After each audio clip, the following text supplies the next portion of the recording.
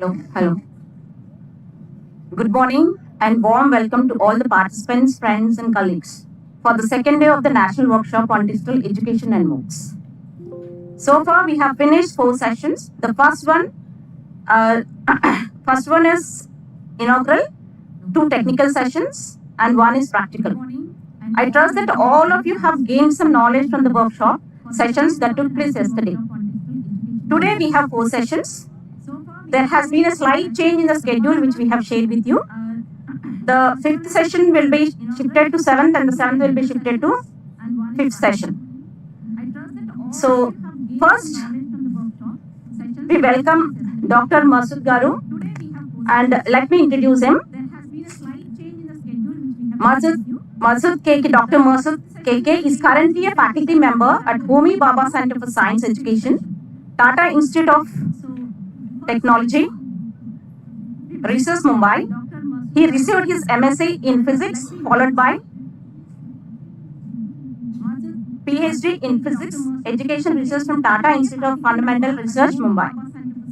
Following that, Masud is a research associate with Physics Education Research Lab, Michigan State University, and STEM Transformation Institute, Florida International University. His research area of interest include alternative conceptions in physics and conceptual change and modeling in science education. Masud has been published in journals such as the American Journal of Physics, European Journal of Physics, Physical Review, Physics Education Research, Science and Education, among others. In almost a dozen years, he has delivered lectures on topics in science education worldwide, including German, Italy, Rwanda, among others. Thank you, sir. Please welcome for the session.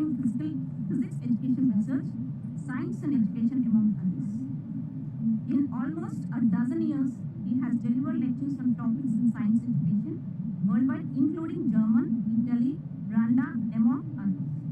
Thank you, sir. Please welcome for the session.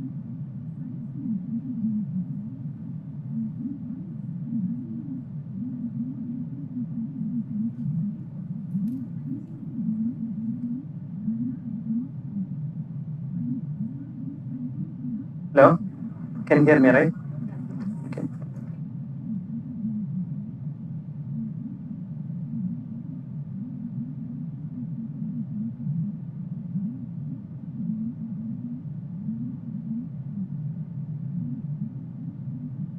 Hello, can you hear me, right?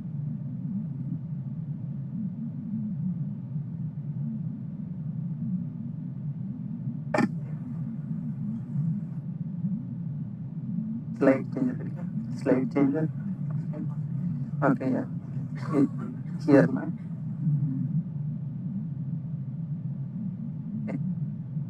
Okay, good morning, everyone. Thank you, Kavita ma'am, for a kind introduction. And I thank EMRC, Raghupati sir, Jagdishwar sir, for inviting me to talk to you all here. It's a pleasure. Actually, I was reading about Usmania University and its history and all, and it's one of the oldest universities, 7th in India and the 3rd in South India. So it's really an honor and pleasure to be here. So let's, as you can see, we'll be discussing about design and development of a teacher training program to support student model building in science. But I was told that you are all from different backgrounds. Some from science, some from not from science, and some teaching at schools, some teaching at colleges. So what I had some difficulty, like since the audience is so varied, like what exactly to talk about. So one thing I will do is that I will try to make it as interactive as possible. It won't be just me talking. I would like your thoughts and opinions and comments in between, so that the discussion is more interactive and it makes sense. What I'm talking to you makes sense. So as you can infer from the title, three major things that we will be discussing is, one is this technology enabled, which I think is one of the key things or a key focus of this workshop. And it doesn't require elaboration in the times that we are living. The role of technology in education or in other walks of life doesn't require any elaboration. It's obvious and self-evident. The second thing is teacher training, which again is one of the core aspects of this workshop. And the third aspect is model building in science. So let me start with the third aspect, and we will come back to the other two. So have you heard about this term before, mathematical modeling, mathematical model building? In what context? So let me start with the third aspect. And we will in what context have you heard about it? So have you heard about this term before? Can someone speak a little louder? Classroom communication, how is it connected to mathematical model building? In what context have you heard about it? Okay. Mathematical models of classroom. Okay. Social transformation and all. Yes, that is one. Any other? Any other context that you have encountered this word? I am sure that you have, but you may not. You may not have used the exact same word called mathematical model, but you have encountered aspects of that in multiple aspects of your life. You are familiar with it. Any other familiar? You want to make a guess? Mathematical?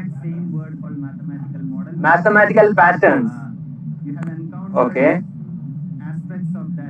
Other? In multiple aspects of your life, you are familiar with it. Any other familiar? Problem solving. Yes, but can you be a little more specific? Mathematical patterns. Okay. Machine learning algorithms. Yes. All these are connected aspects. So, but during the pandemic years, like in 2 years ago, every day or every week in our newspapers, you used to see certain graphs and all.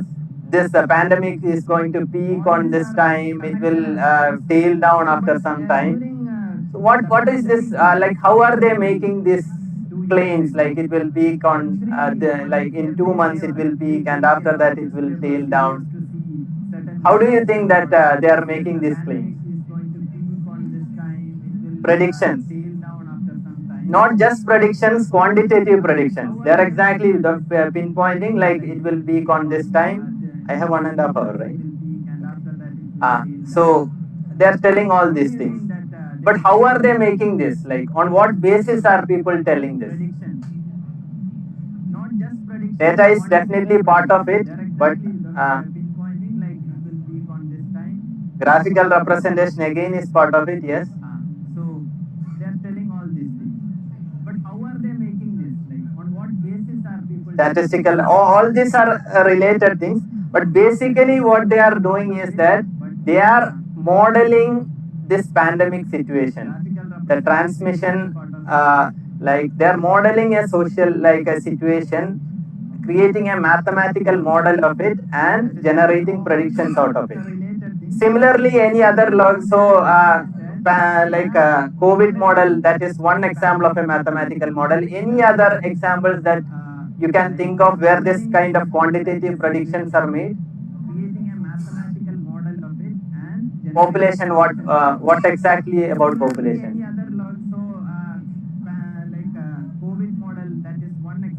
A model of the population growth, like what is going to be the population growth. Any other? Share market, stock market, people predict stock market models. 3D printing, GDP, okay, GDP. A model of the population growth, like cricket score, they just guess, right? Do they create a model? What will be aspect? I don't know actually. I don't know exactly how cricket predicts. I thought that it's more like gambling. Like you will say, yeah, just like that. Based on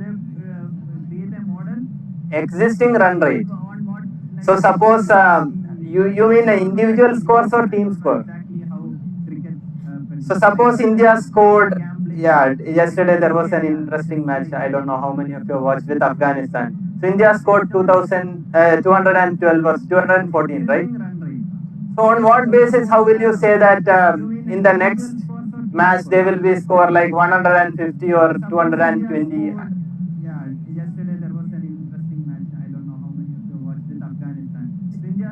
Connected things, right? So that's why I'm telling. I'm not. I don't actually. Yes. Yes.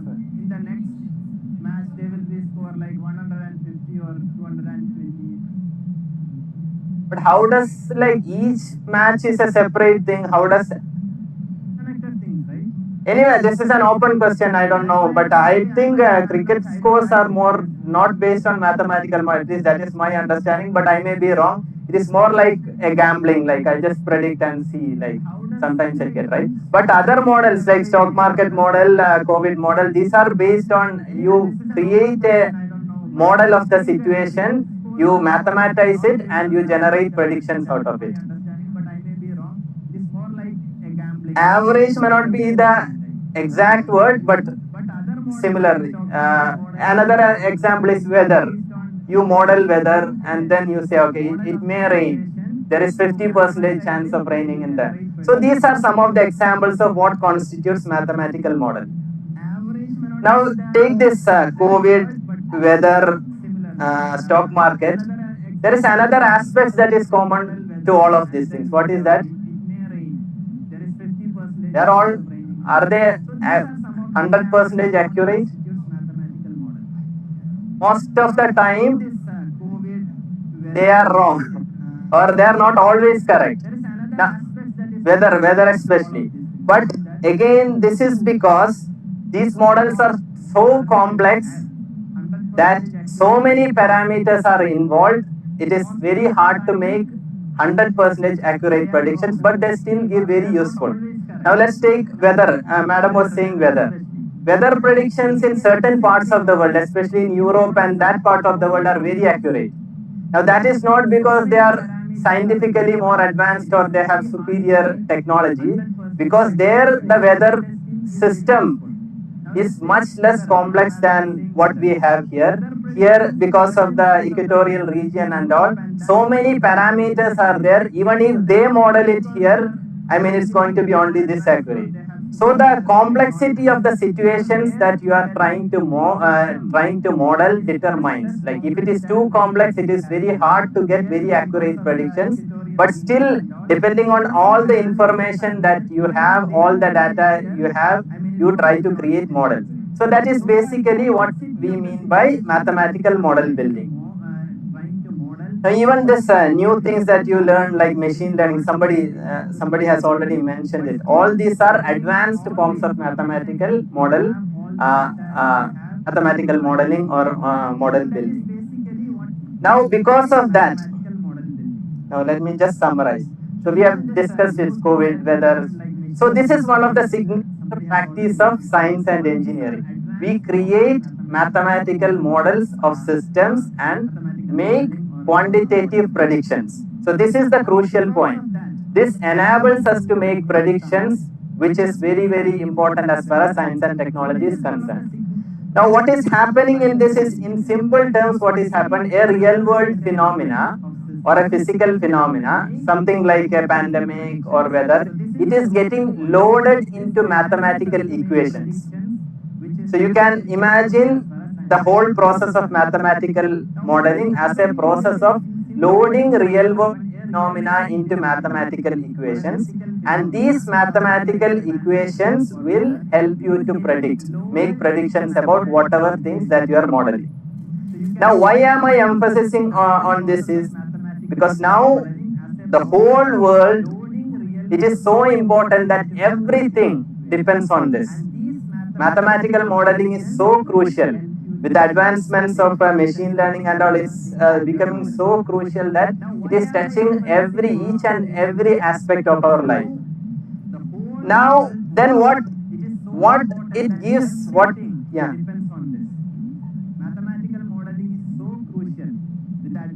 So, disaster, again, people will model, for example, earthquakes. So that is another system. There you are, what you are modeling is, so depending on the questions that you want answer, you will choose which phenomena, which aspect of the real world you want to model.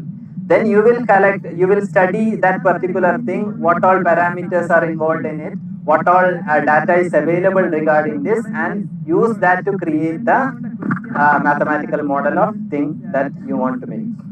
Now, what comes here is, there is an educational challenge.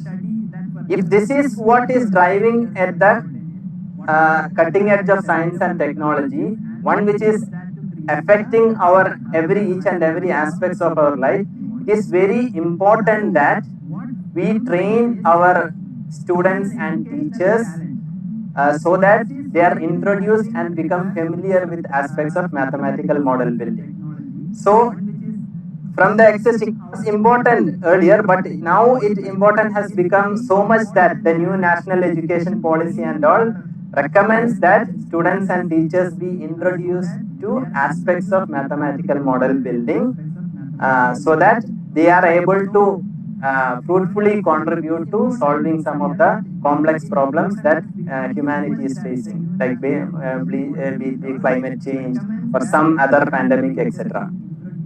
So it is in this regard, as you can see, I showed the title of a teacher professional development program development. So what the focus of that was that to introduce, to take up this, to answer this challenge and to introduce students and teachers to this aspects of mathematical model building. Right from, we started at undergraduate level, then we came back, we again extended it to class 11th and 12th. So I will be talking basically about some aspects of that. So these are very advanced things, it won't be, but even at school levels, we have a mathematical models of very simple systems, which are much more accurate because they are more simple. So our teacher training program decided that if we want to teach these advanced things, we have to start from things that exist in the current syllabus, current curricula, and build on that.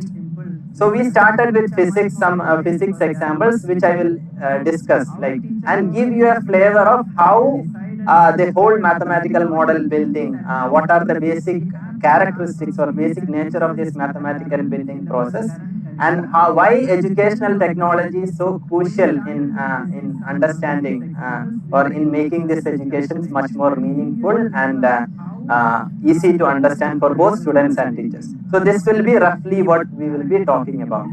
Any comments, any suggestions so far? Any? What is your opinion about the importance of all these things? Okay, we will move on to some of the examples and we can see. Internet is connected to this.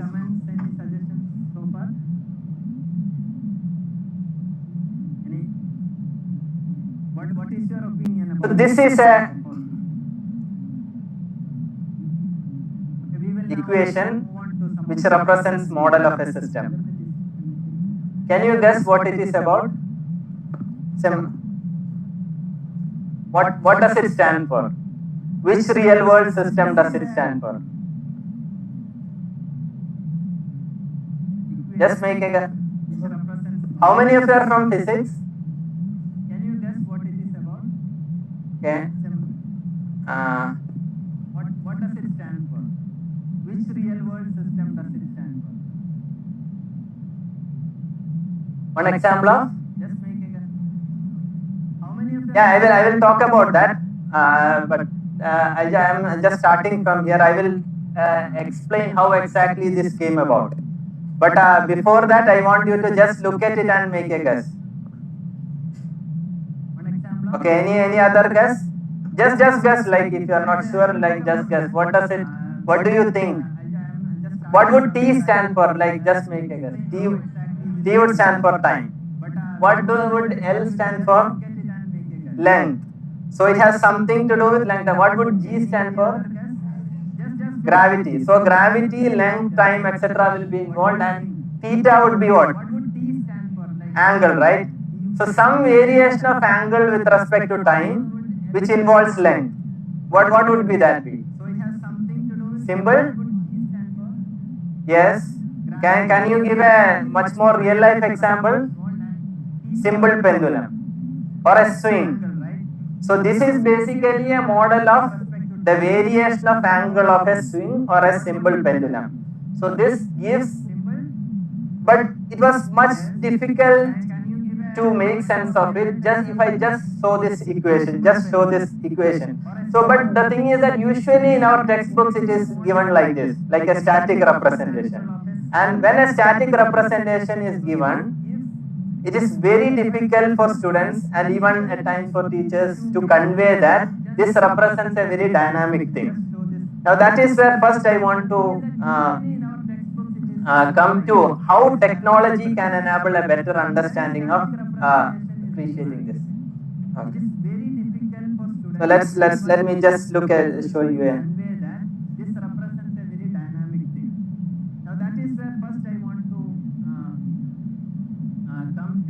So if I just show this.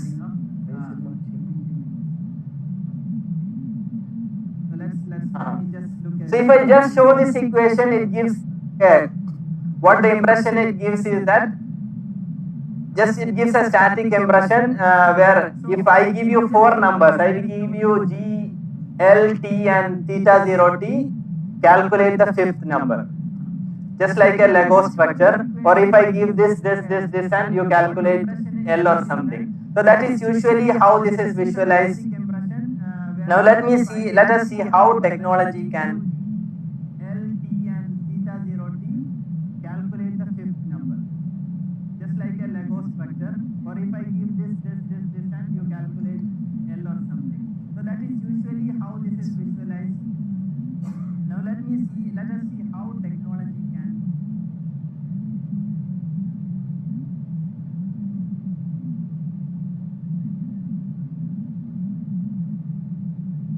There is some lag.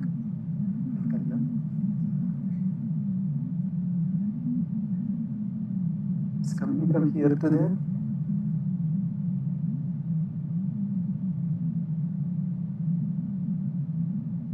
So you see it's the same. Let me quickly show you.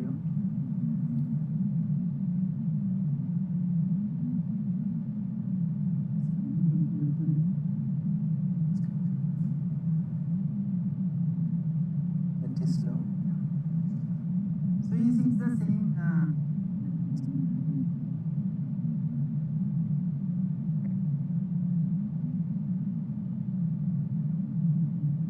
So yeah. Now this is a simulation like which we have developed to help teach this.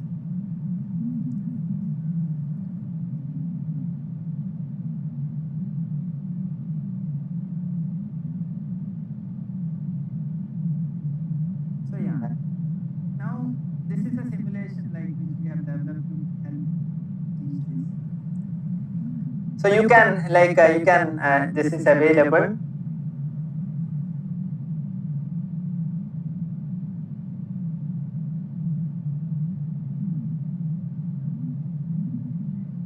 Now is it easier to understand with this than before? Now what is digital technology allowing us which our textbook or which our paper based thing doesn't allow? What is possible here? Visualization, definitely. Other things? And you can write on pen and paper also, right? But it won't be a dynamically changing thing. Like if we what is possible here? Dynamicity, the movement, the motion. Yes. Other things? This dynamicity won't be there. Any other thing? Comparison of what?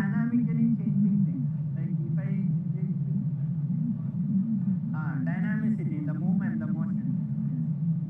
Okay, that is possible. Yes. You're saying something? Any other thing? Class will be more interactive and more lively. Students will be more real-time experience. Yes.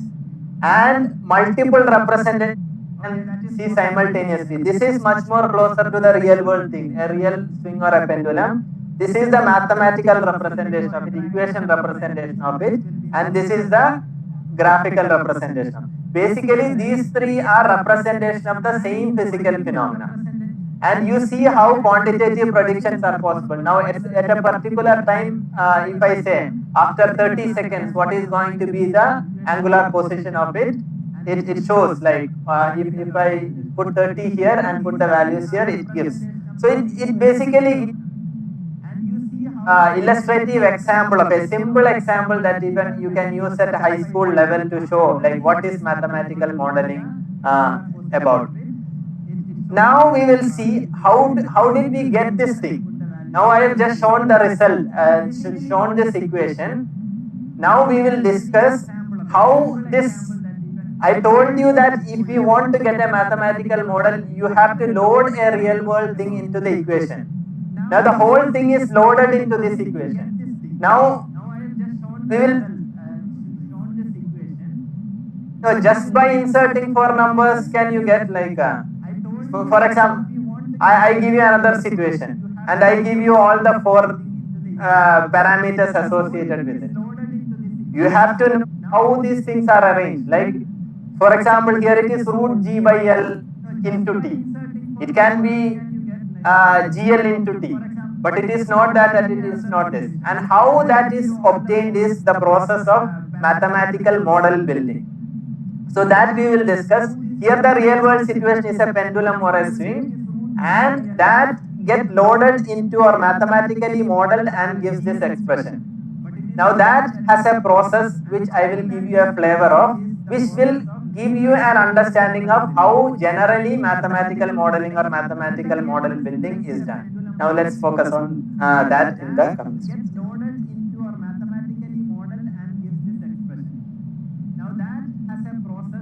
So this, all these points you have already said, like what are the affordances of technology and digital media.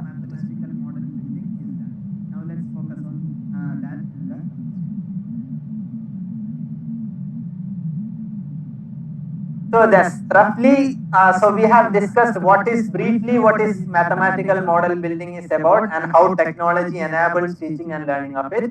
Now let me come to the teacher training program that I have mentioned in one of the earlier few minutes ago. What was the motivation? I have already discussed that. So this is like, this has been the teacher workshop that we have been conducting over the last 3 years.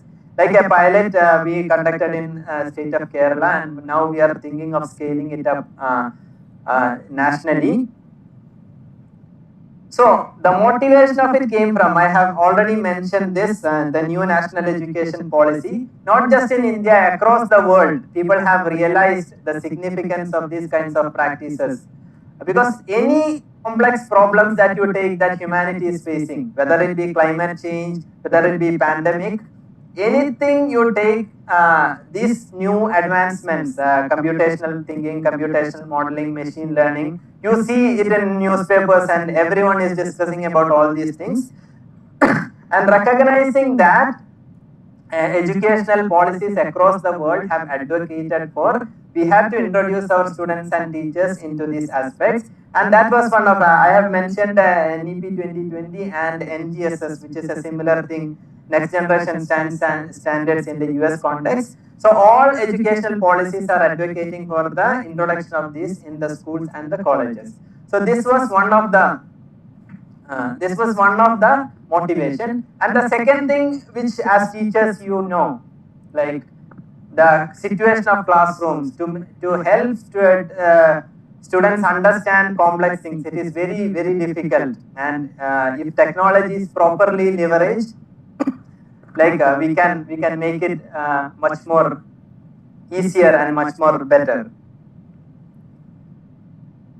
Now this is what NEP is roughly, what they want is a radical shift in our education system, which focus on interdisciplinary thinking, integrating not just the sciences, but integrating science and social sciences, along with collaborative learning, making, building, etc. All this with an emphasis on leveraging technology as well. Now this integrating science and social science, the importance of it you can just guess. For example, something like a pandemic. Do you think by restricting just in one discipline, can you tackle that problem? Because you require insights from medicine, you require insights from psychology, you require insights from population, population studies. So multiple insights from multiple disciplines have to come together to if you want to tackle these kinds of complex problems. So that is the one of the main rationale or motivation. And if we want to prepare our students, give them impart them a meaningful education so that they can tackle some of these problems like climate change, epidemics, etc. Then these kinds of things are very crucial and important. And I don't think it requires elaboration or justification. It is quite obvious nowadays. So this is particular because we have tried it with physics first. So if you are not from physics, you may know like you would have kids or relatives who are learning physics. And mostly what even after completing MSc, our experience is that what remains at the end is that there's a heap of terms, equations and all jumbled together without a proper appreciation of the thinking process or the conceptual understanding of the subject. So it is true in general for other subjects and other sciences as well, but since we were focusing on science, physics, we started that and we want to make it. So we use this analogy. So in physics classroom, some of you, if you recall your school years or something, what basically is taught is your derivations. You remember derivations and then problems. So every class teacher will come and teach you one derivation and then problem. So if you imagine each derivation or a problem as a brick being thrown at students, the expectation of the teachers is that the students will collect the bricks and nicely organize it like this so that upon which some other structures can be built. But then during the assessment and all, you will realize that what really happened or what actually happens is this: as the content increases and becomes more and more, everything piles and it creates a rubble like this. So basically we wanted to create move from here to there, and one of the goals of the teacher training program was that. So the main goal or main the roadmap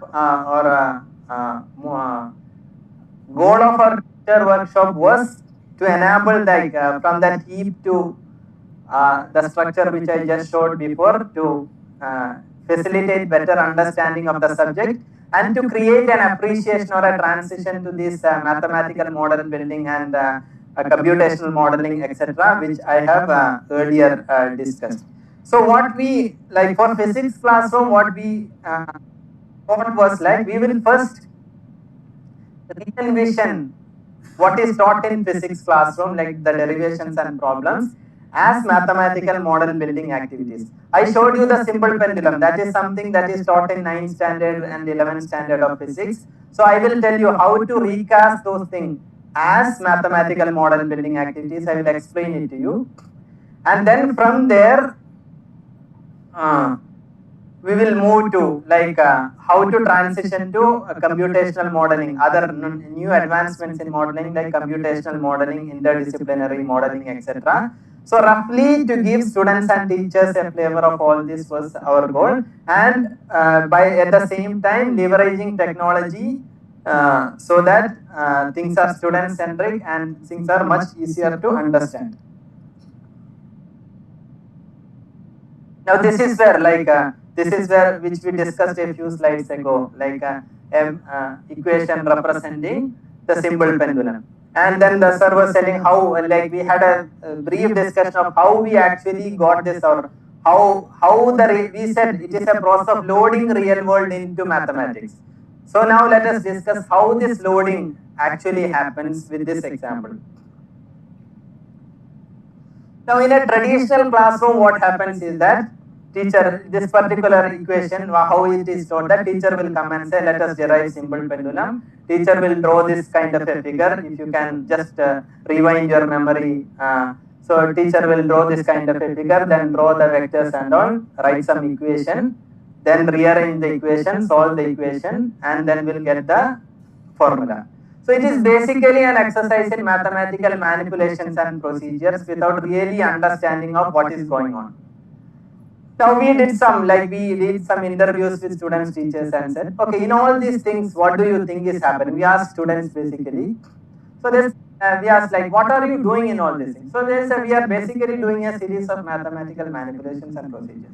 Yes, why are you doing this? And they said, because it will be asked for exams, because these are still parts of exams, so we have to learn this, so that is why we are doing. And how are you doing we do it multiple times, we practice it, we write it and practice it, and we remember some of the key steps. And if we remember the steps, then remember some key steps, then we can generate other thing. So this is basically how they are approaching it. Now how we want them, both students and teachers, is we want them to these three questions: what we are doing, why we are doing, and how we are doing. So to the first question, we want them to have perspective that in all these things, we are basically mathematically modeling a physical phenomena. So in the equation that I showed, we are basically, which are the physical phenomena that we are modeling? A moving swing, or an oscillating spring, or a simple pendulum, or anything similar to that. There are many things around us which are oscillating. So we are basically that equation that I showed is a mathematical model of those hundreds of phenomena that we see around us. Now why are we building it? This we earlier discussed. Because building a mathematical model helps us answer questions, helps us make quantitative predictions which are otherwise not possible. So this quantitative prediction is crucial. Now one can have a discussion of COVID pandemic, like an elaborate, one can write essays and essays about it. And it will be very insightful also, like people in newspapers and all various aspects of pandemic and all, people write about it and very insightful. But none of that will allow us to make quantitative predictions. Only mathematical model building will allow us to make mathematical predictions. So if we want to quantitatively predict something, which is the characteristic of science and technology, we have to actually build mathematical model. So we are doing this because we want to learn the process of mathematical model building. And how you do it effectively, we have to basically understand the thinking process, like what is happening, which we will come to now, using this simple pendulum example. So I will give an example, simple pendulum. This is called wrecking ball. Some of you may, it's not usually used in our country, but in many countries they use this to demolish old buildings and all. This is a very massive, like heavy metallic ball. So it is attached to a crane, and you just oscillate it, and you can see, like when it goes and hit the building, it falls. Now we start, like what we are envisioning is that when you are teaching something like a simple pendulum or something, don't just say, pose it in a real world situation, pose it in a problem situation. For example, this we have actually cooked it in our imagination. So basically we said that a massive metallic ball connected to a chain fixed in a crane, commonly called a wrecking ball, used to demolish building. The engineer in charge wants to examine the time taken by the ball to reach the building from the point of dropping. So it is being dropped from here, so the engineer wants to know in how many seconds it is going to hit the building. So build a mathematical model that will help the engineer answer this question. So pose it in some way so that the students feel that there is a real problem and we are trying to build a mathematical model that will help us answer this thing. Now what is the first thing that happens? You move from real world to the world of physics, or the world of abstract world. This is in case of if you are modeling a pandemic, the real world situation is lakhs of people moving around and all. But when you are mathematical model of it, do you know what is the representation that you will create? Abstract representation. You will consider each individual as a point interacting with other points, like a swarm of points. That is one kind of model. And if they are coming together, because pandemic usually spreads when people comes in contact. you will divide the population affected, susceptible, recovered, and all, and you will, if you model people as points, like if they come together, there is more chance of spreading. So you create an abstract representation. I am giving a like an example. So similarly, for a real world situation like a wrecking ball, what you have created is an abstract situation.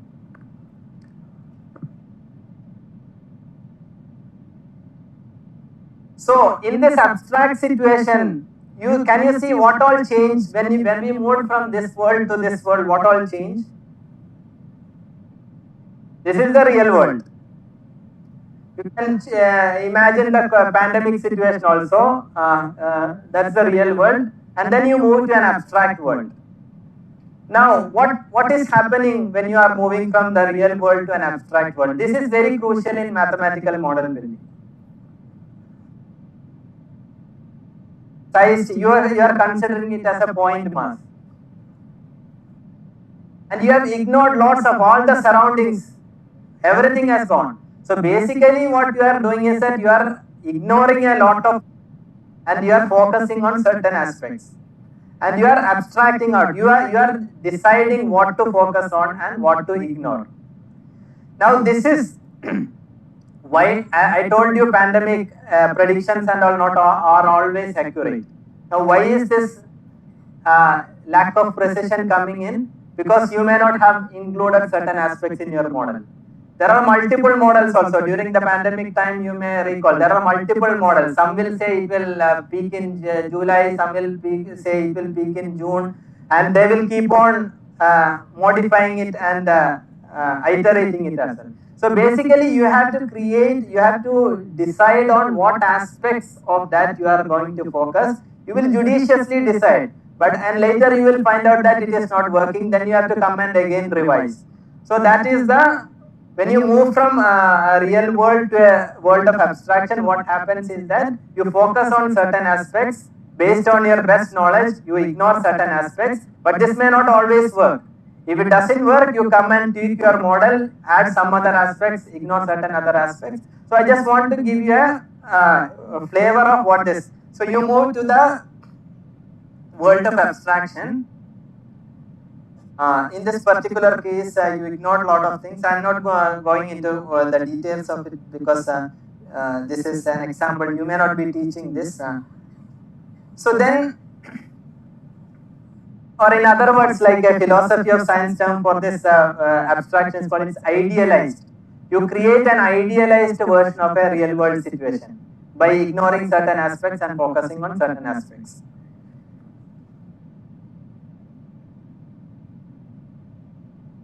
You have to mathematize it, because eventually we want to create a mathematical model of it. You put it in a mathematical coordinate system. Here, since it is pendulum, things that are crucial are gravity, length, mass, etc., angle, etc. But something like a pandemic, what would be the parameters? What will be the crucial thing that, parameters that will be relevant?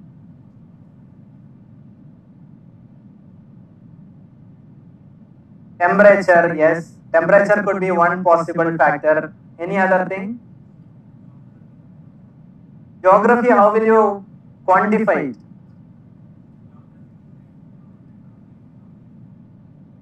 So population density maybe, because you need, in mathematical model, the thing is that there may be so many things, but unless you can quantify it with a number, you won't be able to include it in the model. So the aspects that you are mentioning would be population density or something like that. Frequency of interactions, you mean, people coming. So if there is a lockdown, this frequency will reduce. So that is basically the rationale for imposing a lockdown, is to reduce the frequency of interaction that is happening. So other things, age.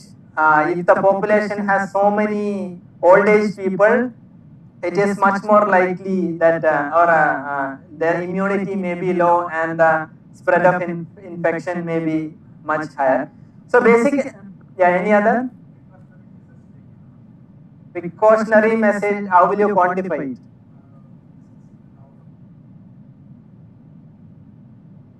Vaccinated. Yeah, that is one precautionary measure is like a rate of vaccination or percentage of population that is vaccinated. So basically what I am trying to give you a flavor is that you have to mathematize the different aspects. So in this particular thing, since it is a pendulum, you use parameters like mass, gravity, length, etc. But when it comes to something like a pandemic, it will be like the various factors that we have discussed. So depending upon that, like earlier we were discussing earthquake. So earthquake, there will be other factors like, and if it is stock market, there will be other factors. So depending upon what you are modeling, you have to move from the real world, you have to create an abstract representation of it, then you have to mathematize each and every relevant parameters that is involved in it. And then in case of physics, like what you do is that there are laws like, you might have heard Newton's law, very fundamental laws, Newton's law, Schrodinger's equations, Maxwell's law. So in biology or chemistry, there will be similarly very general principles, conservation of energy. So these kinds of, in other disciplines also, there will be some fundamental rules governing, like for example, social dynamics or population dynamics, etc. So you use these general laws and then conjoin everything what is available, like with analysis of your system, and then you create a mathematical model. So this is roughly, this is how. Now and then you arrive at something like an equation. So that equation which I showed you earlier, you get by solving this. That which we showed a simulation. No? So basically when you get this equation, the whole thing, in this case, the motion of that wrecking ball, the information about everything of that is condensed into this equation. Similarly, when you are modeling something like a pandemic or something like an earthquake, you will get a different set of equation, and everything about the real world system will be in this equation. That is what we call the process of loading real world into mathematical equations. And when you solve that equation, it will enact out the behavior of the system which you started to model with. So this is roughly what mathematical model building is about. And then when you there are more advanced versions of it, like machine learning and all. Even the machine itself create models. So we are not getting into, but roughly the whole things, if you want to introduce it to students, what students are learning in existing like high school level, etc., is these kinds of simple models. You can start from there, give them flavors of these kinds of things, and then introduce them to more and more complicated things. So this is roughly that we have. So this is another example. So what we have done is that we created a series of, because it is much more harder if you are using just a blackboard and chalk, it is very hard to give them a flavor of all this or a appreciation of all the different aspects that is involved in mathematical modeling. So what we have done is that we have created a series of interactive simulations called interactive derivations for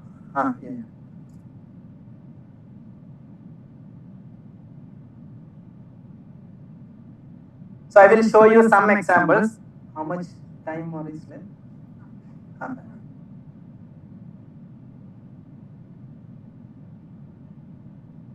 Yeah, by the time it comes, it will take some time to load.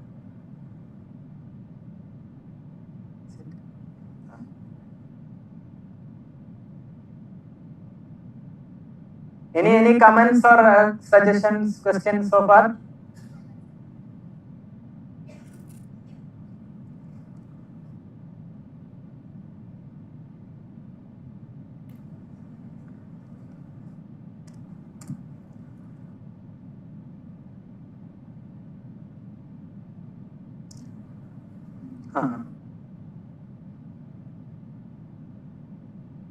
So you can see this, we have created something for, these are all physics example basically, but some of them I will show you something that is more relevant to everyone. So the first one is the oscillatory motion of a string. We have created a mathematical model. If you click on live demo, it will take you through. You can, it's freely accessible on this website, lsr.hpcc.tfr.res.in.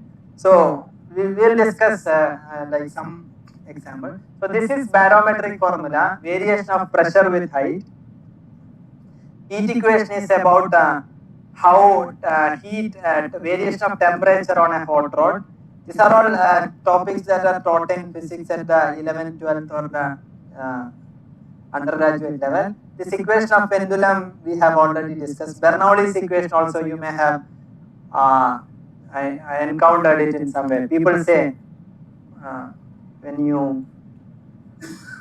why does aeroplane float, or why does ball swing, or like some footballers when they kick, like you see ball going like this and all. So to explain all these phenomena, these kinds of things are. So let us, I think the most interesting example is this barometric formula. Let's take that. Just to give a what these interactive simulations are about, just to give an illustrative example.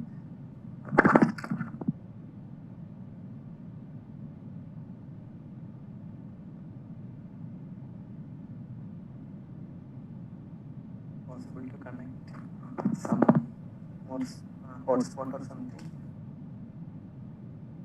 which is very slow.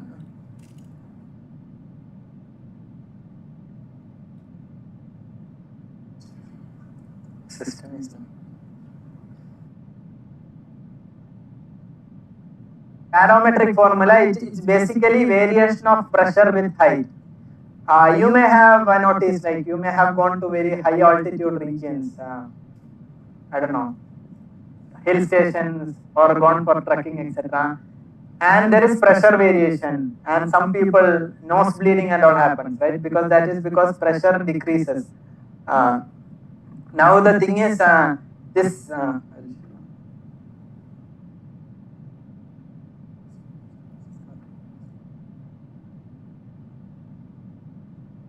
this is a person is traveling to a high altitude region, or a mountain climber wants to know variation. So build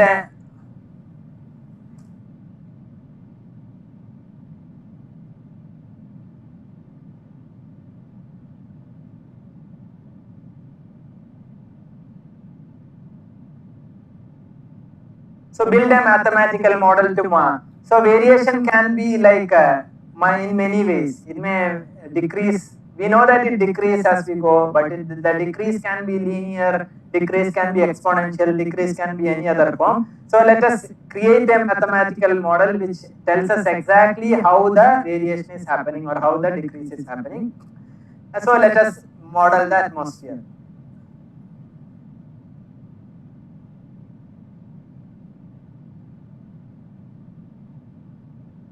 So this is like, it's a very complicated thing. There is atmosphere, etc.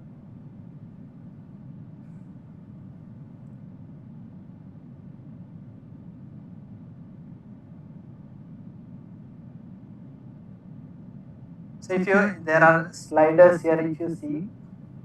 So we have to first create an abstract representation. That's what we have discussed. So we ignore the rotation of the earth. So you can see, like when you click the slider, if you are teaching, you are using this to teach your students, you can show, okay, we are not considering the rotation of the earth. So rotation has stopped. We are considering we are ignoring the curvature of the earth. So curvature has thing. So we are also ignoring the heat source. Like there is not, but we can't ignore the gravity, but gravity remains.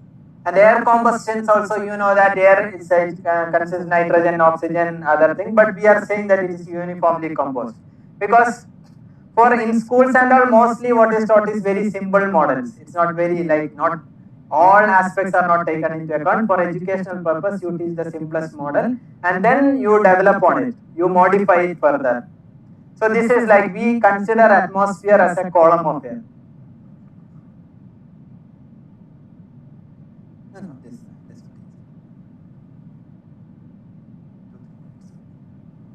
You can click on this.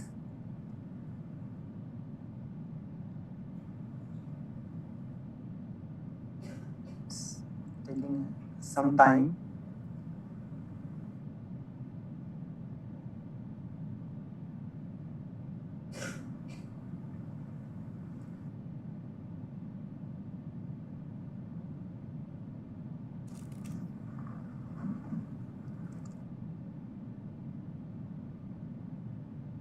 So now what you do is that you consider atmosphere, you consider it as a column, right?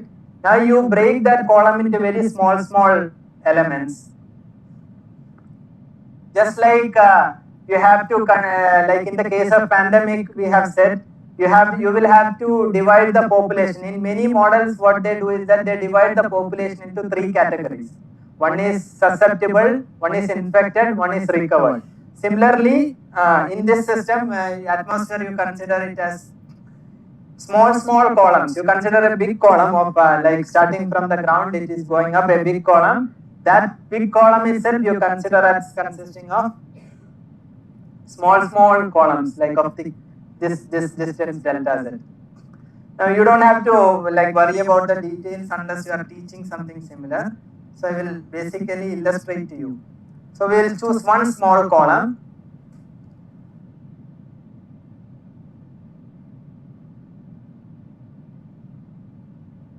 So if you consider one small column, there will be 3 forces acting on it. There will be pressure from down, which will be pulling it up, which will be pushing it up. There will be pressure from above, which is pulling it down, and there will be weight of it. So this the thing about if you want to explain all this just using chalk and thing, I mean, it's very difficult. I mean, you can't show all these things and it will take lot of time. So teachers, when we do the workshop, always say that, okay, even if you want to convey these ideas, we don't anyway have time, we are in short of time. So how can we explain all these things? So technology, another advantage of technology is that it can help you save some time if some ready-made systems like this are available. And visualization, interactivity, etc. Some of the things we discussed earlier also. So then basically 3 forces and you consider that portion in equilibrium. Those are the physics aspects. I will just skip. So you equate that and you will get a equation which I will skip roughly.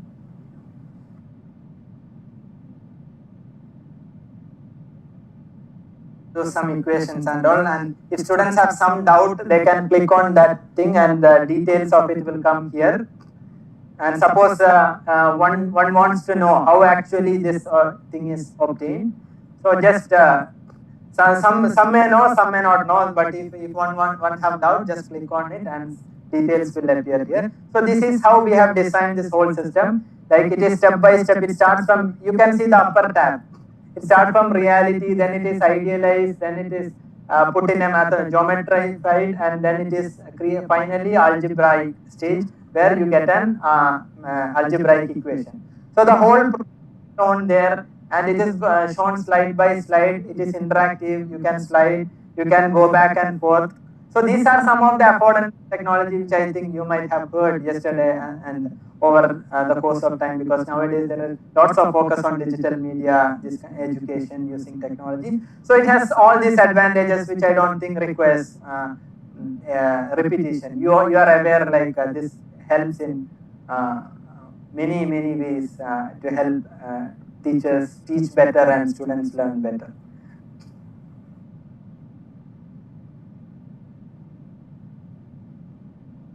So yeah, then it is taking some time. So it will show that there are some exercises also which you can play around with it. So basically what I have shown is one example of a system. So yeah, atmospheric pressure, let me just tell you the result. If you model like this, you can see pressure varies exponentially with height. So there is a, like it's taking time to load. There is a graphical interface here which shows like with particular height, how does it varies and all. So it's not a linear variation, it varies exponentially with height. So that is one aspect. So similarly, we have developed systems for multiple similar things like this. You can see, like if you have anybody, if you have friends or relatives or students who are interested in physics, these are like very nice things you can lead them to. And you can see also this, there is some, this is interactive derivation, then there is something called manipulable simulations also. Here also there are so many systems for maths and so you can try some of these things as well. You can go back to.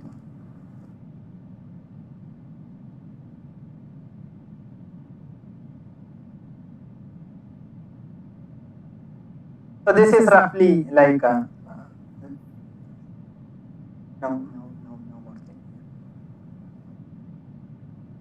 So this again, I've told you how we actually, I am not going into the details of it, how we, there's a manipulable simulation that shows them aspects of numerical approaches to solving equations and which involves computational thinking. But if anybody is interested, one can just go into the sites and have a look at that.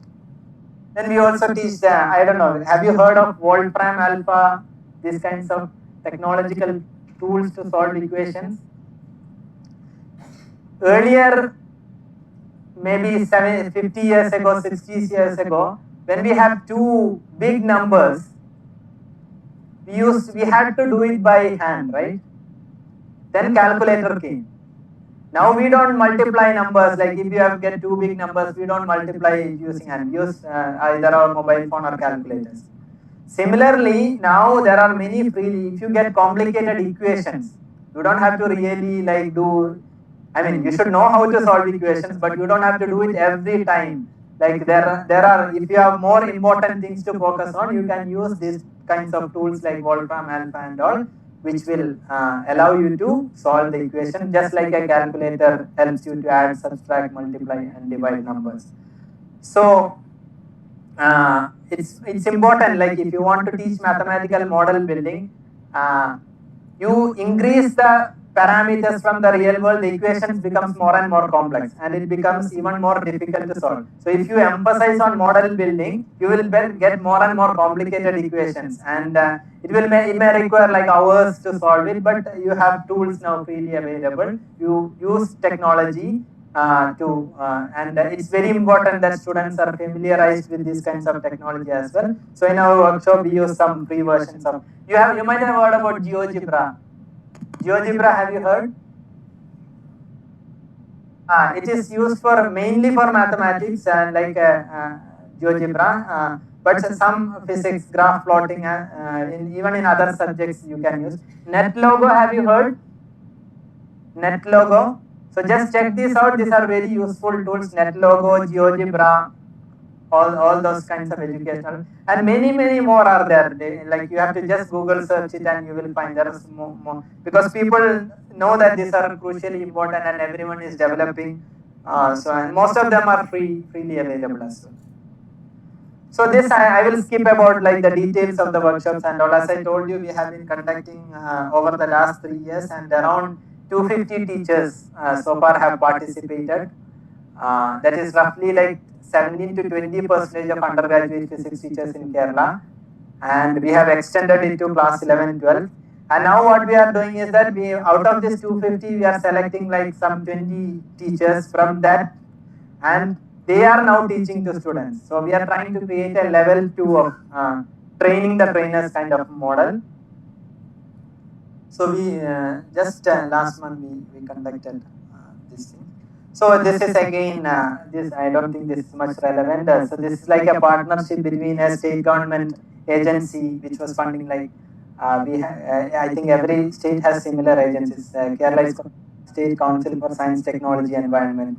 So each state will have some similar. So they were funding the workshop, and then we were the research institute, and then we collaborated it with some university, local state universities there, and then under the state university there will be so many colleges. So through this university we connect to colleges. So a model was created which we thought like now we could expand it to other states as well. So that was the roughly the plan.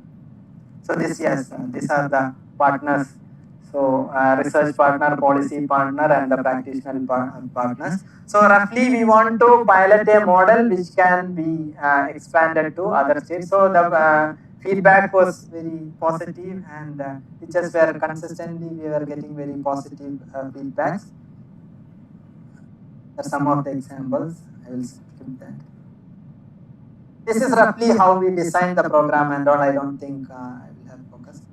Now the thing is, we have started with physics. Now it can be developed definitely to other sciences, but to other disciplines it may require much more thought and all, because we focus on science education. Homi Baba Center for Science Education. So what we do is that we started with physics, and we were the basic philosophy, because in chemistry, biology also mathematical modeling is very crucial. In all aspects it is very crucial. So it can be extended to adapted to chemistry and biology, like with further thoughts and investigations in that discipline. So these are some of the people, my team members who are working with me. Stop there. Thank you.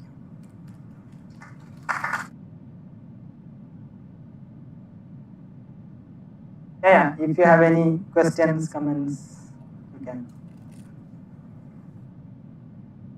Or you can just give what you feel. Yeah, please.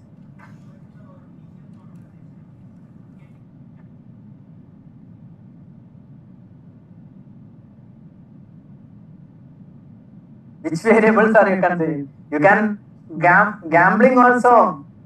In some Hollywood movies and all, you see, na, some people go to these casinos and they can create models, and they can correctly predict where it is going to land and all. It's like throwing a dice and all.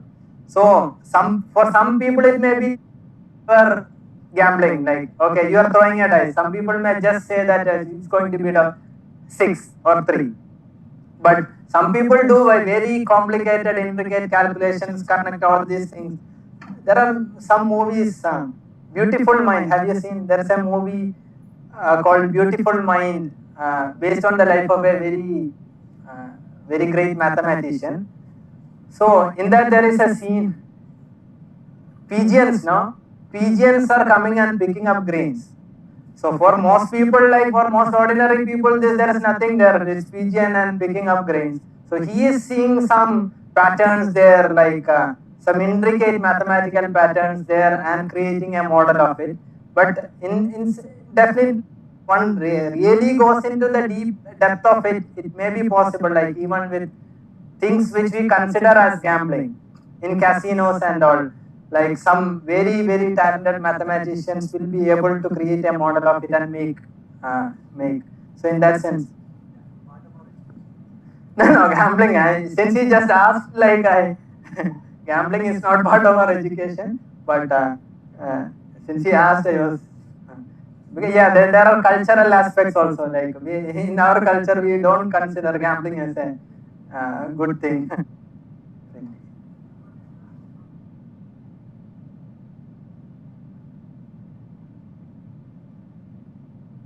Yeah, that's what I'm saying. Fundamentally, it will probability. That in our schools also we get problems of cards and all, right?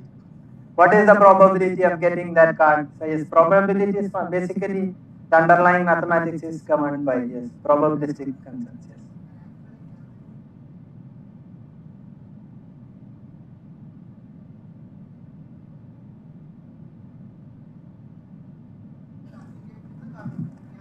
Yes. Yes. I agree totally with that. But not all people who gamble approaches it as a mathematical problem. They just do gambling for the fun of it and destroy themselves and the family. So that is, we have to see from which perspective. Are we seeing gambling as a mathematical problem, or as we seeing gambling as a activity which is not socially or personally a productive practice to engage in? So if you are viewing it as a mathematical, yes, there are definitely intricate mathematics underlying it. I agree that.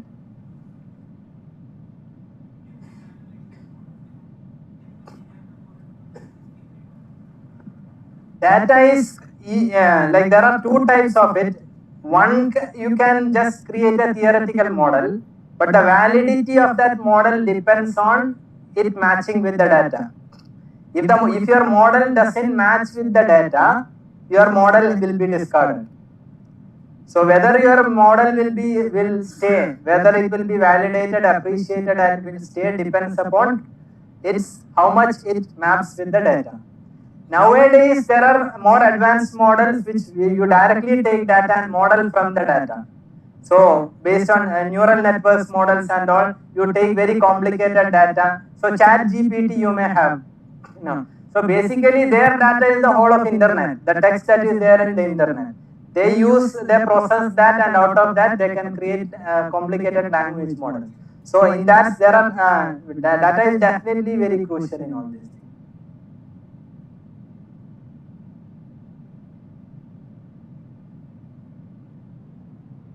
Uh-huh.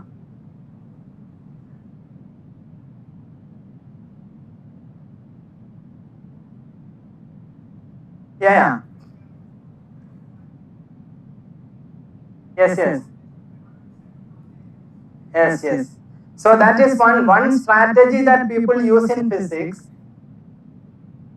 You first create the simplest model. In that particular thing, you are not taking any like you are basically considering the oscillation is happening in a vacuum. Gravity is constant, but in reality, there is always medium. Gravity varies with surface to surface. So you first the strategy in physics and in most sciences is that first you create the simplest model. So what the model which I have shown is the simplest possible model. Now you can like one question that we ask in our workshop after showing this model is okay. Now I showed that wrecking ball thing. So this after presenting this session we will say on one day it is raining. Now create a model incorporating the effect of the rain. So basically the oscillation is now happening in a medium. Now the equation that you get won't be the same equation. It will have a damping factor. If there is a medium, you will see that after some time the amplitude dampens down and it will eventually comes at rest. So the expression will have another like a damping factor to it. So more and more complications you add, accordingly the result that you will get will be modified. So what I have shown is a very simple model which took only the string, the tension in the string and a constant gravity.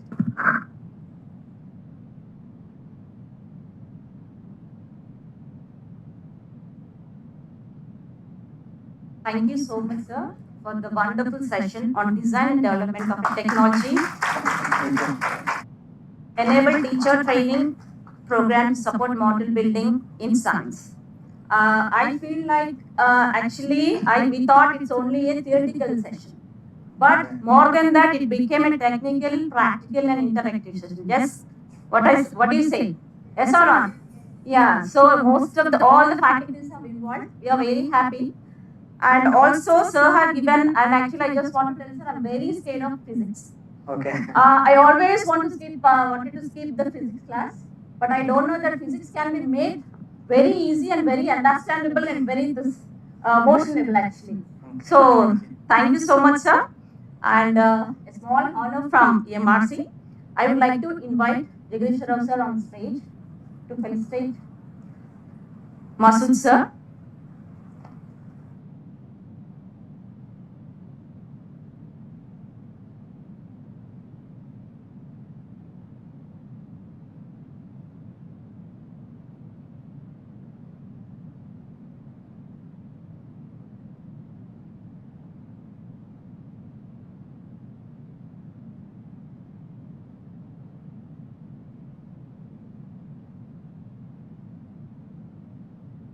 Thank you so much, sir. In the future, definitely we'll meet with other subjects. This time we have taken only physics. Sure, we want sure. to have biology and other subjects also, sir. Okay. Thank you so much.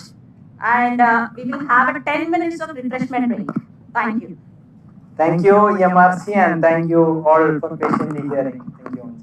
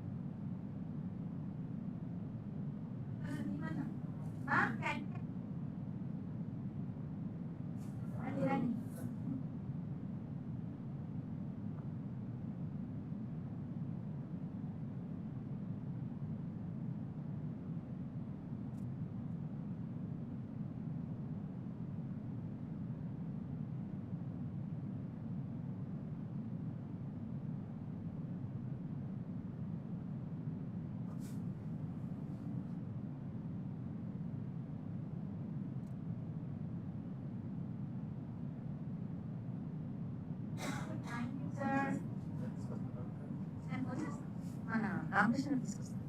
Krishnaji sir, Krishnaji Bhargav sir తీసుకురండి.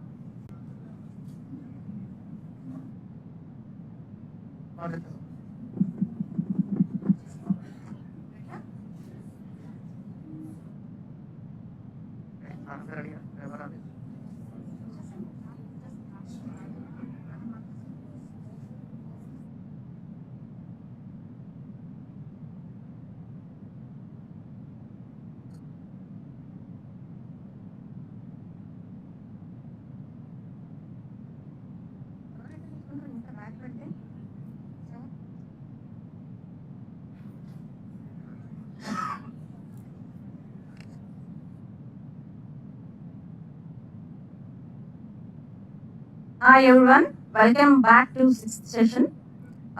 Let me invite Spandana, camera person of EMRC, to introduce our next session experts. Ganesh Bagler sir.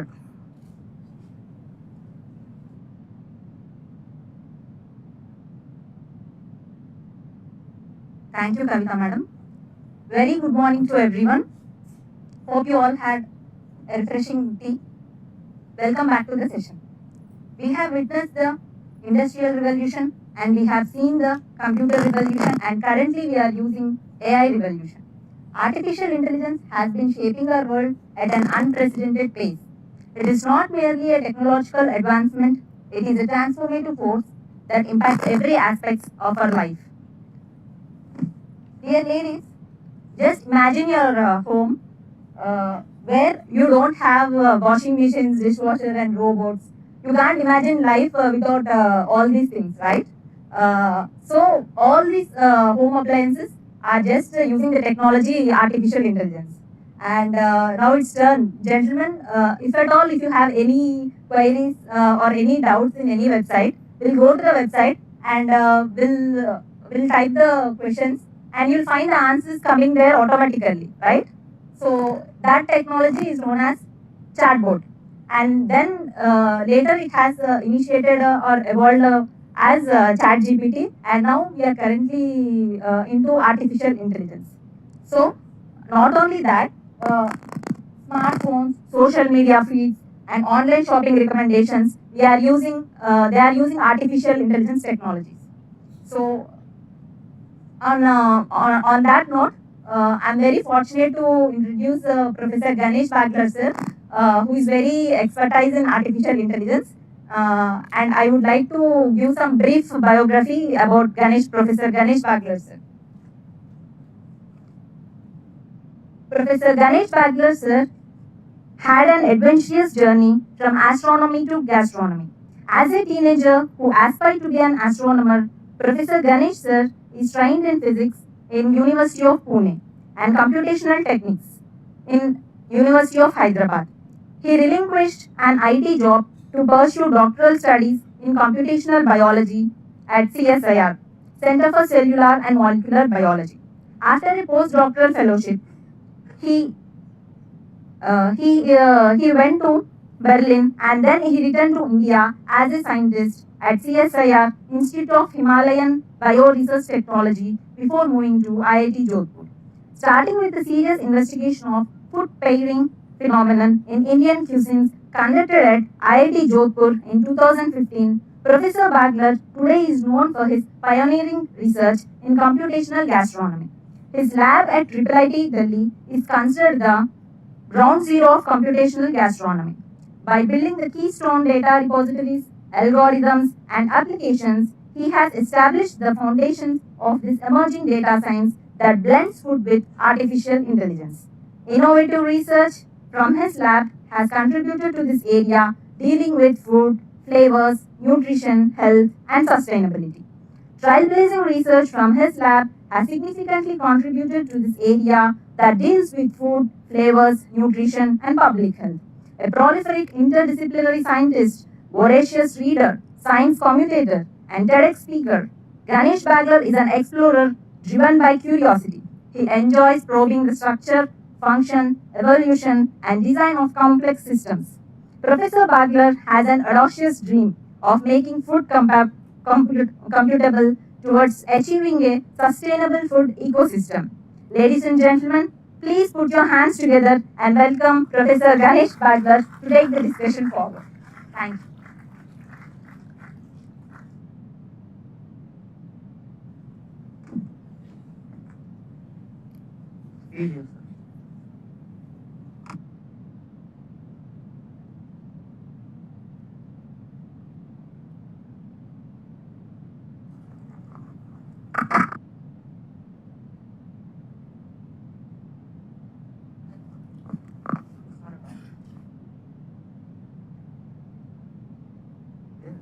Right. Yeah. No, that's not the title that I gave. No. I download just పెట్టాను కదా మరి backwards అది backwards అది కాదు backwards అది రెండు I have it here if you want.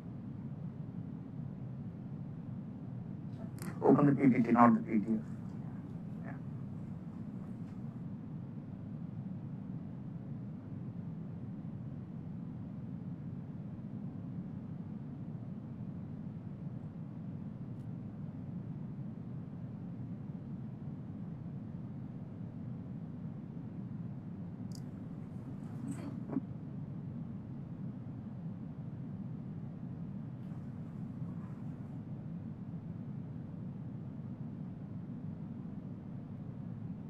All right, welcome to the session. Yeah. Right, but I can do it right here, no? Yeah. Use the stage, yeah. Do we have a clicker? Do we have a clicker? No. No, I would do it from here. I prefer doing it. All right, welcome to the session. First of all, it's a pleasure to be in Hyderabad and to be in Osmania, which is not a distant land for me. Since it was already introduced, I've spent considerable amount of time in Hyderabad to the tune of around 6 to 7 years, having done my MTech from University of Hyderabad and then later PhD from not too far from here in Hapsiguda, which is CCMB. That's where I did my PhD from. So it's a very close by land that I have come to. Wonderful opportunity for me to interact with teachers, professors, educators who have been directly engaging with the students, which I do myself.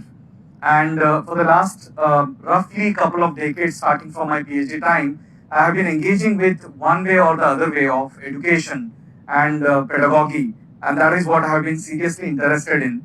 While at the same time, I have been doing scientific research in the area of computational biology and recently in computational gastronomy, for which I am very well known for in the recent past.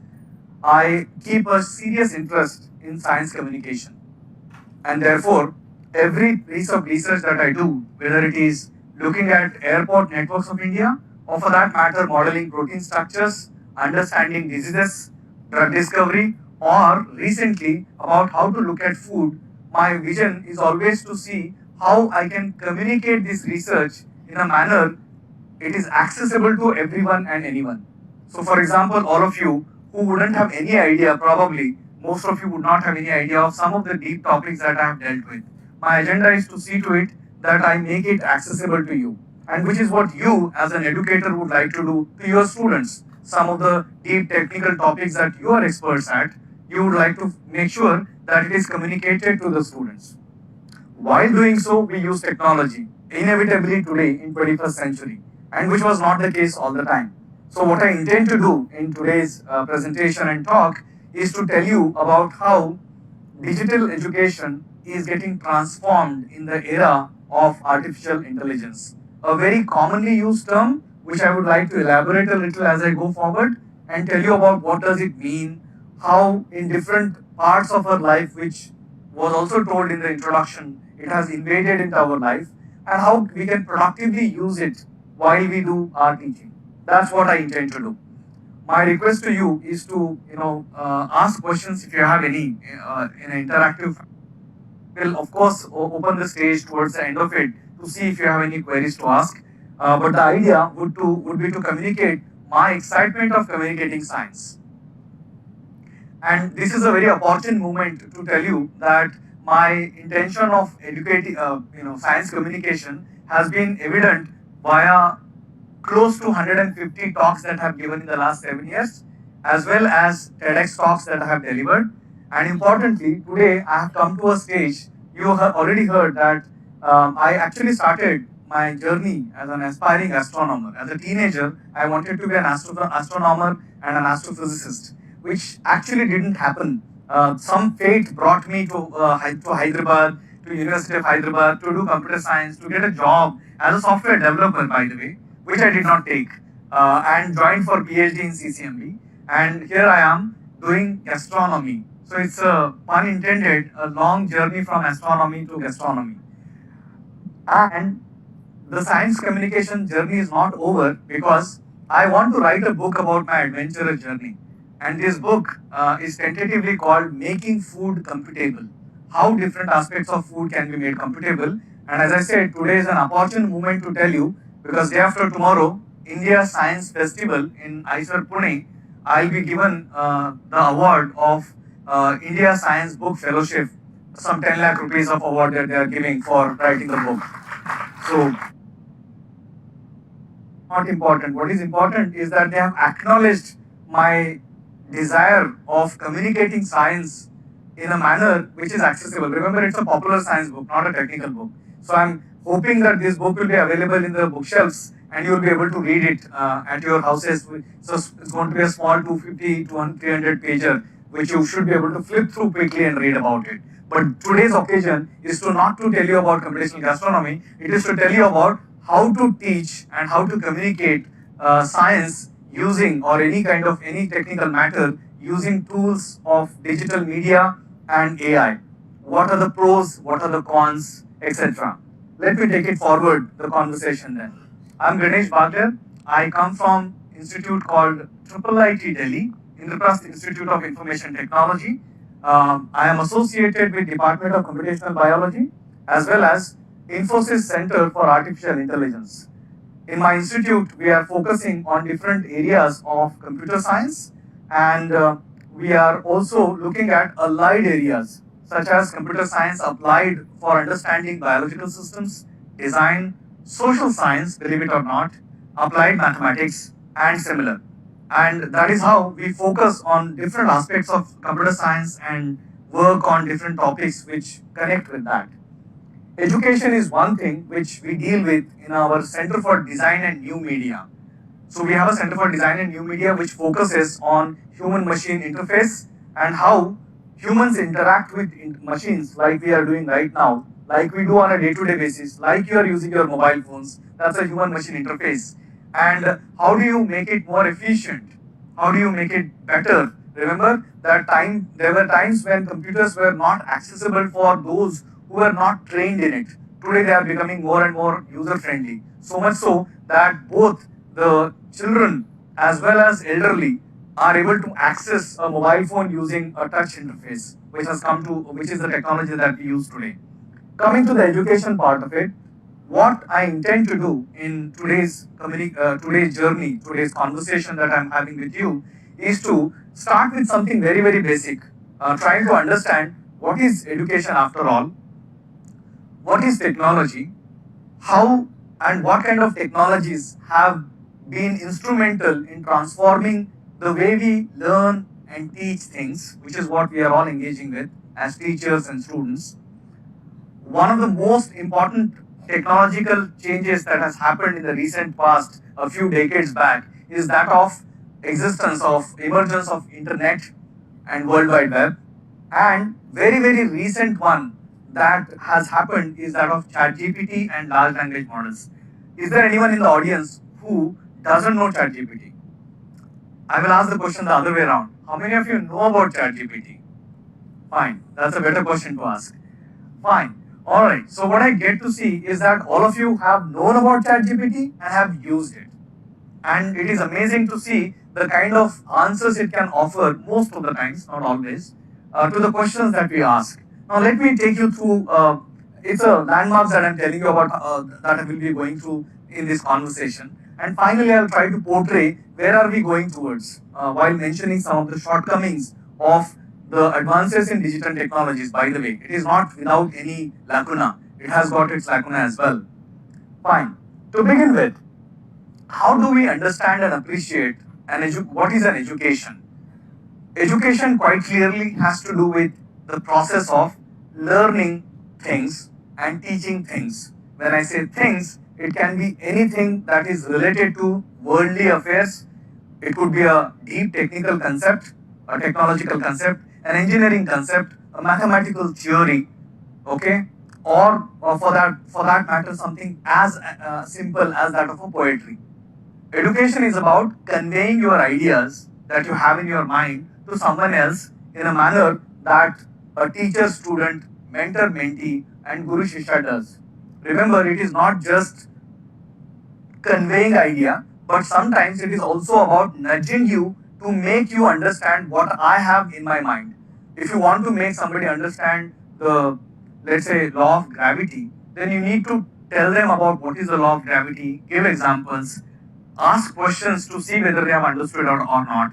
If they have, you will have to find a way of modulating your teaching modality to see to it that they actually get the concept, and if they have to change it from student to student.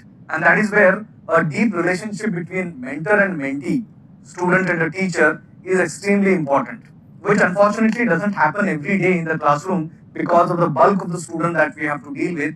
But our agenda as a teacher, as we know, we are all earnest teachers who would like to make sure that the ideas, concepts are communicated to the students in the most effective fashion. We would like to do that. And this is one of the concept of Guru Shishya, which has been there for a long period of time. Now, I do not want to harp on what was there in the ancient India, or for that matter, what is in the modern world. What I would like to see is that what is the best modality of communicating ideas that we have in our mind to somebody who we would like to communicate, like I am trying to do it to now, to you. It could be somewhere else in a classroom setting. It could be any other informal setting which is not classroom, for that matter. And today we have technologies such as YouTube videos and TEDx talks, etc., which makes access to the communication far more powerful, which we'll be talking about. Now, let's talk about technology. When we teach about things such as law of gravity, I'm taking examples from science deliberately, being a person who has been through that journey, or for that matter, teaching about numbers, what are integer numbers, what are fraction numbers, etc., right?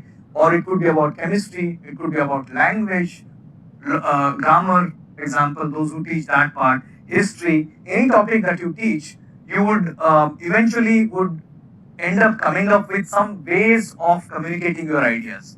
You would like to use a blackboard, whiteboard, chalk piece, a stick for that matter, stones, etc.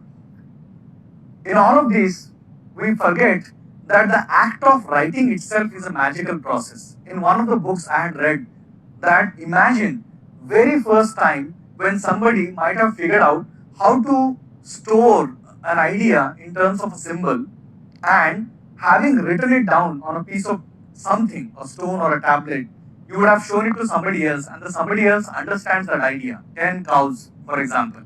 And the idea is literally, without having to speak about it, if that piece of sheet of paper or leaf or a tablet, if it is passed to someone else, and if that person, without having to vocalize it, if he or she gets the idea, then it's a magical process. You realize that.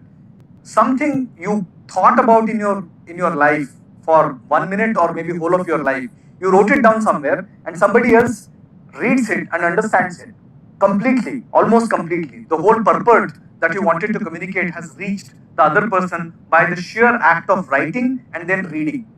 All right, that's a magical phenomena. Kindly appreciate that. And this phenomena has been heavily transformed with the act of with the invention of printing press. Remember, until then, everything that was written was communicated and transferred via written texture, written texts, but they would take a lot of time and efforts to be passed from one person to another person, and the number of copies were made. But with Gutenberg and similar kind of technologies, which probably arrived at the same time in China and other places, we have printing press, which can now, in bulk, can produce books, and the ideas then can start moving from one place to another place, one person to another person, one culture to another culture, and from civilization to civilization. So that has been one of the major tipping point in the area of science. The example of using sticks and stones, you should read up this book, The Joy of X, by Stephen Strogas, who in this book tries to teach you about mathematics. Now most of us oftentimes are enamored by the idea of mathematics and even inundated thinking that it's a very loaded topic which we can't learn about it, right? But Stephen Strogas, for example, is a wonderful teacher, and in this book, via this book, he does a great job of communicating to you about simplest of the concept, for example, such as what are integers, what are fractions, what are odd numbers, what are even numbers. Looks like such a simple idea, but he communicates it using stones, okay? And I believe that even this is technology. You might think that technology is all about using computers. It is not. It can be any simple aid, tool, technique that you use for communicating your ideas to someone else. That's all about it. Okay? So, having said that, we stand today in the middle of digital revolution. Talked about enough about technology, we should talk about digital revolution. It's a lot about storing, retrieving, and processing information. How do you store, process, and retrieve this information has immensely changed thanks to the digital revolution. And looks like today, this technology in the last few decades, of the order of 3 decades or so, has changed the way education happens, communication happens. And we have among this generation that is in the classroom today is has seen among the most dramatic changes. All of us have been taught on blackboards, have you or not? On pieces of paper. But later we realized that very soon we were also transformed into learning from laptops, using internets, using digital boards, using tablets, and today we also have gone through the COVID, right? So we have seen possibly everything that can be seen in the context of how communication is done, how education is done. And we have seen the benefits of moving to online mode, and we have seen the problems of being in the online mode, both, right? So we need to be cognizant of that, and as I go forward, I will tell you about what are the possible pros and cons of digital education, and within that, AI, how it is possibly helping us and possibly is hindering about what we do about education. So let's delve a little more deep into digital education. All of you have a clear idea without having me to define what is digital education, but very simply speaking, it is use of digital tools and technology, anything and everything that comes under this umbrella term of digital tools and technology for improving the learning experiences and outcomes. Now, each one of you as a teacher knows what is a learning experience of a student. When you are teaching mathematics, if the student is feeling heavily loaded and is bored or is scared, then probably the learning experience is very bad. Okay, and the outcome is clearly coming out when you take an exam, for example, or where you ask a oral question or a written question on whatever has been taught, right? Of course, I'm not getting into the technical terminologies of learning outcomes and teacher training related material. I won't get into that. But we all are aware of what we mean by the learning experience and the outcomes, and we know how to quantify it also. That's what we have learned as teachers. All right. But then we have also figured out ways of using digital tools and technologies, all of those which I have listed so far. Let me look at what are the ways and factors that have transformed education thanks to the digital technologies. So there are many ways by which the digital education itself has gotten transformed by the introduction of digital technology. And here is a list of it. I'll be going through them one by one. By the way, you are free to take notes and screenshots, but all the slides will be shared with you. I have told the organizers that the slides will be freely shared with you, so you can take it home later, anytime that you want. Slides are for you. So one of the first thing that has changed is the amount of information that is available to us at hands. All that we don't learn anymore single-handedly or in a physical classroom, but in an online digital classroom also. So all of these things have dramatically changed the way we understand, the way we educate ourselves as well as our students. Let's take the first thing first. The technology has made it possible for us to have vast amount of information easily accessible to all of us worldwide. And one thing that is everyone is aware of today is that of Google, right? Google, by the way, the name came from the number Google, if you don't know that. It's 100 to the power 100, which is a large number, right? And turns out that the amount of the Google, it had a mission and vision of storing in the whole universe, not even the world, the universe. That's what it actually has the vision of, right? So turns out that today, not only Google, but in general, internet has created one of the vastest repository of information that is ever available on the earth. Just look back of our trajectory and history.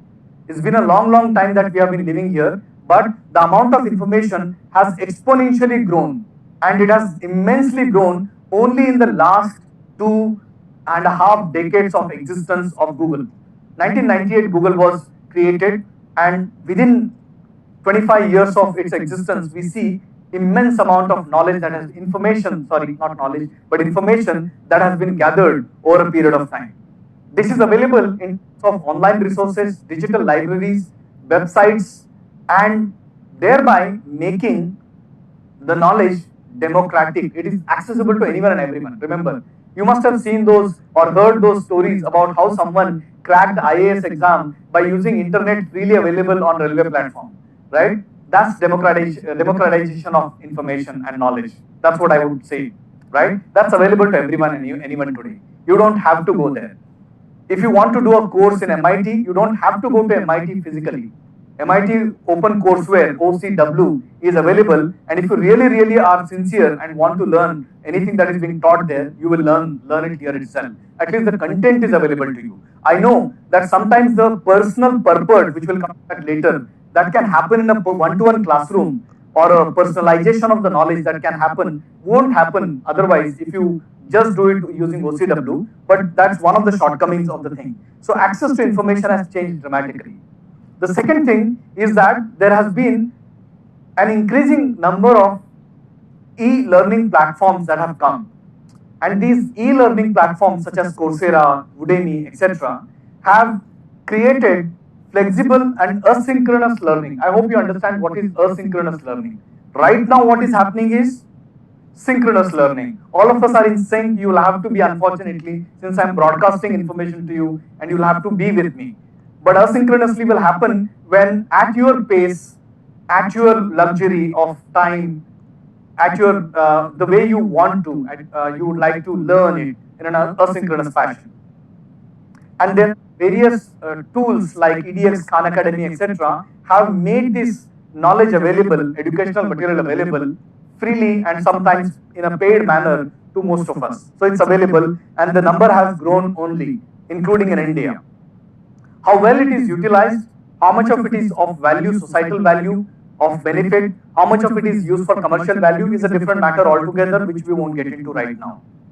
The next part, other than access to information and large number of e-learning platforms, what we have gotten is personalized learning.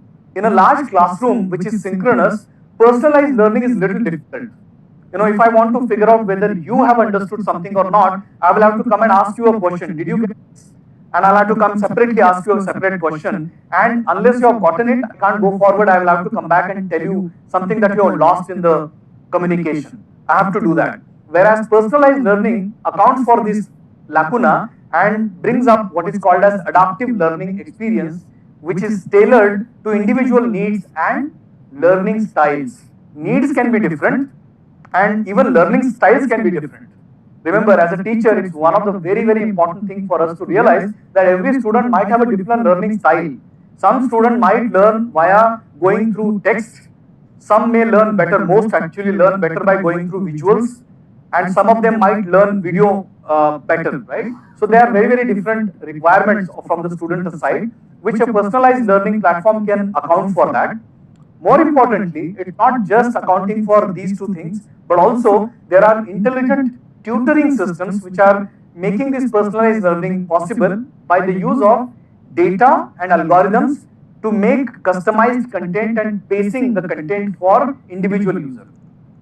Right? As you learn a concept, the particular tool will change its pace. Okay, this person is not getting the concept. Let me give one more simple example.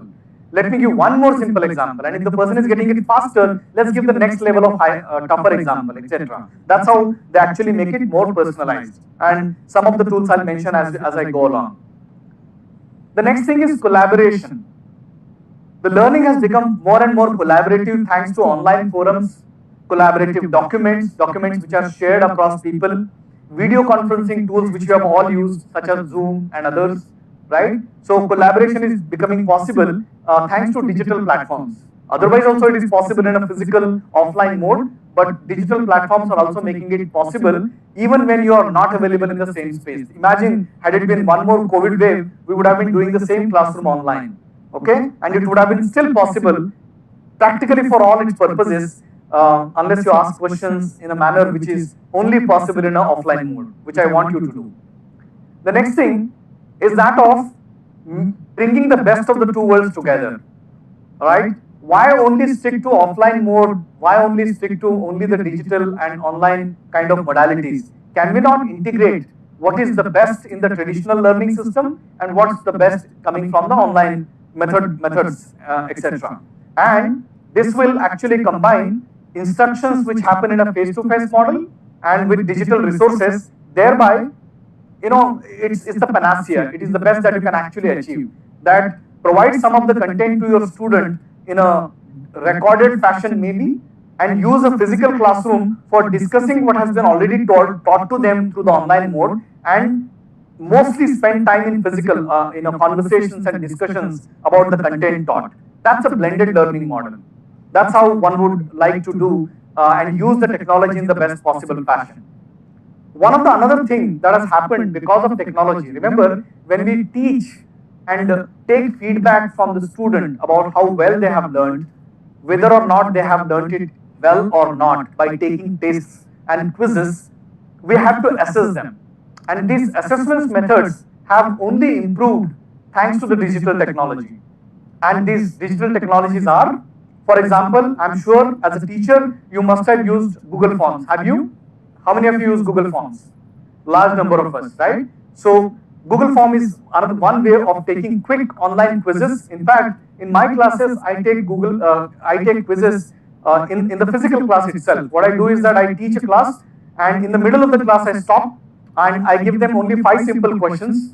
The idea is very simple, that unless you are absolutely sleeping and dozing off, you must answer this question. And if you don't answer this question, something is going wrong with me, not with you. That's the idea behind it. Okay, so you can do these online quizzes. You have automated grading system. By the way, online quizzes have it already in them.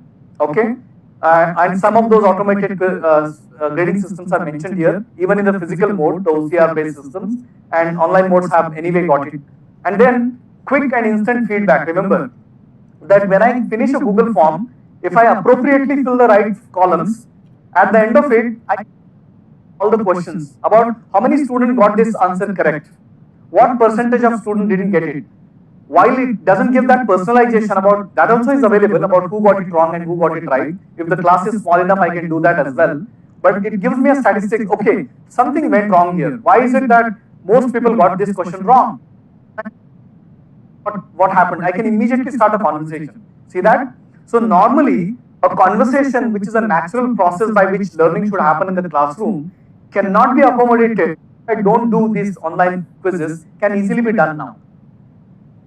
I hope you are getting some tips, hopefully, and all of you must be doing it already, some of you, right? So those of you are not doing it, consider doing it. Because today's generation is very savvy, they do want to use mobile, and you have to also keep it in mind, in my opinion, that their psychology. All of us have gotten addicted to mobile phones, which should not be there in my opinion. And obviously the younger students, those who are of the age of using mobile phone, are also addicted to that. Sometimes what I do is that I break the monotony of the class and even their addiction. I accommodate that addiction of using a mobile phone by simply saying that, hey, here is a term, can you quickly check it on your Google, right? All they have to do is that Google it. Instead of using it for their Facebook, now they will use it for classroom material. So that's how I kind of break it in the class and use it naturally, without having to tell them that, look, I'm trying to get you out of your habit of using mobile phones and anxiously looking for your Facebook or Instagram stream. All right, that's the way to do it. Fine. So assessment and feedback has been heavily enabled by the use of digital technology is a bygone fact. Something that not all of us are doing, not all of us. So far, whatever you have learned is everybody is practically acquainted with.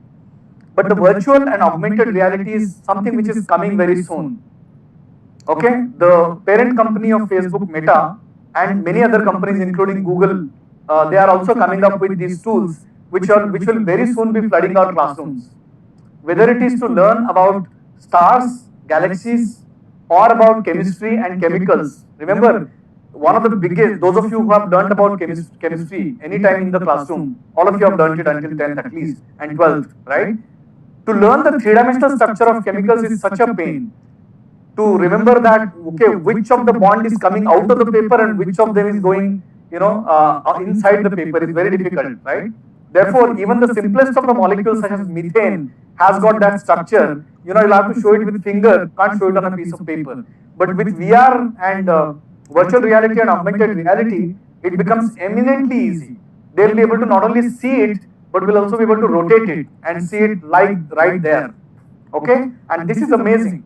Now you can think about what are the other areas where you can use it. I told you two examples. Astronomy, it's a 3D space which you need to imagine and experience, right? If you wish. And similarly, chemistry is another example that I gave. Can you think of other areas or subjects where you think this is eminently useful?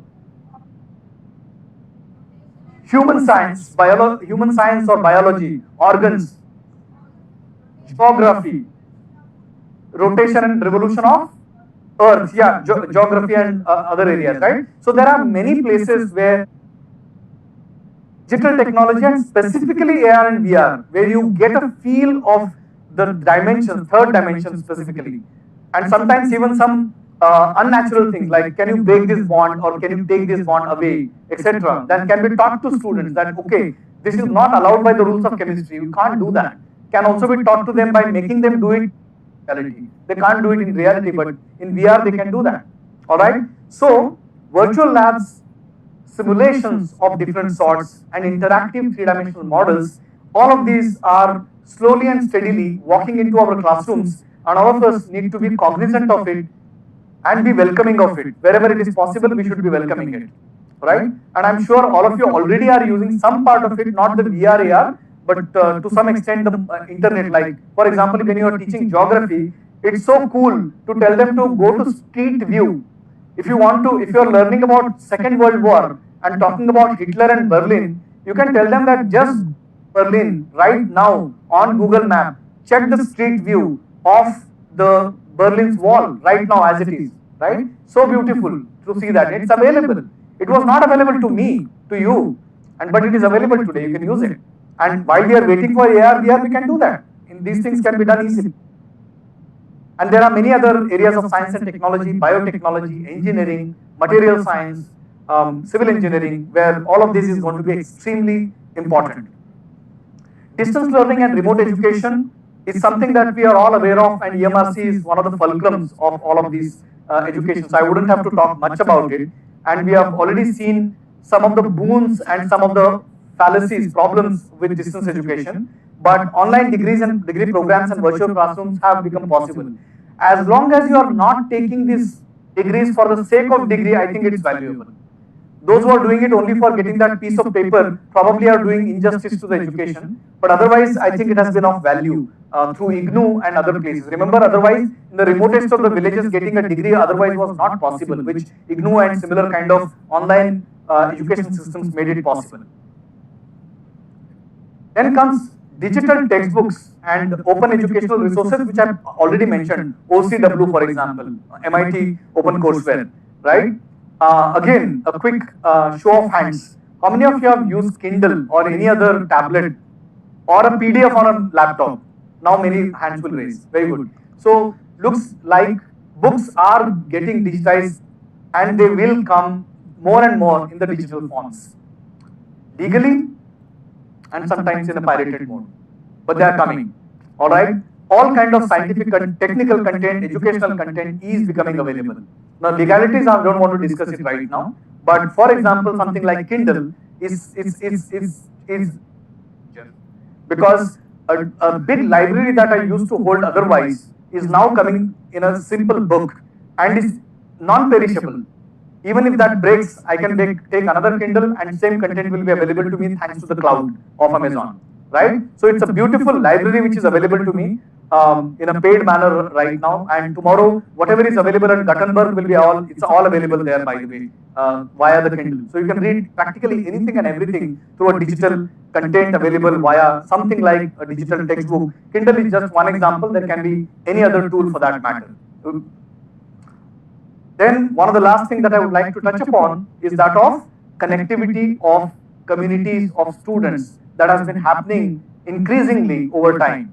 Today, I mean, in my classroom, it was unimaginable that I am talking to students from other countries live, from Canada, America, or Australia for that matter. But today, kids do that. My children do that. I have twin children who are studying in 8th standard. They do that. Today itself, in fact, they have a classroom communication happening with other students from other part of the world.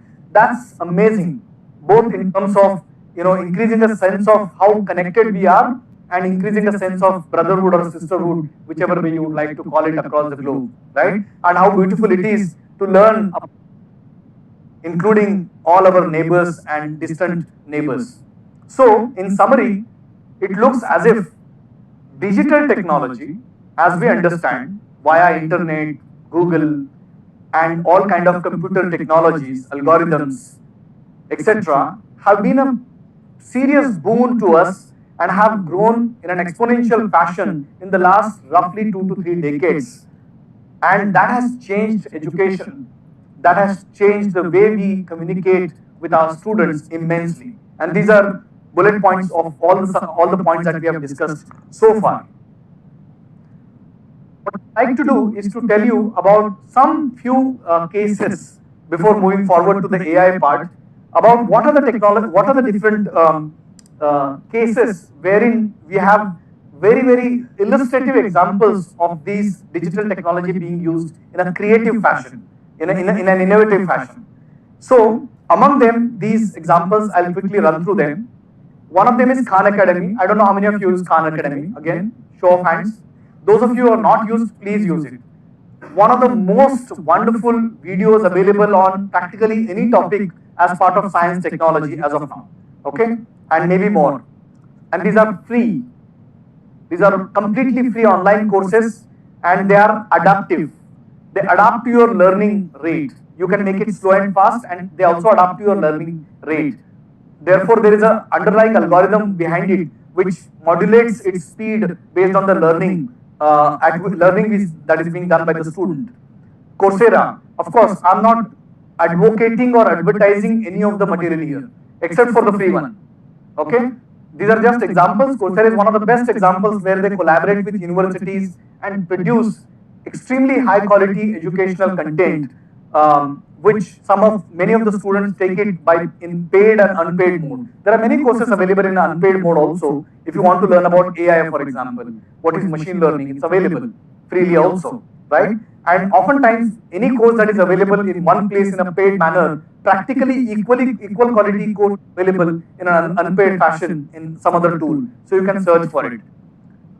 One of the other tools for learning language in an adaptive and a gamified fashion is Duolingo. I would like to highlight this part heavily, which is called gamification. Reason understanding this, I mean, I struggled a lot with this concept. That why is it that people are addicted to games, but they are not addicted to understanding science, technology, and getting educated themselves? Whereas we know for a fact that education is going to be beneficial for us. Agreed? Immensely, right? It will increase our knowledge, make us more capable, increase our earning capacity, not by doing the job, but even by applying somewhere and getting money out of it, doing business also for that matter. It's all about education, right? Why would we not apply ourselves? Even how to save money, how to file taxes, how to make a business out of any idea, etc. Anything and everything can be learned and educated. Why would we not spend time on that? Why do kids not do that? Why don't teenagers do that? But whereas they are into games. You know games, all sorts of games which I don't want to name. They are addictive, right? Here is a human psychology.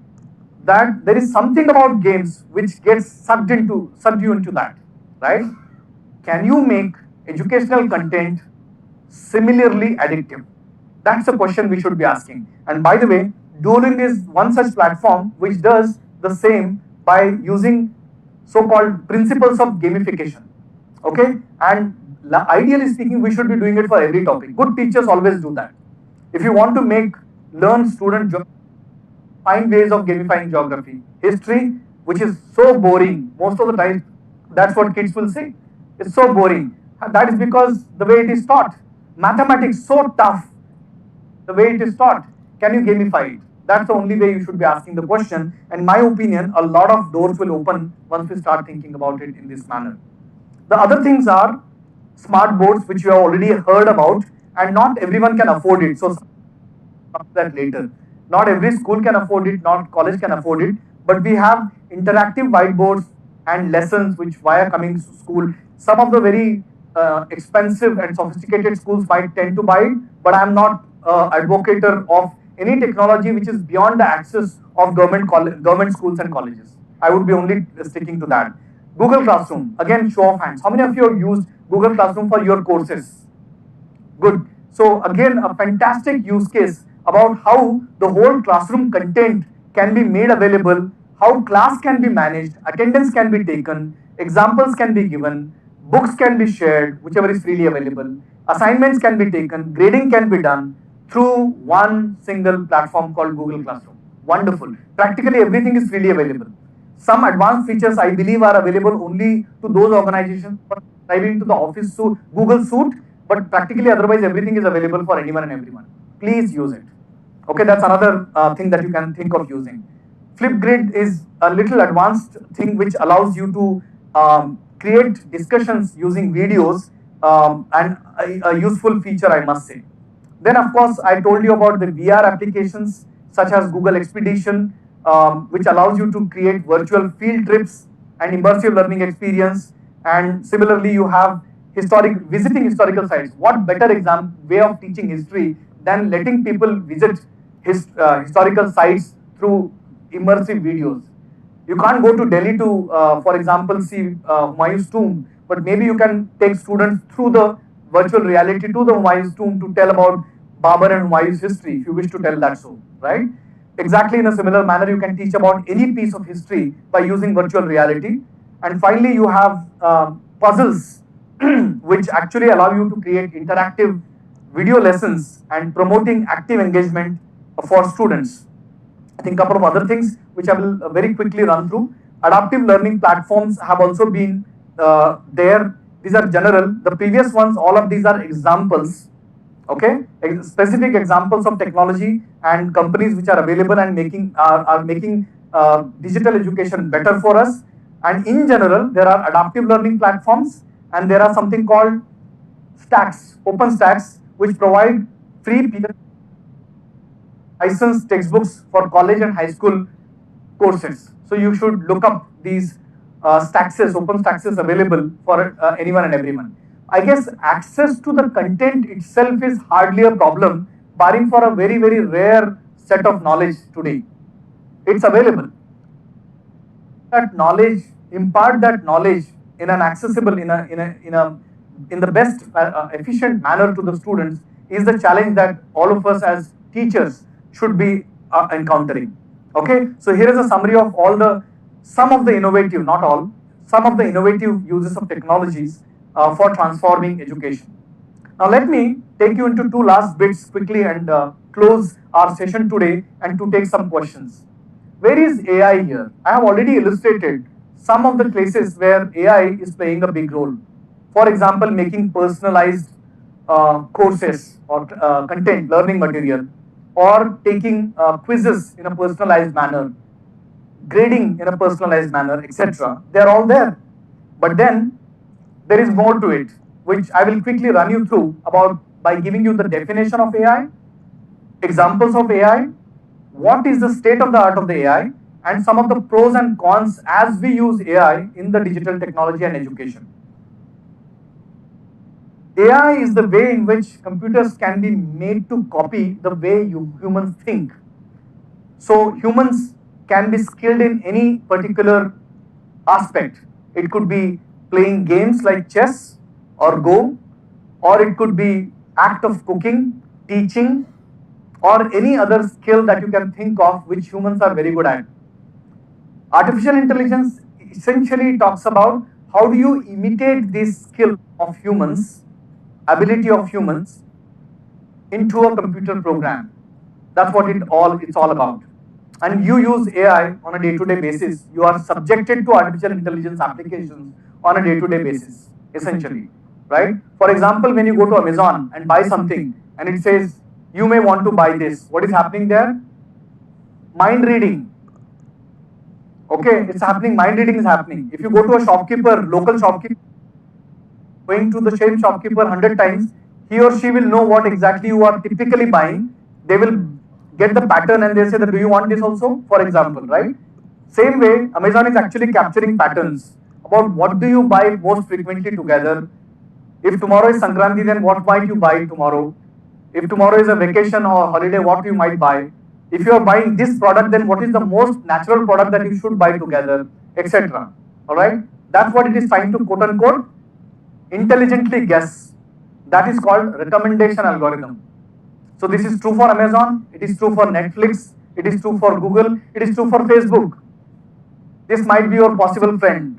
Okay? Recommendations are coming up. AI, that's artificial intelligence for you. I just gave you one example of recommendation algorithms which is always there in our lives, so as to give you an illustration of what is AI in general. Having said that, let me take you through a quick journey of what all AI is possibly doing today. AI is not new. We are hearing about AI now, but AI has been in existence. The idea of artificial intelligence has been in existence for a long period of time, close to half a century or more than that for that matter. People have been, computer science scientists have been exploring this topic for a while now, except that the computational infrastructure and some algorithms and models that have grown exponentially in the last 8 years or so, 8 to 10 years or so, has made it possible for us to bring some of the most astonishing products of AI on the table for all of us. Let's talk about Kasparov. Way back in 1998, people did not think that a computer can beat a grandmaster, Vishwanathan Anand or Kasparov for that matter. Today, will a computer be able, your laptop, will it be able to beat Vishwanathan Anand or not? It will. You play with and you will know. You will be surprised. In fact, cheating in online chess games is so common that it is a controversy today, if you don't know that. Okay, and even experts tend to do that oftentimes. in online games, right? So my point here is that until 1998, it was difficult. But when Deep Blue, IBM Deep Blue, beat Kasparov in a game, in a championship game, that's when people realized that computers are actually will be able to beat hands down eventually down the line even human grandmasters. That was actually came to realize, and it can happen today happily. Okay, chess is now a predictable game for computers, largely. I'm not saying that it will always beat humans. No, not really, not really. But then a large number of times it will hands-on beat most of the people, grandmasters many times, not always. Okay, it would do that. But then that become a possibility. But some of you who are skeptics will say that no, no, don't tell me about chess because it's all about combinations, and computers are good at finding all combinations, right? They're just good in computing fast, much faster than what humans can do, like a calculator does, right? Much faster than that, right? So therefore, chess and Go are simple games. Don't tell me about that. Then how about writing like Shakespeare? You would say that, come on, how can you do that? But ChatGPT can actually do that. We have played this game. You can actually go and say that, write a romantic poem about a beautiful evening in Paris in the style of Javed Akhtar. It will actually create one poem. Try that. ChatGPT, please try that. Okay? And the beauty is that it won't create one poem. Next time you ask it again, it will create another one. Nice rhyme and ideally style of Javed Akhtar. If you ask for Javed Akhtar, if you say somebody else, it will come up with somebody else's style also, as long as enough content is there on that person. If you say Ganesh Bagle style, there is no poetry of Ganesh Bagle, so forget about it. So you need enough learning material for that, right? So that's how it actually works. It's happening. Shakespearean texts may not have been written by AI yet, but beautiful capture of the style and patterns of different authors, poets, is already happening by AI. How about creating a painting like Picasso? Can it be done? Well, keep wondering, I'll show you an example. Is it possible to create a music like Beethoven or A.R. Rahman for that matter? Can we have, instead of A.R. Rahman, can we have A.R. Rahman? That's a question we should be asking, right? Now I know, I do not want to insult the genius of A.R. Rahman for that matter, or any other creative artist or creator. What I'm trying to say is that world has come to the state of AI has come to a stage where things are happening, and you are already seeing some examples of ChatGPT being one of them. Music is happening, movies are happening, animations are happening, and cooking is also happening. It's in my lab, by the way. We are asking this question, can a computer think like a chef? Can it generate a recipe? We have already created programs which, if you say that I have in my refrigerator today, tomato, potato, chili, onion, some ginger, give me some recipe, new recipe. It will actually create a new recipe and give it to you. It's available with us, okay? Well, here is the example of Kasparov. You will see Kasparov with his, hands on his face when he lost to Deep Blue. That happened. And it happened very recently in 2017, if I'm not wrong, in the game of Go, which is far more complex. Board game, but far more complex than chess. Poetry, this is from my lab. This is a poetry in the style of, or songwriting in the style of Rihanna. There is a songwriter called Rihanna. This is a song, read this. This is a song written by a computer, our algorithm. Okay? Alright? You would not believe that it is actually written by us. And those of you who know Rihanna's style might get fooled into thinking that it is Rihanna's poem. But it is not actually, it's our own creation. Alright? So I wanted to impress upon you that all of this that I have been telling to you is eminently possible, is already happening. AI is intervening. Question that we should be asking is that what all is possible? There was a competition that was held for artists for paintings, and this was a painting which won the paintings competition. And only after winning it was realized that this was created by AI.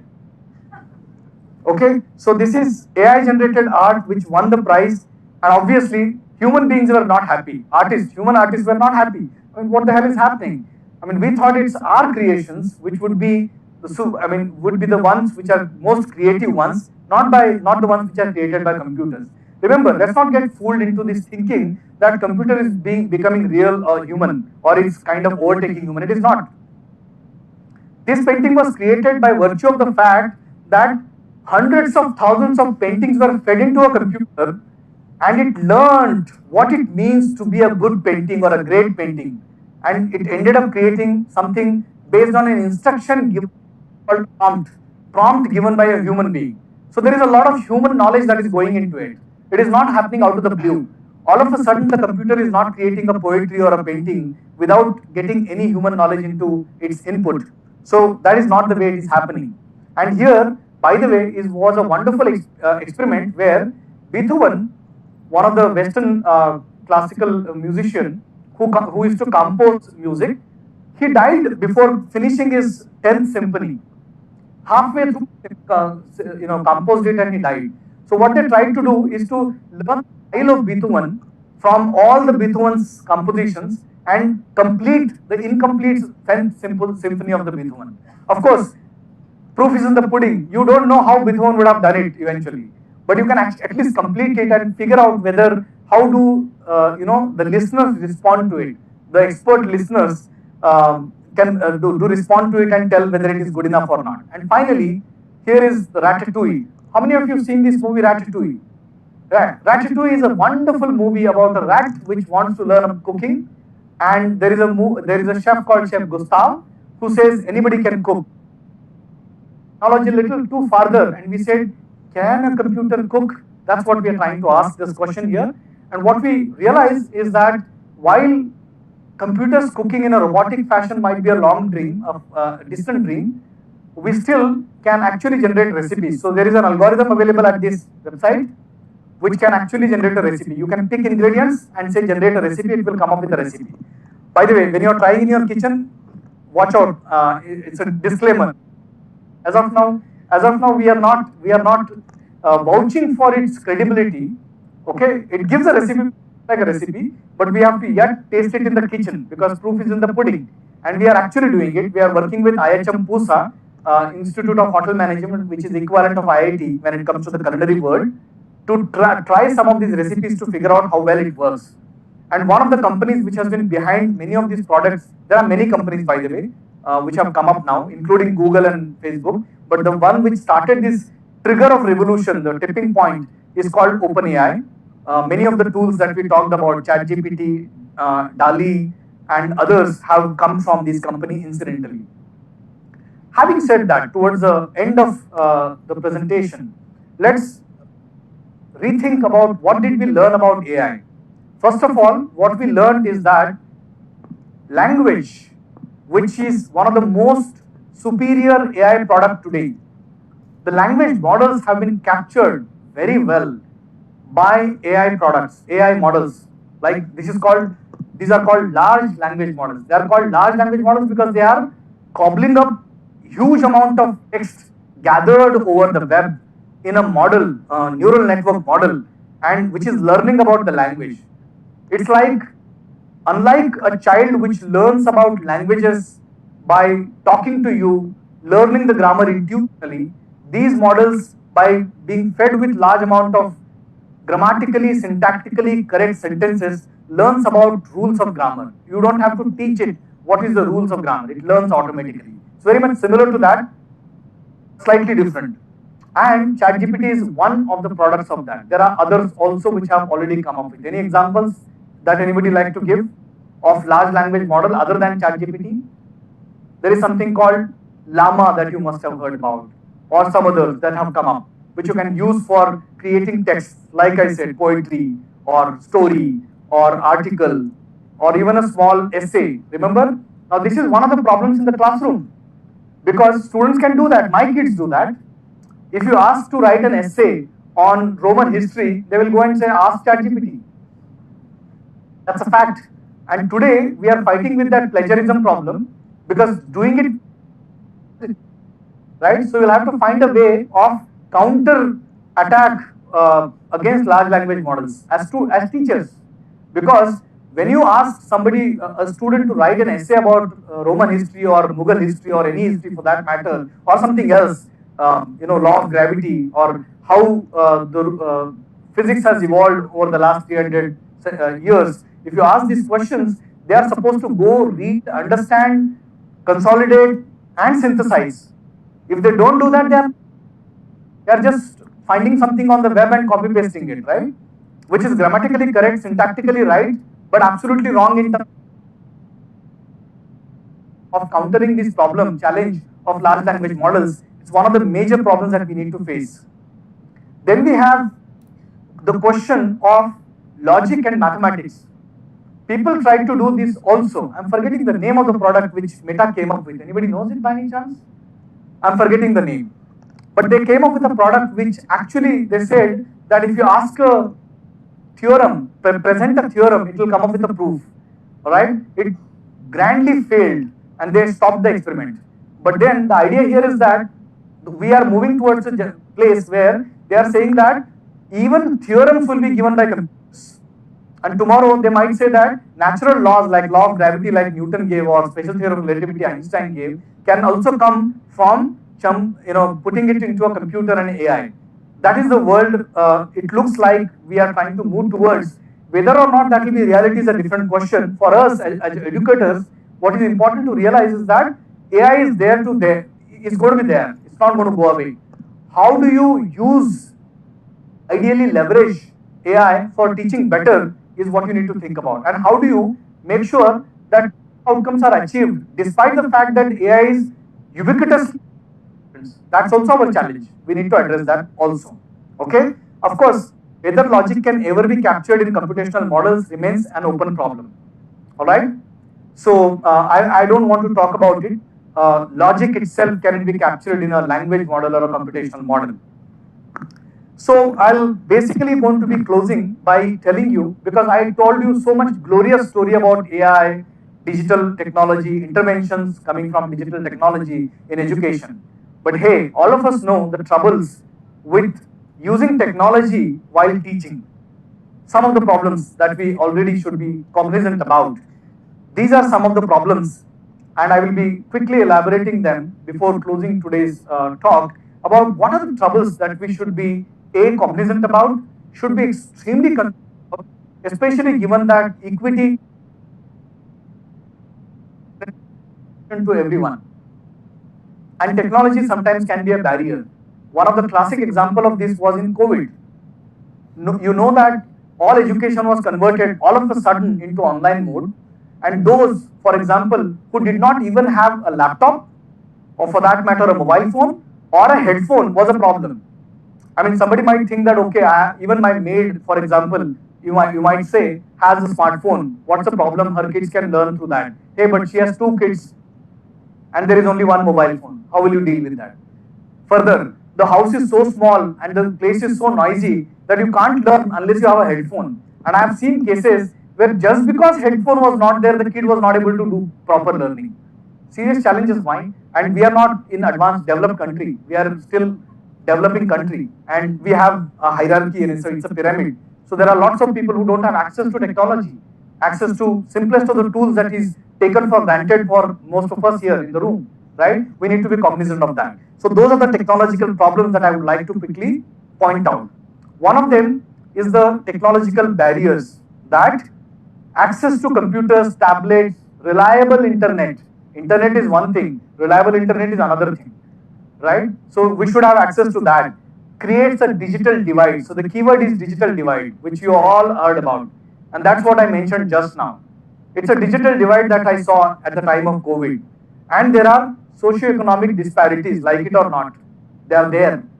And as a teacher, I need to be aware that out of my 30 or 40 students in the class, there is a huge disparity in the classroom most of the times. Even when you are imagining that your classroom is largely socio-economically homogeneous, there will be disparities. Some of them will have social capital, will have parents, friends, parents' friends, etc. in the higher echelons of society. Some may not have it. Some will have access to superior technology. Some won't have it, etc. There will be lot of disparities that will always be there. In a country like India, it is not going to go away for in the future that I can foresee myself, in the short future, right? So we need to be aware of that, and therefore none of this digital technology can be hammered down to everyone saying that it's a boon, let's take it always.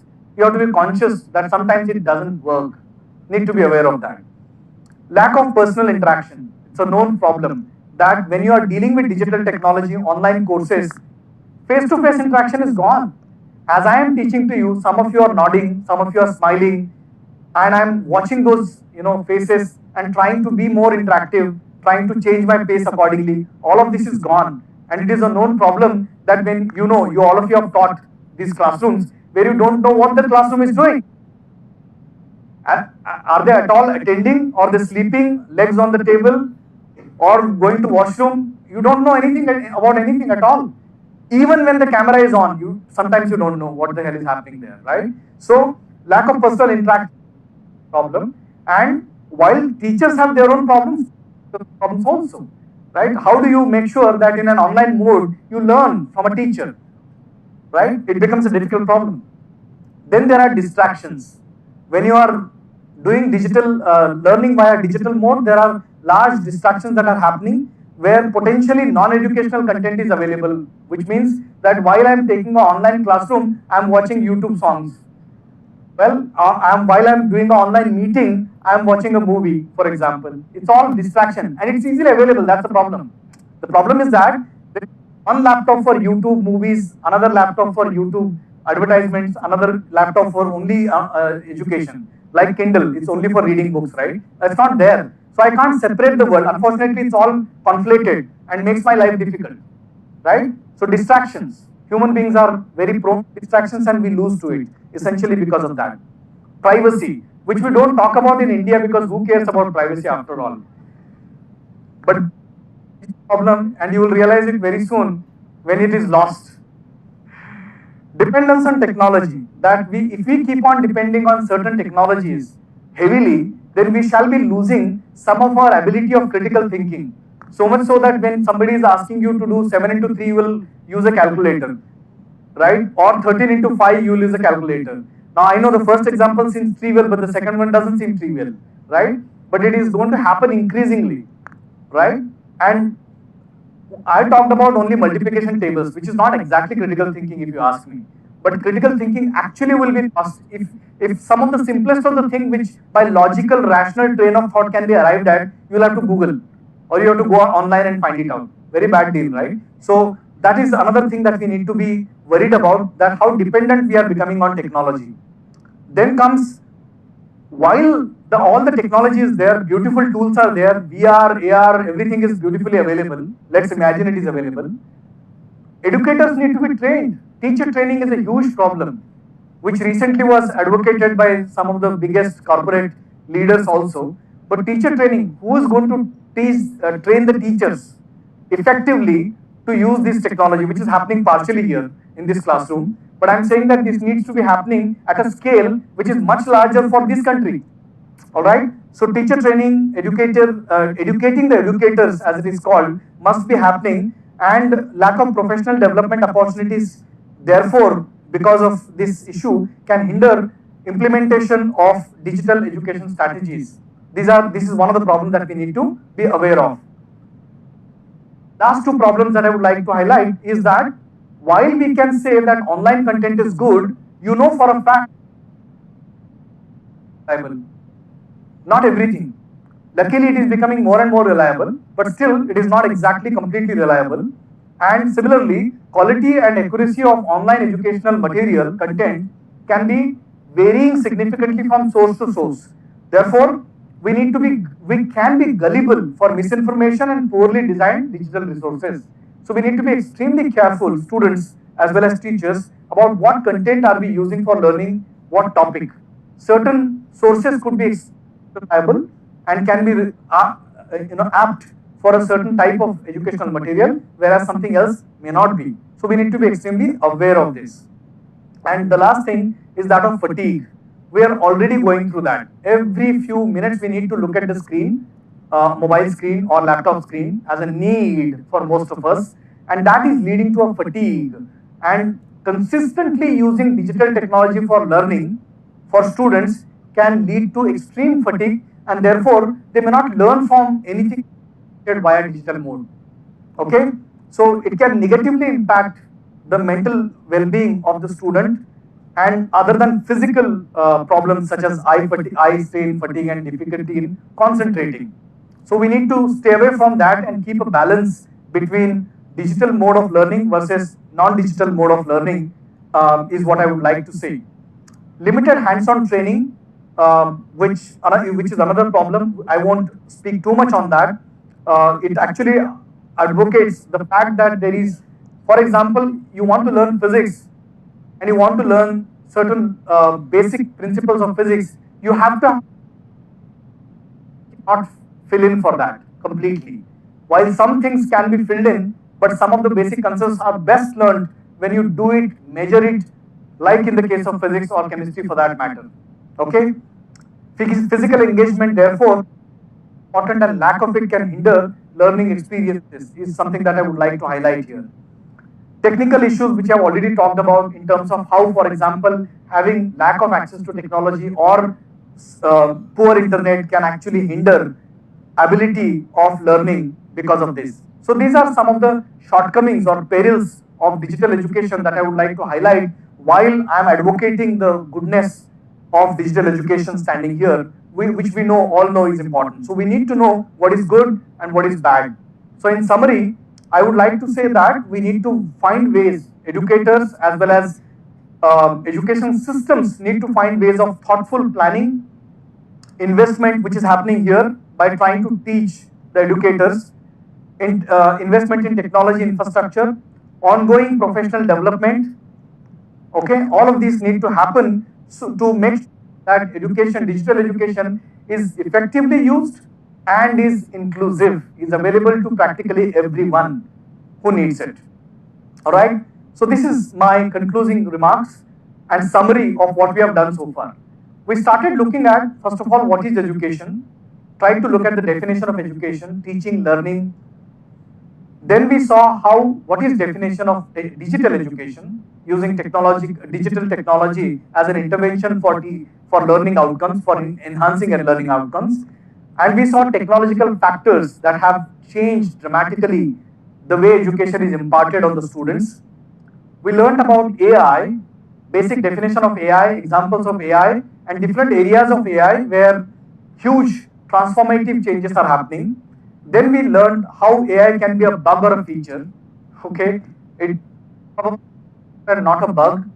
And we also saw finally some of the perils, especially of digital education and AI. AI can be beneficial, digital education can be beneficial, but we need to use it in the most effective, meaningful fashion and ensure that there is no lack of equity or fatigue that is happening, which actually hinders education rather than helping it. So, in summary, as it happens with anything, any technological tool, there are pros and there are cons. There is a good thing and there is a bad thing. We need to find, as educators, as teachers, to take the best out of it. Like I have given you some hints, like Google Classroom freely available, Khan Academy freely available. Some of the tools like that I mentioned while passing by, that are easily available and accessible. Kindly use them while you are teaching to your students and make the best use of AI as well as digital education in your learning curricula. With that, I would like to close my pitch, and I hope it has been useful to you. You have been able to learn a few things, and I'm open for any questions that you might have. Thank you.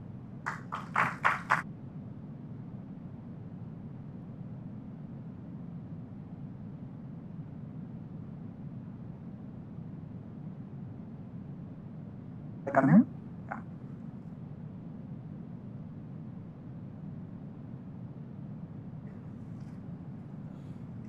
Thank you, sir. Thank you, Ganesh Professor, for your Mic is on, I think.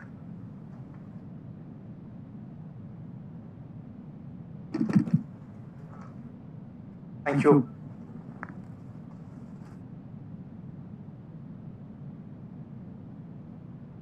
Thank you, sir, for your interesting and informative session.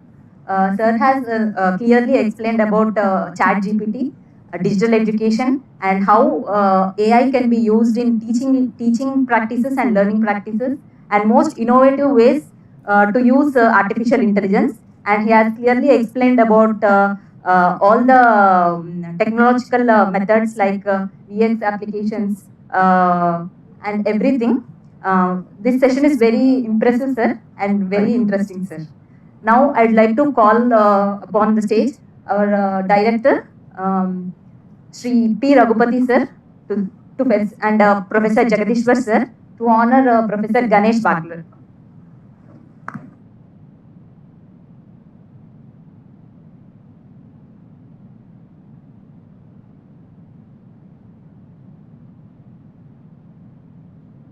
You.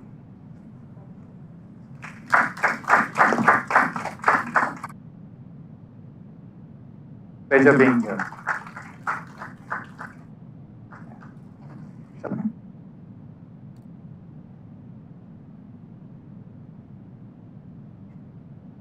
Yeah, in case there are any questions, quick questions or queries that you might have, I'm available. Otherwise, my email is available. But right now, I'm physically available, and that's the best use of offline mode.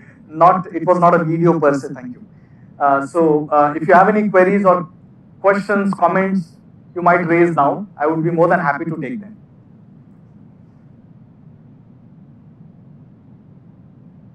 Right. Had experience. Okay. Did you try English poetry? Oh, Telugu. That is because it doesn't have enough Telugu material used as a training. My request to you is try to begin with. Try English, and if you try Hindi, because those are the two languages which have been heavily used. Because it's not magic. AI is, at the end of the day, is a product of that has the training material that has been provided to it. In computer science, we call it garbage in, garbage out. So Telugu content hasn't been provided. First of all, there is a big problem between script to conversion to English literature language. So it doesn't have it in the first place, despite the fact that it is one of the most popular languages across the world, by the way.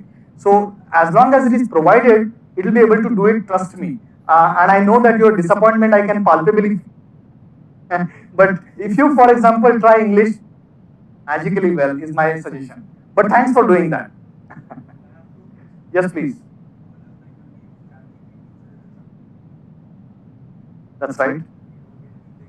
Latest, deliberately. There is a reason, yeah.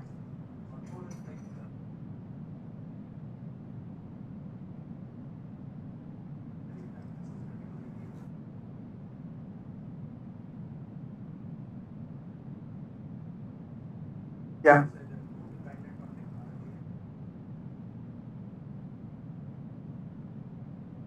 Ability, thinking abilities. You're right. Not that I have a quick and fix solution for that. The second question that I'm referring to, but I believe that sometimes, at least even in colleges, where it's very flexible. Remember, we are very strict about what is doable and not doable in the class. Right? For example, not using mobile phone in the class is a mandatory rule. Laptop is not also allowed. I know in classrooms it might work easily. In schools it might work easily. But sometimes, as I said, mobile phones, I make it a point that they use it for some classroom related material itself, just to ensure that they are engaging into something, right? So in a way, I will put it this way, that keeping them awake in the class is the first exercise, and then making them learn in the class is another exercise. Taking quizzes in the class is third one, next thing. Making classes as interactive as possible. I know it takes a lot of toll depending on how large your class is. If the class is not fairly large, say to the tune of 30 to 40, is highly manageable. Anything which goes beyond 70, highly unmanageable. But depending on the class size, there are different techniques possible to use within the time allocated, because at the end of the day, you have limited time to interact with them. So maybe what I can do is that off the line, when I get down the dais, I'll tell you about some of the books that are available which you can possibly use for finding interventions for getting out of this problem of technology that the students face. And what was the first thing that you said about? Yeah, can't help it. That is done. The reason is this: they know for a fact. Ask me, for example, will Trump win the US election? Such questions, very close by questions. Then there will be all kind of wrong answers. So they would want to avoid so-called recent trivia. So that's the reason they have. Even if they have a model which has been trained until today, they won't make it available to you. They will say that it's available only up to a past which is frozen, which is practically unchangeable. Okay, and that is where they will, that is why they are deliberately doing it. That's the answer to your question. Yeah. Yes, please.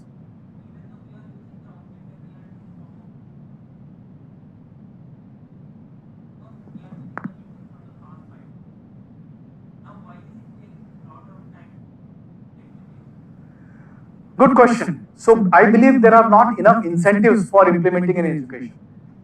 If there are incentives, remember, if it is coming through a commercial model, like implementing that, deploying it, if it gives money, it will be easily done. Nobody wants to do it for charity, right? Any material, any technology, if it has to be converted into educational material, then where is the incentive? Either somebody like the government has to incentivize it, like it in America. Both Khan Academy has been supported by, I think, a big funder, if I'm not wrong, and OCW is also some big funders. So some money has to go in. Any activity, technological development requires certain input, monetary input. As long as it is provided, it will work. Or there has to be a business model which incentivizes and sustainably lets run the technology. So I believe such thing has not happened when it comes to the Snapchat filters yet. That's my thought process. But trust me, it is going to come very soon. Just waiting for AR, VR and immersive experiences applied in the context of education is just bound to happen very soon. Yeah.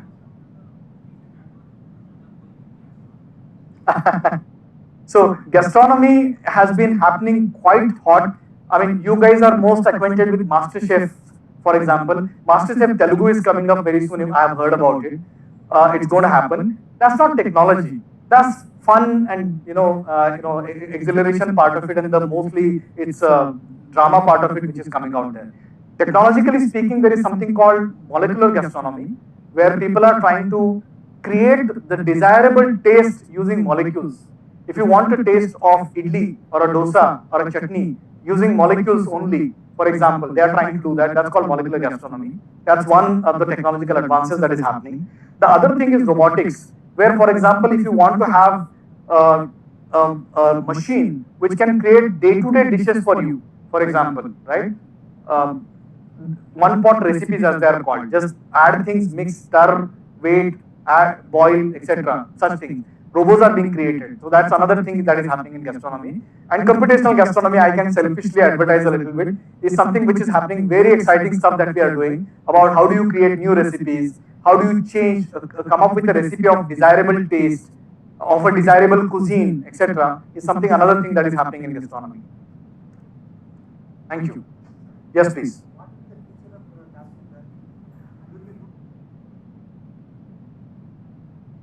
In fact, that's the question I ask in the context of chefs, because chefs ask me that. Are we going to lose our job? You know what?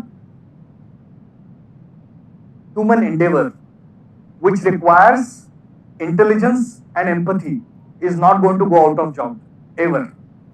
And in my opinion, while bulk educational transmission out of fashion, it will be taken over by AI in one day or the other day. Wherever you require empathy, for example, let me give a classic example of teaching mathematics to students. Simple, right? And mathematics is never going to go out of fashion. That we should learn, and is not learned only because of, in my opinion, bad teachers, right? In my opinion. So that will remain always there because you need empathy. That, okay, here is a concept that you need to learn. I'm giving mathematics as an example, true for any concept. You need empathy about the student, about the learner, right? The mentee. And that only human can give. I just can't replace it as such. So in my opinion, teachers are not going to go, genuine teachers are never going to go out of fashion. Those who are doing mundane and rote job are already out of fashion. So don't worry about it. Yes, please.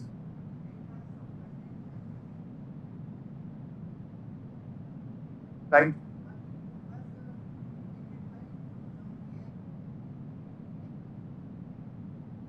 Right. So you're saying it's plagiarism is plagiarism. So okay, please be seated. No. So I do not know what is the exact problem that you're facing. I can talk to you what exactly happened. But if your content you have uploaded somewhere online and a plagiarism course, then it will reflect it as a plagiarism, by the way, right? But whenever you are uploading your material, for example, when we upload our research articles, we ensure that we do it a reliable source, first of all, like archive, something called archive, A. B, we see to it that our credit is there, name is mentioned. So someday, tomorrow, if somebody says that I have uploaded a paper to some journal, and if it says that, hey, the paper is already, or the content is already there, line by line it is there on archive, I can say that yes, it is my paper and it's my self-content. So it is not plagiarism at all. It's calling it plagiarism because of this flaw in the algorithm behind it, right? But I don't know exactly what problem you are facing. We can talk offline when I come down, right? Thanks for asking that. Yes, ma'am.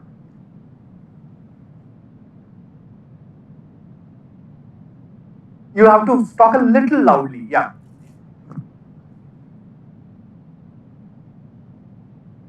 I think you'll have to use mic, ma'am. Sorry, you are at the back. Not that your voice is feeble, just that you are at the back.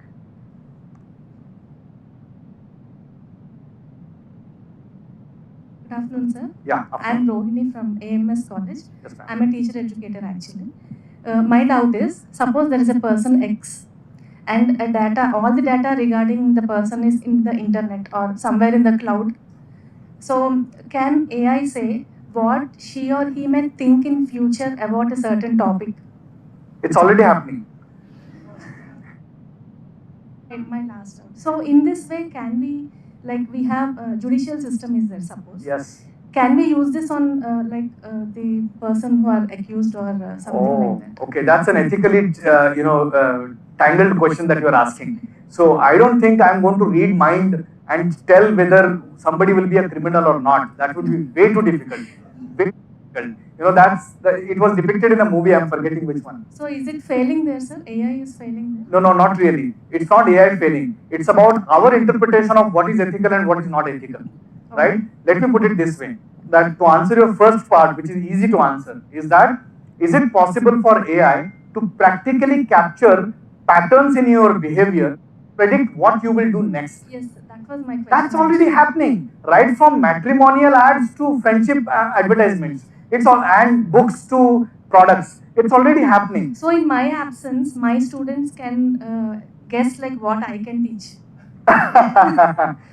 only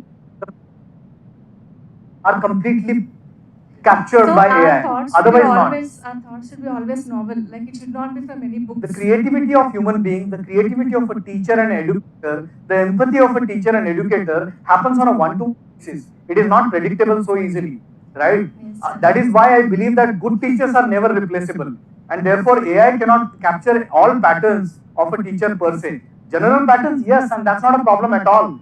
And in fact, tomorrow I would be rather happy to provide all my content to learn and then say, okay, you ask me questions and let me answer based on what exactly you are asking. That is my personalized aspect of it. So partly it is true, but a true empathetic and enigmatic teacher would never be replaced is my contention. My bet on that. Thank you. Thank you. Any other question? Otherwise we can close it. Yes, please. Yes, ma'am.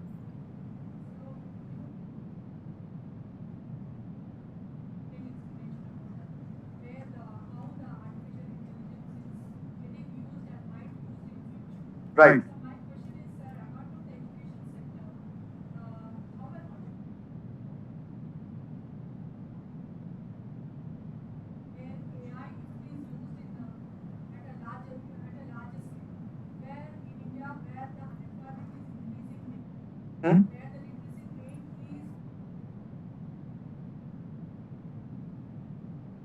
Yeah, where the literacy rate is not that equal to the technology where we are using the technology right now. So how about the other sectors are going to cope with the artificial intelligence where the rate of unemployment is going to increase in future?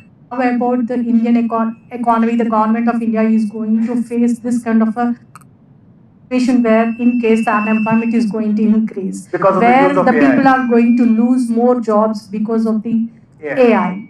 Point taken. Yes. First of all, it may not be exactly relevant to the education. There is an echo. Yeah, I think you can switch it off.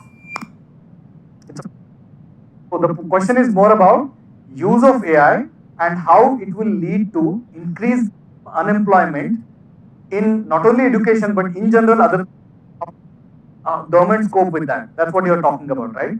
It's a very big problem that is being already being discussed heavily and debated. On both sides, there are people fighting with each other.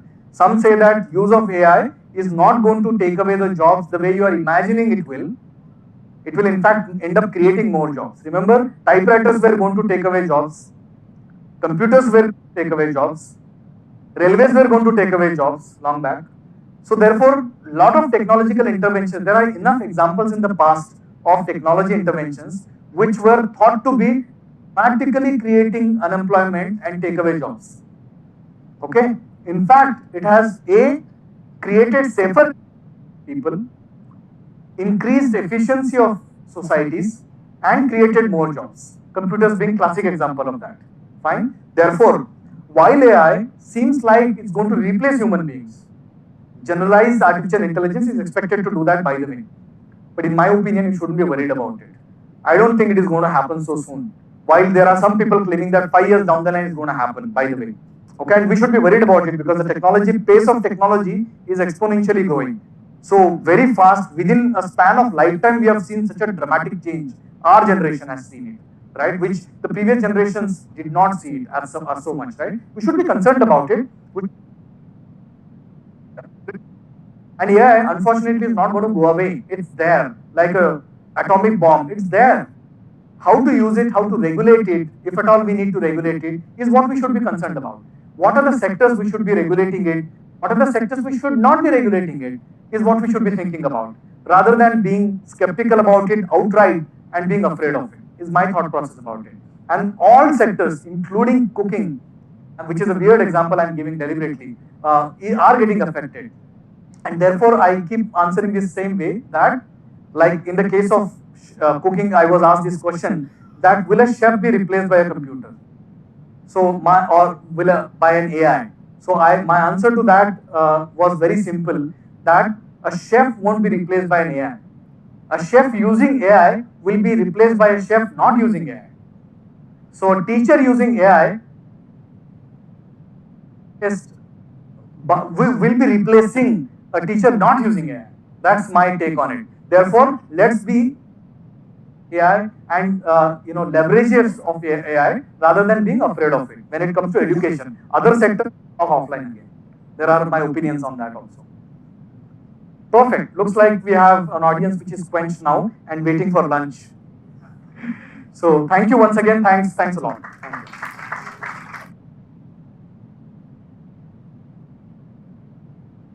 Like to have some more sessions if you permit in the coming future, sir. Yeah, please join us for lunch at EMRC OU. And after lunch, we'll be having other session by Professor Vijay Ramaraju, sir. Okay. Thank you.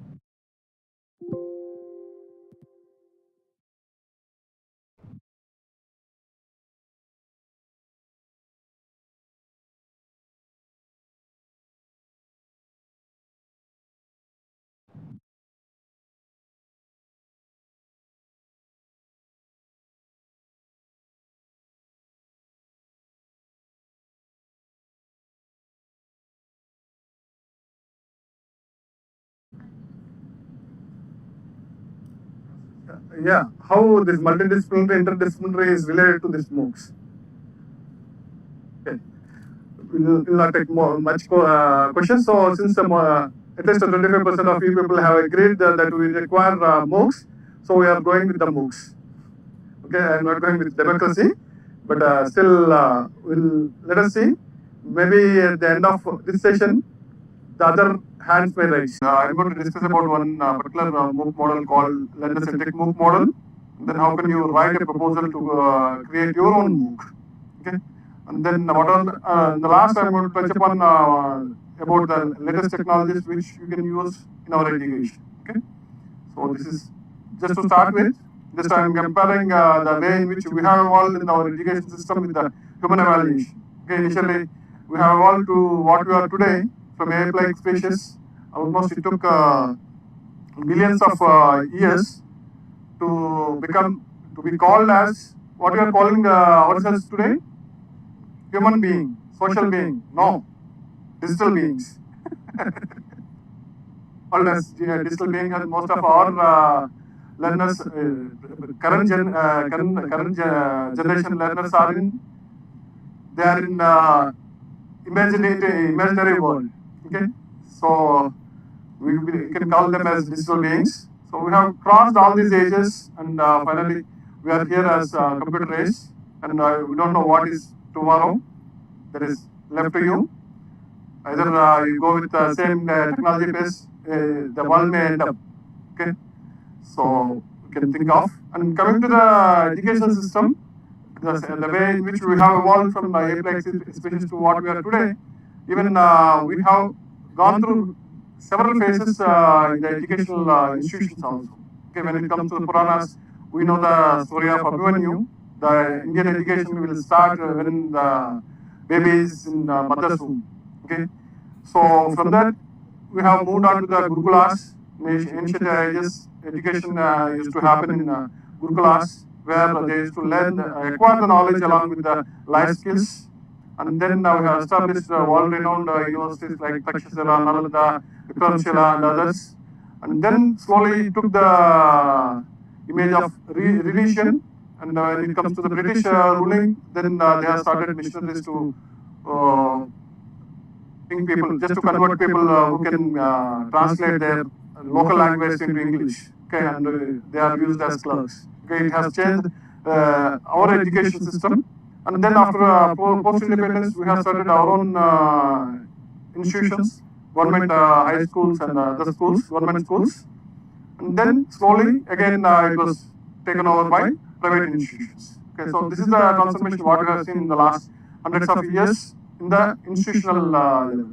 The same transformation happened in case of the tools. What are the tools that we have used in our education? Okay, just if you take my example itself, when I started my journey 25 years back, I have started with this blackboard and white chalk, and slowly the colors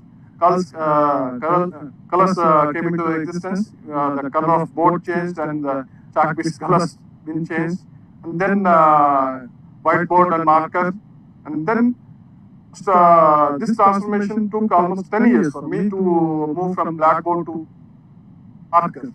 And then within the last 10 to 15 years, 1 decade itself, these things have been changed from overhead projector to LCD projector, and then interactive boards, and then during online, all of us experienced this writing pads. And then smart boards, nowadays people are using smart boards in most of the institutions. And then maybe this is in the transmission. Right now, people are trying to adopt this technology. What is technology?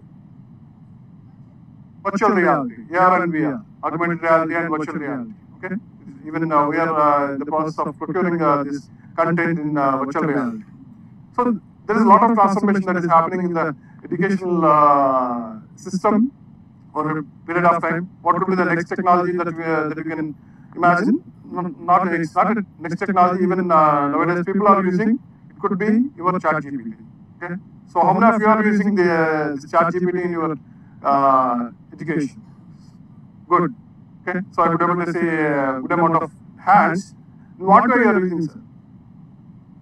For what purpose you are using this ChatGPT? Huh? Assignments. Might be students. Yeah, good. Yeah, but from faculty point of view, you can use this ChatGPT for content development. Okay, so you can easily get your content, and obviously you cannot directly give away that content to your students. You need to moderate that, and then you can utilize that for content development. Even for assessments also, you can come up with your assessments. But every point of time, I suggest you to moderate what are the content that you have generated from the ChatGPT. Okay, in that way, it makes your life easy, and you can think of more innovations in your teaching methodologies. Okay. So I don't say I'm not against this ChatGPT, but we need to use it properly. That is the only suggestion what I would like to do. Okay. So why do you need technology-driven skills in education, and what are the benefits? So already some of you have already explained. Obviously, we are dealing with kids who are digital natives. So they are very much accustomed to these digital devices. So obviously, if you do not make use of this technology, they won't accept you as a teacher. Okay, you will become obsolete. Okay, if you do not use these technologies. Okay, that is the reason why we need to adopt the technologies. And at the same time, there are a lot of other benefits compared to the regular conventional teaching. So you can increase the student engagement. Okay. You can conduct various activities when you are using this technology that you can explore. And then efficiency can be increased. You can address more number of people with the same strength. And then you can bring a lot of innovation in your teaching methodologies. Okay, in terms of either assessments or activities, you can bring a lot of innovation into teaching. And connectivity, you can have seamless connectivity across the globe. You can reach people who are unreached in the conventional teaching methodologies, and you can take data-driven skills when you're using digital technology. Obviously, there is a lot of data that is generated in the background, and if you can use it properly, you can get a lot of inputs or feedback. You can say immediate feedback, and based on that feedback, you can change your content or the way in which you are presenting your content. Okay. So increase the access to education, which is one of the goals of our United Nations, and personalized learning. Okay, people can go with their own self-paced and their own content, and then enhancing collaboration. This is one more important point for educators. Okay, gone are those days where you are going to work in isolation. Okay, if you are an expert in one particular subject, you can work it alone, but at the same time, if you can collaborate with other people, then you can do miracles. Okay? So in that way, if you want to collaborate with other people, obviously this technology will help you a lot. You can collaborate not only with your own colleagues in your own campus, you can collaborate with people from across the world. Okay, so this is how your technology-driven skills will help as an educator. And as just to give a note, just education technology market is projected to expand $342 billion by 2025. Okay. So there is a lot of money in the education sector also. Okay. So again, why digitization? What is it's important? I don't think it is required, because nowadays, not only in education, in every field or sector, digitization has become a common practice. Okay. So whenever you wake up or go to bed, obviously you might have gone through several hours where you have used these digital gadgets. Okay. So yeah. So you can, if you take any process, you can streamline the entire process. If you are going to deliver the content, you can plan your sessions and you can make it live, and the entire course can be run in automation mode. Okay, unless and then you can personally intervene and you can change your content or assessments. Okay, so the entire system can be streamlined and obviously increase productivity. The same course can be taught to infinite number of learners. Only thing is you need to support those learners. That's why I won't say infinite, but more than what you are doing right now in offline mode. And reduce the operational costs. Okay, it can be made as paperless and increase transparency. Whatever the rules and regulations of your assessments and everything, you can put on online, and we can make it more transparent and enhance governance and ability. You can administrate many number of courses with a single LMS. Okay, so these are all the advantages and lead to better decisions, since we have every data that is logged in the background. You can that data can be used to take a better decisions for you. So as I already told, this is one of the goal. United Nations goal is this fourth one. This is quality education, and this is possible only for the current scenario. It is possible only with the technology. Okay? So only technology can help you to reach people across the globe, and you can access it, and you can provide quality content using technology. And especially if you look at the statement itself, it should be inclusive and equitable quality education and promote lifelong learning. Okay? So when you are offering courses on MOOC platforms, obviously your learners could be from 6 years to 60 years. No, there is no age barrier or pre-qualifications unless until you have some prerequisites for that particular course. Okay? Otherwise, anybody can access that course. And whereas if you go to Spire portal, there is no charge for portal for learning, only except for the examination. Otherwise, it is for free.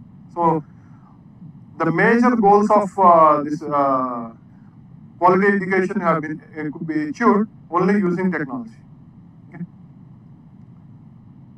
So even the recent educational policy NEP 2020 states that there is a lot of importance for the technological interventions for improving teaching learning process and supporting teacher preparation and professional development. This is where you can use your ChatGPT, and then enhancing educational access. Okay, anybody can access from anywhere, anytime, anywhere. Anybody can access content, and streamlining the educational planning, management, and administration. Okay, if you have a proper LMS, you can plan your entire content prior you go for the delivery. And one more important reason why we are emphasizing on these MOOCs is the statistics. Okay, just if you go through the statistics, it is total enrollment ratio is enrollment in higher education is 4.14 crore in 2020-2021. Okay, and the enrollment ratio is 27%. Okay. As per the NEP 2020, our target is 50%. That means we would like to double our enrollment ratio. So you can imagine the number of people who are going to enroll into your higher education sector, only higher education sector. It's going to be 8 crore. And if you look at the infrastructure, it is only 1,000 universities and somewhere around 42,000 colleges catering the needs of these 4 crore people. Then imagine how many institutions that you need to build within next 1 decade to cater the needs of 8 crore people, 8 crore learners. Is it possible to build some 2,000 or 3,000 universities and some 1 lakh institutions within this 1 decade? It is not possible. So unless until you make use of this technology and you can offer in online courses, you cannot cater the needs of our students. You cannot cater the 8 crore learners who are going to join our higher education institutions.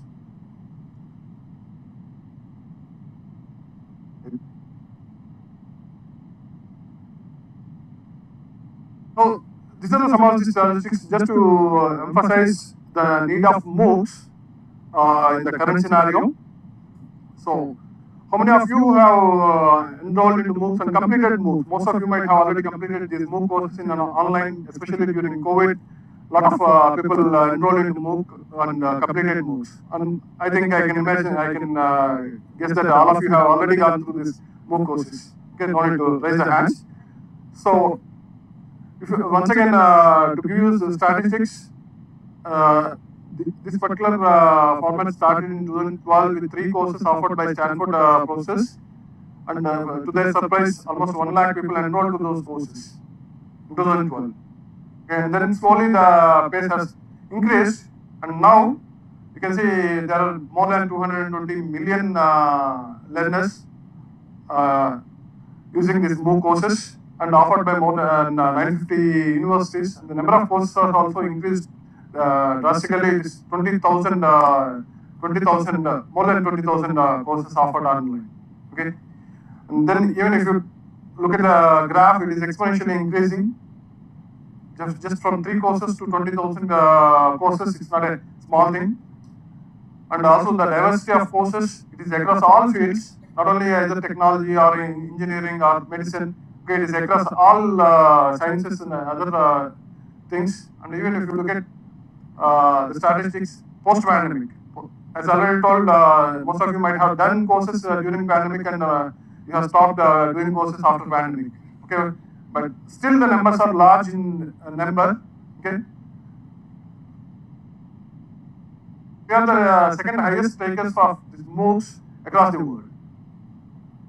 After USA, we are the people who are taking these MOOC courses across the world. So don't you think it is required?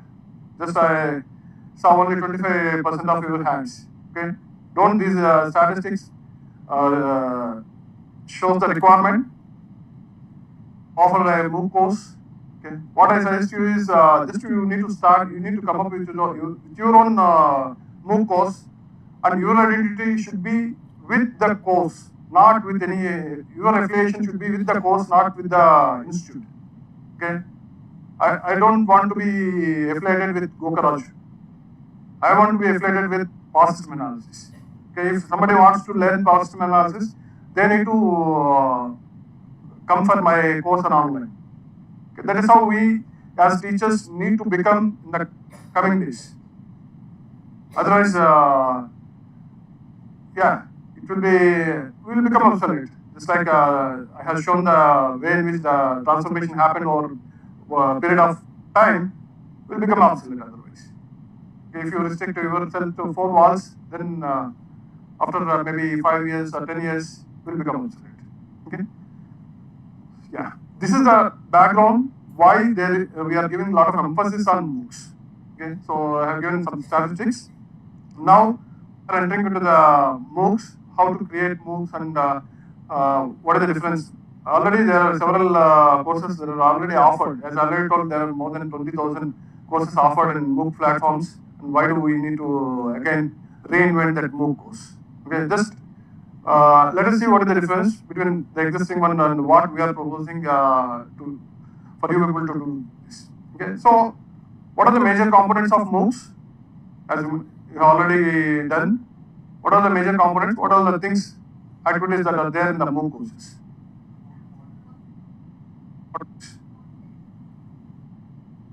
Video, audio, assignments, assessments, references. Yeah, references. And one more is the discussion forum. So these are some 4 or 5 components that every MOOC will have. So these are all the things what you are going to have in any general MOOC. Lecture videos, activities, assessments, additional readings, and platform for discussion. So advantages, obviously, I have already seen the advantages. What are the advantages that we have seen for digitization? Most of those are applicable here also. It is affordable and you will have flexibility and you can scale it to more number of people. So at the same time, what are the challenges when you are offering MOOC courses? A major problem is people will get aware that you are conducting a MOOC course and they will get registered initially, and then as the time passes, what happens is slowly there is a dropouts. Okay, there are going to be dropouts whenever you ask them to do some activity as part of this course. Whenever you give some assignments or if you conduct some quizzes, then slowly the number is going to reduce. Okay, since it is for free, everyone, those people who are interested or little bit interested, they will start registering. But as the time progresses, there is going to be a dropout. Okay. So these are all the problems. One is funnel type of participation. These are all the things taken from the literature survey. Okay, these are the points identified from the literature survey.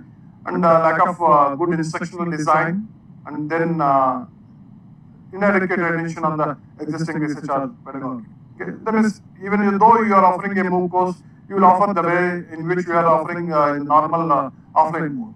Okay, you are not using any technological tools or learners engaged during the MOOC courses. Okay. These are some of the reasons for dropouts. Okay. And other challenges are going to be inability to keep the focus, that is engagement of your learners, and then sense of unsupervised people. If you are not, if your kids are not supervised, obviously they will do a lot of mischief. The same thing can also happen when you are offering your MOOC courses.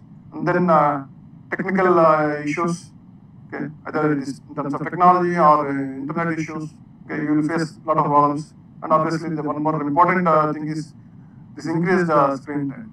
Okay, so these are all the challenges, and especially when it comes to the MOOCs, these four things which we are going to address in the current model, that is passive watching of videos. Even if you put your video content, if it is not engaged, obviously people will go either with 2x or 3x speed, or sometimes they completely skip their content. Okay, so they come to the end. That's it. Okay, are necessary activities completed? Even what are the things that you make is mandatory. Okay, even if you ask you to fill some form, only the star mark fields are filled. Rest of the fields are empty. Okay, the same way, if you put some rubrics for assessments, just only they will try to fulfill those compulsory activities. Okay? And then even if you put any additional resources like references, they won't go through those references. Okay? And then even if you put some discussion forum, people will not enter. Otherwise, even if they enter, they will end up with only good morning and good night messages or greetings. So how to make learners participate in all these activities? Okay? So what you need to do is you need to interact with the learners so that they will better understand the concepts. Okay? And the challenge is how to make interactions in the online mode where you are not physically present. Where you are not physically present. Okay, that is the challenge. Okay, and then this necessary activities only complete. That particular challenge can be addressed by giving a lot of formative assessments and with proper feedback. Okay. And then ignore additional resources.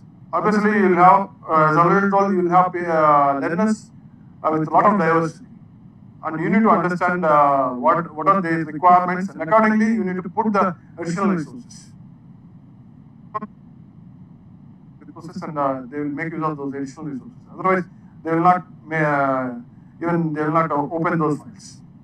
Okay. And coming to the lack of participation, there is a lot of advantage in this discussion forums where you can collaborate with your own peers and you can learn from their knowledge and you can make networking. Okay, that is the biggest advantage of discussion forum. You can improve your networking with others. Okay, maybe because there is a lot of diversity in the learners, so you can make use of this particular platform to improve your networking. At the same time, acquiring the knowledge. Model which you are proposing, that is learner-centric MOOC model. How many of you have already seen this particular model? Anybody else? Okay. I think you are there in the last my session. For the first time you are. Okay, thank you. So no issue. So you can help me. That's how you can collaborate with people. Okay. So dividing the entire MOOC course into 4 quadrants. As somebody told, there are going to be 4 quadrants. Okay, so these are the 4 quadrants. In the center is going to be orchestration. That is that I will discuss in the last. The first quadrant is learning dialogues. This is the heart of your entire MOOC course, where you deliver the content, either in the video format or your audio format or text format or PDF, whatever it is. Okay, so you are going to put your content in this first quadrant, that is learning dialogues. Okay. But the major difference, what you can see here, it is just to engage your learners. what you can do is you can make interactive videos rather than passive videos. So in order to bring the interaction, what we will do is, how you are bringing interaction with the learners in the real time in this session itself. I have started with certain questions. Okay, same way, while you are preparing your video or content, what you can do is you can insert some pause points. They are called pause points, where a video is going to automatically pause and there is going to be a pop-up where you can see this question that is getting pop-up in the screen. Unless until you answer that question, you will not go forward. Even if you answer it, if your answer is wrong, what you can do is you can suggest the learner to go back and revisit the content in the previous timeline. Again, you start from the beginning, or you can start from some 5 seconds or before 5 seconds or 10 seconds before, and you can go through that video again and come back and answer this question. Technology can be used to create such type of videos where the learners are going to be engaged throughout that video. And one more important thing, while you are making this LEDs, engagement time of our learners have been drastically reduced nowadays. It is maximum up to 10 or 15 minutes. But I suggest you to prepare these videos of some 6 to 10 minutes max. Cannot more than the duration. Okay. So within that duration, you can keep these pause points and you can ask the questions, the basic questions, and what are the concepts that just now they have learned, and they can be at understand and maximum understand level or remember recollect level. You can no need to go with apply or analyze and create level. Okay. If you go on putting stress, then again there is a problem. What is the problem? They may lose the interest. Okay, you need to look at that interest also. You need to maintain the interest while you are asking the questions also. While you are preparing the reflection questions also, you need to keep the students' interest. Okay, even if you become the screws tight, obviously it won't run. It will stop. It will come to heart. Okay, the things whatever that I have told, that means if they put wrong answer, don't forward the video.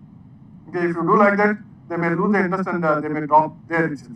Okay, what you can do is you can sometimes you can give the solution and you can give the proper explanation why that particular option is wrong and what is the correct option. Okay, such type of explanations that you can provide in the video itself. Okay, so that is the second thing. That is, the instructor is going to create these learning videos where the entire content is going to be chunked into parts, and after a small part of content, we are going to introduce this reflection spot, which is nothing but a past question, where the learner will stop and reflect on whatever the knowledge that he or she acquired, and then the content will reissue. Since you are not physically present in the, what you can do is you need to imagine what are the possible right answers and wrong answers, and you need to summarize them after this pause point. Okay, so there is one more thing which you need to do in the learning videos, because you are not physically present over there. Okay, students might come up with different options. Some might be right and some might be wrong. And then what you need to do is you need to summarize what are the possible right answers and what are the possible wrong answers, and you need to give the explanation. And you close the loop, the reflection spot loop. Okay, and again you can continue with the content, and you can end up with your LED, which is of 5 to 10 minutes duration. Okay. So this is how if you make this type of videos, then people will get interest and they will try to complete the entire video. And since they are also engaged, obviously they will not skip the videos. Okay. So this is how you can engage the learners. And these are all the different technology tools which you can use to create these interactive videos. These are you can H5P is free right now. It has become h5p.com, and the trial version is there for 30 days. You can go through that, or you can use this Play Posit or Puzzle or Zia. Okay, so though there are trial versions or the limited options, those things are enough for us to create a small video of 5 minutes or 10 minutes of size where you can put some interactions. Okay, and there are various ways in which you can put your interactions. You can use multiple choice questions, or you are filling the blanks, or true or false, or drag and drop type of activities. Okay, you have variety of things do as past question. Okay, it all depends upon your creativity. It all depends upon your creativity. Okay, just like that, if you put some multiple choice questions, again it will become they'll become redundant because most of the times people are coming across this Google quizzes only. So you need to come up with some creative type of assessments, and then you can engage them throughout the videos. Okay. Yeah, this is the quick glance. The videos are going to prompt for concept equation through learner interaction, and then they provide conceptual knowledge with explicit spots for learners. So what they are going to do is they are going to express their prior conceptions, and also it will become a micro practice for them. Then and there itself they can decide whether they have understood the concept or not. Okay, and then finally they are going to reflect upon the knowledge that they have acquired. And the second quadrant is learning by doing activities. After a few learning videos, after that particular concept is over, what you can do is you can create learning by doing activities. Okay. So again, you can make use of multiple varieties of these assessments. This is like formative assessment. This is like formative assessment or continuous assessment. And compared to your conventional teaching, what you are going to do is here we are going to put more number of formative assessments. Okay, so that is a major difference. And then coming to the way in which you can engage your learners, or you can make them better understand the concepts, what you need to do is, since we are going to create this learning by doing activities. Yeah. What all the questions that you are going to give? Let us say again we are going with this multiple choice questions only. Okay. Normally, whenever you conduct a quiz, what you will do? You will give some 10 questions, and you will ask the learners to attempt that quiz, and finally you are going to display their marks in that formative assessment. What else that you do in offline class? Do you continue with the next topic, or do you discuss those formative assessments in the class? Yes. Okay. So, but most of the people may not do that actually. Actually, you need to discuss because of time bound, because of time problem. I am not saying that people will skip that, but because of time problem, some of you might not do that. After every formative assessment, for example, if you need to conduct after every one unit, let's say there are 5 units, and you need to conduct some 5 formative assessments. Obviously, your 5 hours of time will be lost during these assessments and explanations. Okay. In that way, if you do not do, what you can do is in online mode, for every option. Okay, let us say there are 4 options that you have given for a question. Okay. For every option, you need to give the feedback. You need to provide the feedback. Whether the option is correct or wrong, you need to give the feedback.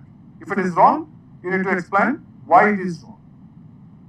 Then, even if the learners put that mark that particular option, what are the misconceptions they have, you can they'll get clarified with that explanation.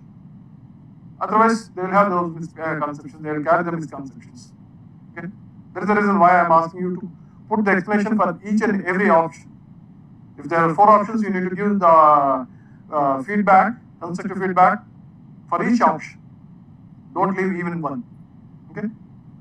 So in this way, students will have more understanding about your concepts. Okay. This is the major difference between the regular formative assessments and what we are suggesting you in this LCM model. Okay. So if you look at the structure, it is simple. It is instructor is going to create the activities, And again, you need not to restrict to multiple choice questions. You can go with variety of ways in which you can create your own formative assessments. Okay, and learners will receive the learners will attempt and submit, and then they will receive the constructive feedback for each and every option. So that's about learning by doing activities. And then the next quadrant is learning extension trajectories. Learning extension trajectories. They are like your reference material. How can you ensure that your learners will go through those materials? How can you ensure that your learners are going to have to go through those materials? Yes, by giving assignments or conducting some again quiz based on the material whatever that you are providing. But at the same time, you need not to be strict. The thing is, first thing is you need to understand the requirements of your learners. While you are providing the reference material, you need to understand the requirements of your learners. Based upon their requirements, you can provide variety of learning materials. Okay. So if you look at the diversity, it is varied across ages, across languages, across regions. Okay. Because obviously there may be people who are studying right now, or maybe working professionals, or maybe retired people may have joined your course for their upgradation of knowledge. Okay. So first thing is you need to understand their requirements. And their requirements, you need to provide the material. And if there are fast learners, obviously you can give some advanced learning materials to the fast learners. If there are slow learners, you can put more tutorial pages for slow learners. And if there are people are from rural background, rural villages, or some language barrier is there, then what you can do is you can convert your content into local language and you can put that content over there. Then those people will access that material. In that way, keeping the requirements of your learners, you can put different learning paths, learning materials, so that they can choose their own learning path. Okay. Then obviously they will have the interest and they will go through the learning material and come back. Okay. And to ensure, as somebody said, it is you can put some assessment, which can be made as mandatory. Again, while you are conducting the assessment, you need not to be at the create level, only at the just to understand. You can create the assessments at the understand level, so that our objective is to ensure we will go through this topic, this content. Okay. So yeah. So this is the basic structure.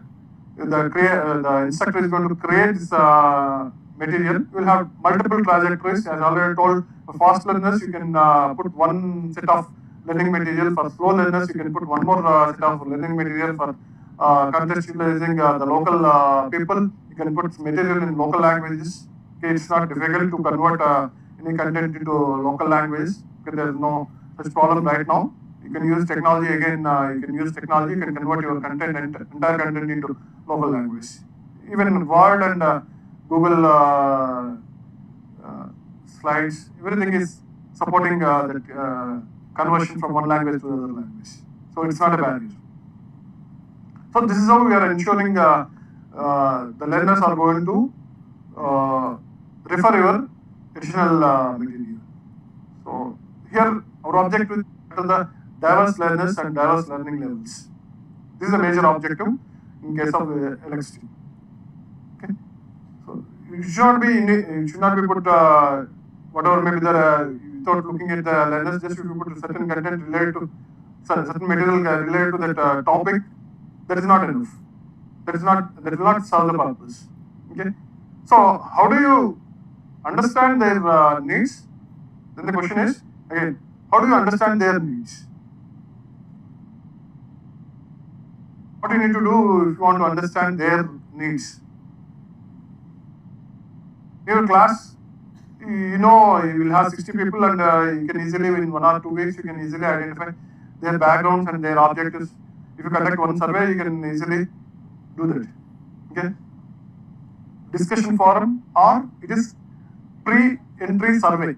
Before they enter into the course, you can conduct one survey. Just like what I had told just now.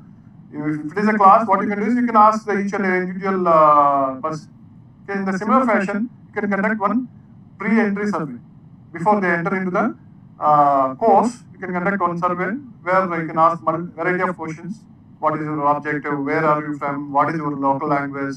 And what is the objective and other things. Okay, all these things can be asked in the survey, and then you can make some grouping. And as per their requirements, you can identify the content, and you can put those contents in this learner extension trajectories. This is one thing what you need to do in order to make your MOOC course popular. Provide resources to increase depth and breadth of the learning. Okay, so it all depends. You can have variety of the learning content and close the loop by using assimilation quiz. At the end of the learner extension trajectories, what you can do is you can put one quiz which can be made mandatory, and you can it could be at lower level. So the final the fourth quadrant is learner experience interaction. Okay, so this is one more important quadrant where a lot of learning happens. Okay, learning won't happen only in the first quadrant.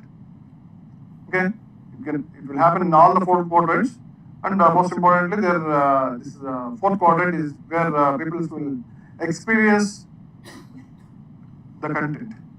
Okay, through interactions with their peers. Okay, as we all agree that most of the discussions that happen in Chaya does among the students, same thing, it can happen in online, in discussion forums. But don't analyze it. You need to channelize it properly so that the discussion forum will anchor at one point. Okay, they should not deviate from the topic, the content. Okay, so that you need to, as an instructor, you need to ensure either alone or with your team. Okay. So for that, what you can do is you can come some focus question. Okay. Just you can whatever the content that you have already provided, based upon the content, you can start the discussion form with certain question. The instructor is going to pose in the discussion form, and then slowly you need to motivate your learners to answer that question. And during these discussions, obviously people will come up with their own misunderstandings, and those misunderstandings either you can clarify, otherwise some enthusiastic learners will be there. They will come forward and they will also clarify the doubts of the other peer learners. Okay, so in that way, the interactions will continue, and whenever you think that they are going to deviate, then you can moderate those discussions and bring them back into the track as an instructor. Okay. And then during these discussions, there could be networking that can happen across the learners itself. If somebody is interested in a particular topic and some 3 or 4 members also continued that discussion thread for a long time, obviously it will become a research group on that particular topic. You have to restrict to this particular course itself. Even after the course is completed, they can continue their discussion and they can come up with a small collaborative group where they can continue their research. That is how we need to create our discussion forums. Mainly for doubt clearing sessions. They can become a networking platforms where people with similar interests are going to join the discussion forum, and they can continue their relations lifelong. Okay. So this is how you need to ensure that discussion happens, and at the end, again, to ensure that the participation by all the learners, again, even if you motivate 100 times, people may not be motivated to enter into this discussion form. Again, we need to ensure with some danda, that is quiz. Okay, so there is reflection quiz. At the end of this discussion form, again, based upon the interactions that happen in the discussion form, we are going to conduct a quiz, and again, it's at lower level. just to ensure that you have gone through the discussion form. It's not to assess whether what, need not to analyze the entire discussion form. Okay? So that's how we are going to close the loop at each and every quadrant. Yeah, there's going to be a focus question, which is going to anchor the discussion and set up learners' interaction. Okay? In between, some of the learners may come up with their own threads, with their own questions, and answer those questions. Nobody will restrict. It's not necessary for the only instructor need to start the discussion. Okay, learners can also start their own threads in the discussion form, and those threads can be continued, and either the instructor or his team or the peers can answer those questions. Okay, there is very important thing what you, as an instructor, what you need to see is whenever somebody asks a question, they'll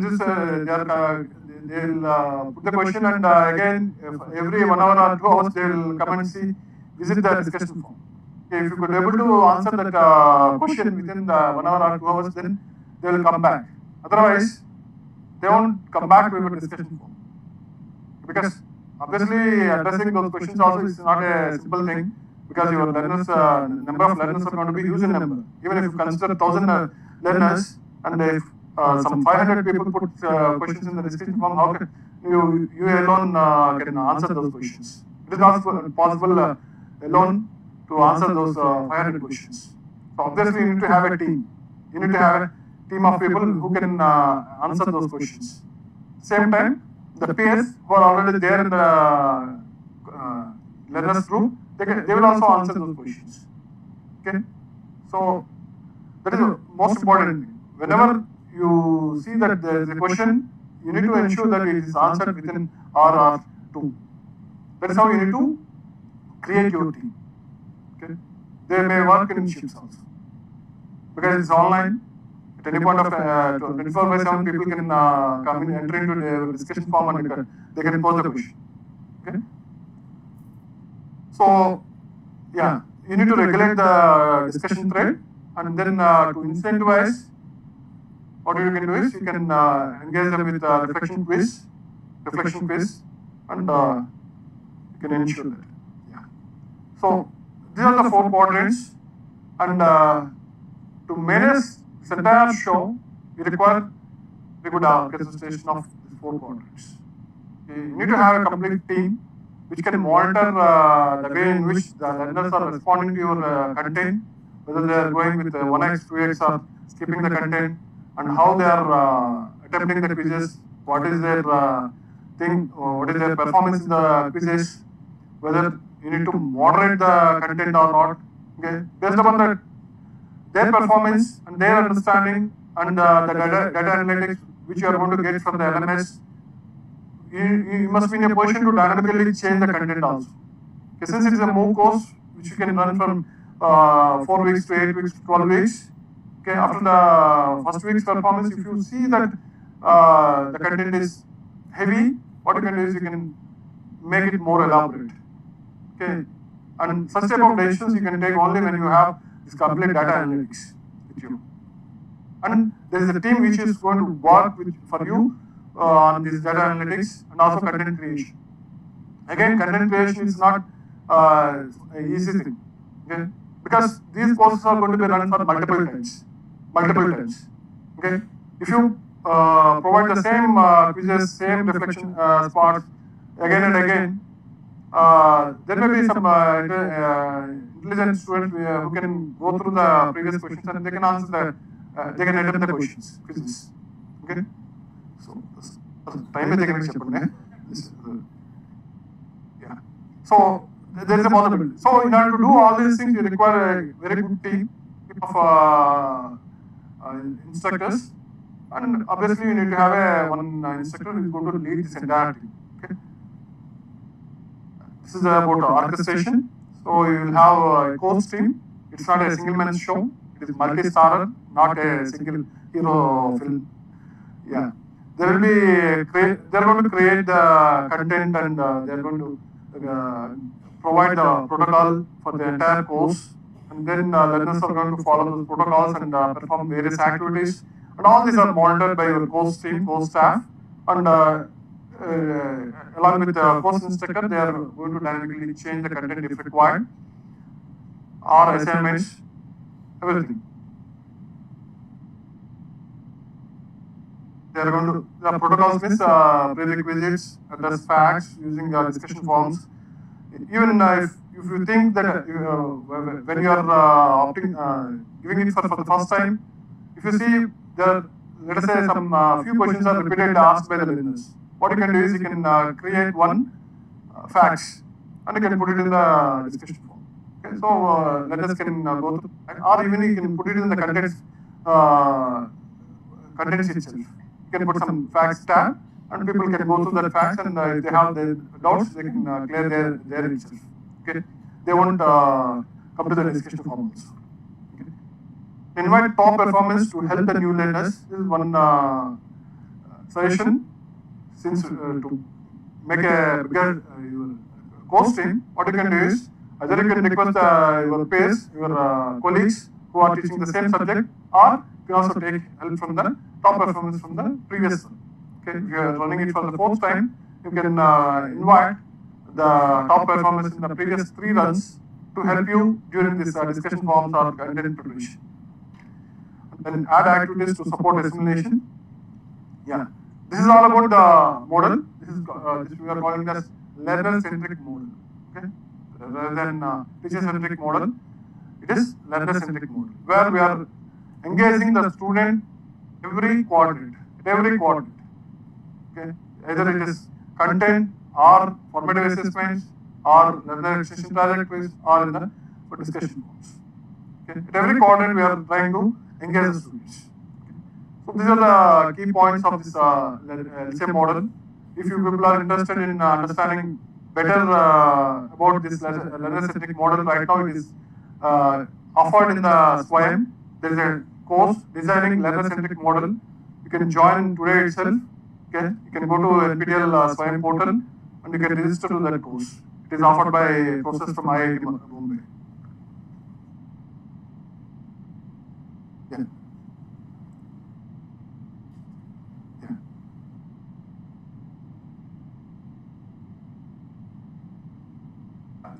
If you have any questions, you can stop at any point of time and you can ask your questions.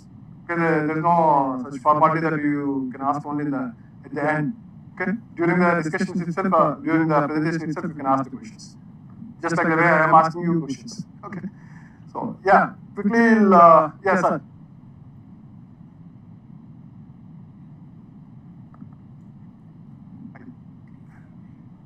Pre-survey.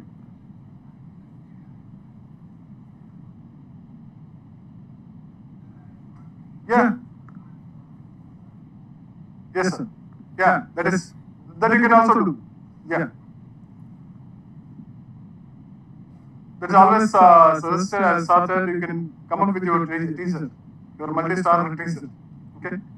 So obviously, people will understand what are the contents that you are going to deliver. Okay. Anyhow, we will have this content in the Moodle and all. What you can do is you can prepare a small teaser and you can post it in your social media. Just even if I open my social media, you can see that LCM course that is advertised in all the social media. Okay, that is how we can reach more number of people, obviously. So coming to the proposal, just what will be the top? Just before you start any MOOC, first of all you need to decide what is the topic and what are the 3 factors that need to be considered while creating the MOOC. Yeah. So I will quickly go through this. So these are the things what you need to consider while you would like to perform create your own MOOC. One is content and material. That is obviously that is the heart of the entire MOOC course. And then the platform on which we are going to offer that MOOC course, and audience. Sorry, it's not audience. It is learners. Sorry, permissions that are required, and then what is the time and budget. Okay, that is available. Because it's not the offline course. You need to take the help of EMRC to create these courses. Obviously, you can put your proposal before EMRC, and we have sir and madam to help us to create our own MOOC courses.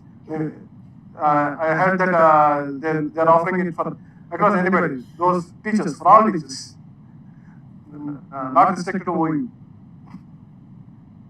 So these are all the platforms where you can create your, you can offer your MOOC courses. These are the popular platforms right now in Indian scenario. It is NPTEL, SWAYAM flight, NPTEL courses on SWAYAM platform. You can apply, you can put a proposal and you can get it approved. Yeah.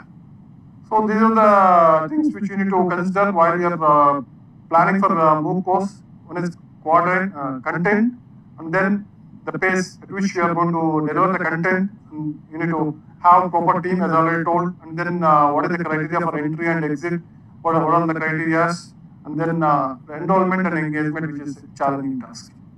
So when it comes to the learning time, when you say it is 4 hours, it must cover the entire video time and their assessments time, everything. Discussion form, how much time they need to spend in the discussion form, how much time they need to spend for assessments, and how much time they need to spend for content. All these things considered to be called as learning time. And when you are preparing the videos, you need to start with your own lesson plan. Like you will have a topic that must be chunked into small topics, and then you need to prepare the videos. Just I will show you the example, then you will better understand. This is the example on social media marketing. So this entire concept is divided into 5 topics, 5 modules. You can say 5 modules. Again, each module it can be divided into multiple topics. Why social media marketing? Introduction to social media platforms, social media marketing strategy. Again, under this topic, social media marketing, again you will have small videos of 5 or 6 minutes with these topics. Okay, so that is how you need to chunk into small pieces, and each video will have again a reflection spot, 1 or 2 reflection spots depending upon the requirement. Okay. Yeah, this is the time duration of individual videos. This the total is 24. The individuals are going to be like this, maximum 10 minutes. Don't go beyond this. And pacing of the content, it all depends upon the expectation. What is your expectation about the learner's understanding? Whether what are the competencies that you are expecting from the learners? Are they at higher level or lower level? Okay, are they at create level or evaluate level or understand and remember level? Depending upon those competency levels which you are expecting from your learners, you can decide the pace at which you need to deliver the content. Okay. So yeah, you can use diverse resources, and obviously you need to expect some time commitment from the learners. Entry and certification criteria, you need to provide what are the prerequisites for the, and as I already told, you need to conduct this pre-course survey to understand the diversity of your learners and their requirements, and then you need to provide what is the criteria for certification. Okay, and you need to have a proper team. This is most important. And then leveraging peer learning through the discussion forums. And then wherever it is required, you need to contextualize to the local language. Okay, so then you will have better performance in your MOOC course. And finally, this enrollment and engagement. Obviously, this is a challenge in our MOOC course. High dropout rates in MOOC course. Only thing is you need to engage them. Only solution is engage them throughout the course. Don't leave them at any point. Okay. If required, you conduct offline sessions during the MOOC course also. 1 or 2 after every 1 unit, you can conduct at least 1 offline face-to-face interaction with the learners. Though it is completely online, you can do offline sessions also. So that they are engaged. Okay. So that's all about MOOCs. So I would like to touch upon for 5 minutes what are the technologies that right now you people will be aware of these things. These are all the things which we are entering into our education right now. Can you tell me where you can use these technologies, application of these technologies in education? We think, are they entering into our education sector or not? For teaching, I am telling you about the teaching. Okay, not for as a it's not to deliver a course on IoT or data analytics. Okay, these things are becoming day by day. They are very important for our IoT. How can you use IoT? How can you use IoT? Working models for demonstration. Okay, how can you use IoT in your classroom? All of you are I can able to see a lot of IoT device in your hands. Your cell phone is an IoT device. So let us say I am delivering a content on my smart board, and I would like to do some discussion. So what you can do is you people can straight away log into my board, which I can use Google or Microsoft Teams, whatever it is. I will give you the access. You can enter into the board. Just sitting here in the classroom or sitting in your home, straight away. There may be, after 1 or 2 years, there may be learners in the classroom as well as remote learners in the same class. Okay, you can have blended mode. There is no restriction. Okay, you need to allow people who would like to attend classes work from home, learning from home. Okay, just like work from home, you can also you need to accept learners who would like to attend from the class homes also. Okay, in that case, they can directly straight away they can enter into my board and they can participate in the discussions. Okay, so that's how you can use this IoT device. Obviously, if I offer these courses on LMS, you can use your IoT device to personalize learning. Okay, so there are several advantages. Then data analytics.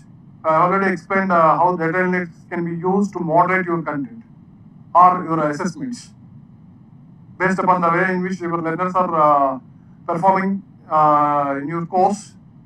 You can collect all the data from the LMS and you can moderate your content and the way in which you are delivering the content also. Okay, if it is offline, I can see your faces and I can modify or change my pace at which I am going. Okay, but obviously in online it's not possible. So obviously we need to depend upon this data analytics only. Okay, and obviously this data, as in the beginning itself, I have come up with a lot of statistics. Okay, and all those statistics comes only from the data analytics. Okay, if you want to make decisions, you require this data analytics. And then artificial intelligence. How can you use artificial intelligence? Content development. The ChatGPT is already there. Content development is already there. Even if you want to assessment. For example, if you take multiple choice questions, you will have ABCD options, so there is no problem. How do you assess subjective type? Obviously, you need to come with a model where it can assess the subjective type of answer sheets also. Okay, you can use AI. You can come up with a model which can correct your written text also. That is possible. Okay, and virtual reality, obviously, nowadays you might have seen a lot of content on virtual reality where people are feeling. Especially, I am from electrical background. We cannot see anything in electrical physically. Current we cannot feel. We cannot touch and feel the current, or we cannot feel the voltage, or we cannot see the magnetic fields. Okay, we cannot enter into the generator and we cannot see the windings inside the generator. Okay, but all these things can be possible with this AR VR technology. Okay, so likewise, robotics, drones, blockchain. Blockchain is helpful in examinations where you can secure your scripts, answer scripts as well as certificates can be secured using blockchain. And 3D printing, obviously whenever they are doing projects, they can come up with their own prototypes. Without going to the workshops, they can come up with their own prototypes in the classrooms itself, if you have proper 3D printing setups. And biometrics, obviously you people are maybe giving it the right away in the morning, evening, and sometimes face, fingers, everything we are giving. So for attendance, you can take biometrics. So these are the technologies which are entering into our education field, and we need to get trained and make use of these technologies in the coming days. Okay. Yeah. These are all what I already explained. So I'm going to skip. Yeah, this is all about my session. If you have any doubts or discussions, you can start discussions. You are welcome. Thank you.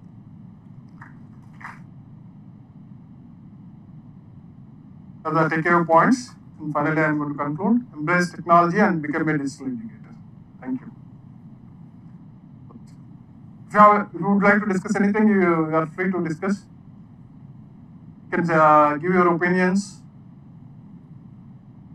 Or if you have any questions, you can ask.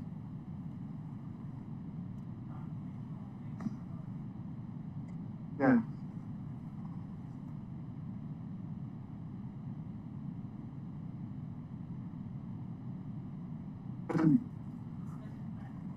Online discussion platforms. Yeah, you have a lot of discussion platforms. But for what you are looking for the discussion? What type of discussion platforms?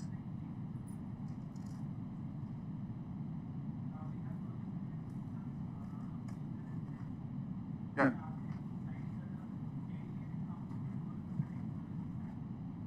Yeah, there are platforms, but I need to check and tell. Yeah. If anybody is there who are aware of those platforms, then you can also share those the data.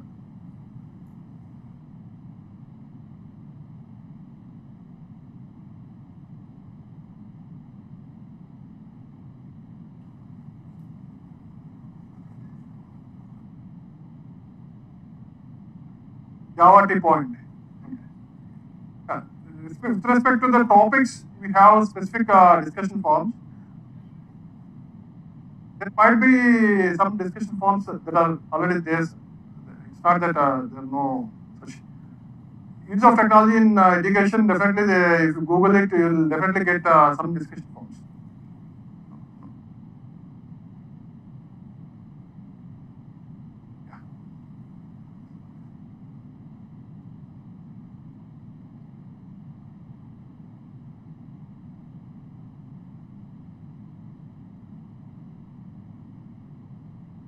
But will not get any inputs from the faculty or what they can write best inputs. Mm-hmm.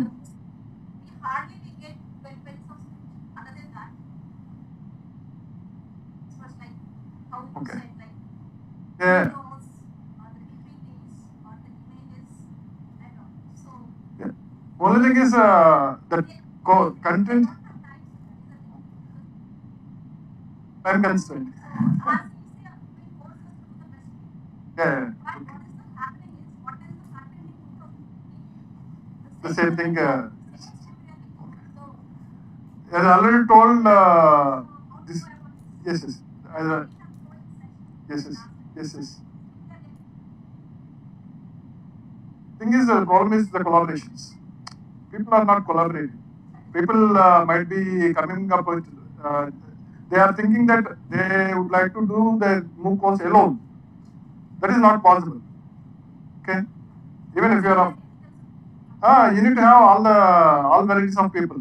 You can take the help of your students, or you need to collaborate with the colleagues who are teaching the same subject. Let us say in engineering, I will take the example of engineering. If you go to first year engineering, you will have mathematics, and you will have some 20 faculty who are teaching the same course for some 40 sections. The same course, same mathematics course will be taught by some 20 faculty. If let us say there are 5 units, and if you divide those 5 units into some 5 into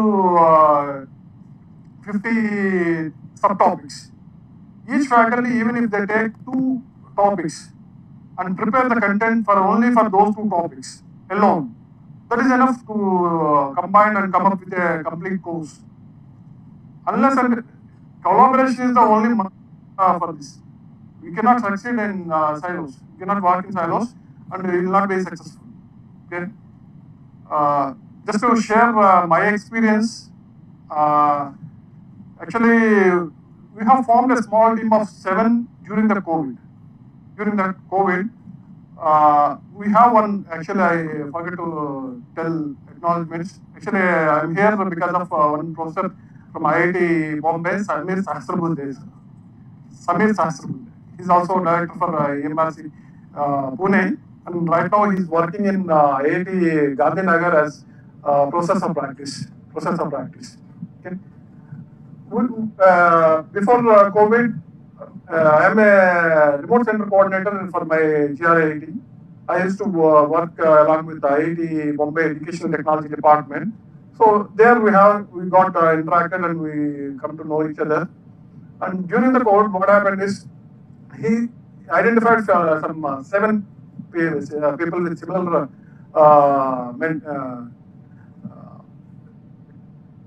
objectives, let us say. Okay, so we have come with a team of 7, along with our mentor, Samir sir. And we have offered more than some 20-30 courses across India, irrespective of branch. Okay, if you know the team, myself, I am a professor in Gopal Rangarajan Engineering College from Electrical Engineering. We have one madam from who is working in dental college. She is from Chennai. And one chemistry professor from Pune. And then one CSE professor from Punjab University. And then one French teacher from Goa University. Like that, one from ECE background from Kerala. And one CSE guy from Gujarat. Total 7 people. We have never interacted with each other. But we have worked more than 100 hours during the COVID, online. Till today, I have not physically met those people. Recently, I have met one professor from Gujarat. He came to one conference in IIIT. At that time, I had a chance to meet. Otherwise, for the rest of the 6 people, I have not met till today. Even the others also have not met each other, only for a few cases. But we have done more than 40-50 courses during the COVID time. Now that group got increased to more than 40-50 people out there. Right now, if you look at that thing, it is called active learning workshops. Active learning workshops. And we have a team of more than 40 people out there in the same group. And they are from different backgrounds. Different backgrounds. They are not only from the technical. They are from all types of backgrounds, and we have people from across India. Across India. If you want to deliver any lecture on this thing or any other topic, we have people who can deliver in offline mode also. But we have not interacted physically, we have not met physically at any point of time. That is the strength of collaborations. Even my person only referred to EMRC here. Samir sir. Otherwise, a person from private engineering college cannot enter into this university. Yeah, LCM. Yes. Yeah. So unless until you collaborate, you cannot do the miracles. Best example is even if you compare with movies, nowadays multi-star movies are they are in hit. Okay, getting large chunks of money. Same way, right now, unless until you collaborate, you cannot do this MOOC courses. It is not possible also. I can say it's not possible. Since the thing is, the number of learners are more. How can you cater some 1,000 learners, or if you are successful, you may have some 10,000 learners in the same course. How can you cater the needs of those 10,000 learners? At the same point, if you do not address their problems, they won't come back. They won't come back. So, in order to address each and every one's problem, you need to have a proper team. And especially, as Madam also pointed out, if you want to create the content. So, during our case, we have divided all these things. Content, some 2 people will prepare the content. Some 2 people will be there in the formative assessments. 2 people will be there in the final assessments. Okay? And while we prepare our content, if I am in the formative assessment team, then after preparing it, it will get reviewed by the other people. Other 4 people, they are going to review my content. And then only it's going to be delivered in the MOOC course after the approval of instructor. Okay, after this team reviews, it will go to the instructor, and the final approval from the instructor, then it will be deliver to the students. This entire process you cannot do alone. Okay? So collaboration is the only mantra right now to success. Not only in this field, any field, in your life also, and gone are those days. Okay, where people used to do research in silos, sitting in one place and doing research for hundreds of years. Okay, by the time they come up with some solution, if 2 or 3 people collaborate with each other, they will come up with in 1 year or 2 years with the same solution. Okay, because the technology is changing, technology is available. Okay, you can come up with your own solution within no time. So I suggest collaboration is the only problem right now what we have. So try to collaborate with each other. Even in this group itself, now we have some almost 60, 70 people are there. You can, if there are, you collaborate with each other and start doing one simple video. Even during that time, we have made one video sitting in our homes, and it was displayed in several film festivals also. Not at one, but they are showcasing in several places. You can do miracles. You can do miracles when you collaborate with people with similar interests. Only you need to have proper team. You need to identify the people. Okay, then definitely you will succeed, and all this. Interesting and informative session. Thank you, sir, for your sharing experiences on digital education and MOOCs. The points covered in this session are dynamics of learning, technology tools, learning-centered model, best practices of MOOCs programs. Now, I invite Professor Jagdishwar Sir, EMRC Research Scientist, to facilitate. Vijay sir.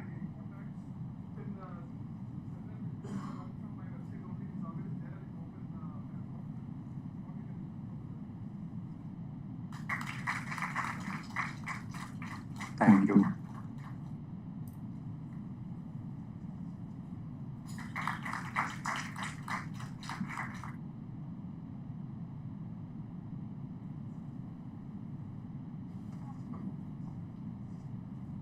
Now we have tea break for 10 minutes.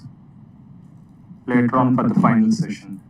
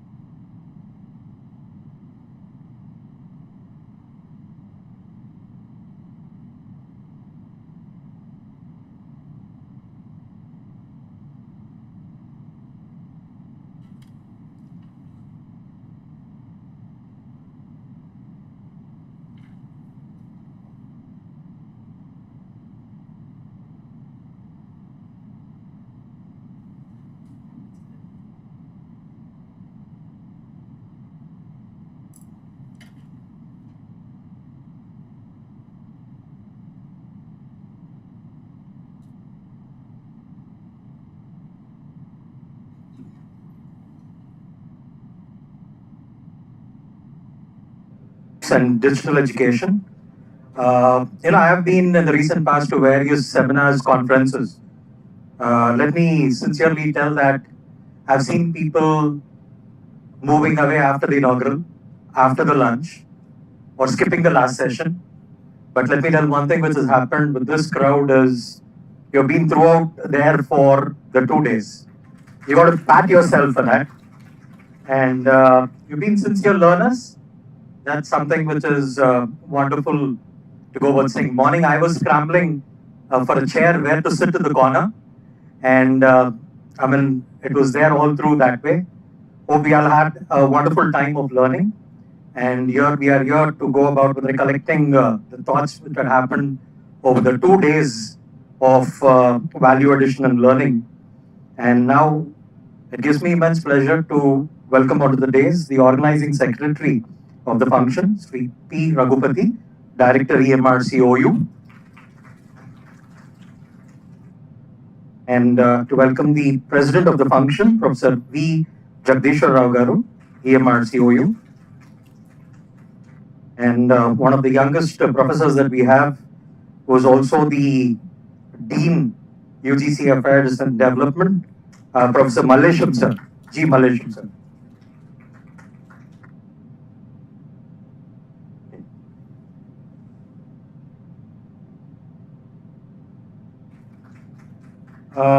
I have seen one thing. Every session that was going on, I looked how enthusiastically Kavita ma'am was doing something. She was taking all her Balgam team to come onto the stage here. She was saying, EMRC people come for a group snap with a resource person. So she was not missing out on any of the sessions. And I'm happy, I do have colleagues like Hamida ma'am. She's there from microbiology, if I'm not mistaken. She's there like any other student, I'll tell you. A very accomplished teacher with a lot of patents and everything, but she's been a very quiet participant throughout the 2 days around. So nice to see that crowd making it here. And to know more about what is your thoughts or things that you'd like to tell. Normally we say when you give a feedback, tell us what you liked and tell us what you didn't like as well, so that we can improve upon it in the later programs. For me, the association with Raghupati sir and Raja sir and others have brought me here, and probably has gone about it giving me a third opportunity. I remember last year, we did have a similar program on MOOCs. Another one was a fabulous educational film festival, and this another one that is there. And this is not the end. I think you're going to have many more training programs of this kind. But I would only reckon, like in English, you have a saying that, speaks louder than words. I said, dash speaks louder than words. It's actions, right? So all you require is, maybe people will ask Kavita ma'am or Swarajya ma'am or somebody, akkada andar PPTs chesaru kada makistara.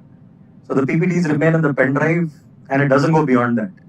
So I only wish that you carry things, what you have learned here, into action. And it's all about multiplier effect. When you train the teachers, you start in turn training many more teachers and many more students. So that's something which you have to take away. And I've seen the way the teacher had taught physics and mathematical modeling in the morning, and astronomy to gastronomy in the pre-lunch session. And now Vijay sir giving that splendid quadrant and other things there. When maybe I gave a slip, with Swami sir could check on my FB and said I was not there in the afternoon elsewhere. He commented, and that's nice. So we would like to listen to you as to what you would like to say about your thoughts on this today workshop. So the house is open for you to come over here, use this dais. Not everybody gets this chance every time around. So can you go about and sharing your thoughts about this 2-day workshop, please? Anyone? Would you like to come here, or you want to have the mic coming there? Either way is okay. Pass on the mic is better. You don't want the podium space. Yeah, anyone? You're all given the feedback in the written form. We are asking it in the oral form now. You're all busy with that writing. But if you can share a word or two about your experience of this 2-day workshop, it would be fabulous. Yes. We say ladies first. Man picks up the mic first. Okay, nothing wrong. Go ahead. All right. Introduce yourself first as to who you are and from which institute you represent, and then give us some feedback. Good afternoon, guests on the dais and colleagues and friends of the dais. Dr. Yakaya from NSR College of Education, lecturer in education. I teach psychology, ICT, inclusive education, guidance and counseling. So, looking at this, the digital education and MOOCs, got interested because last 15-20 years we have been giving lessons in Mana TV, SAT network, and through EMRC also we have recorded for Department of Education lessons. And we know even if something remains, after us.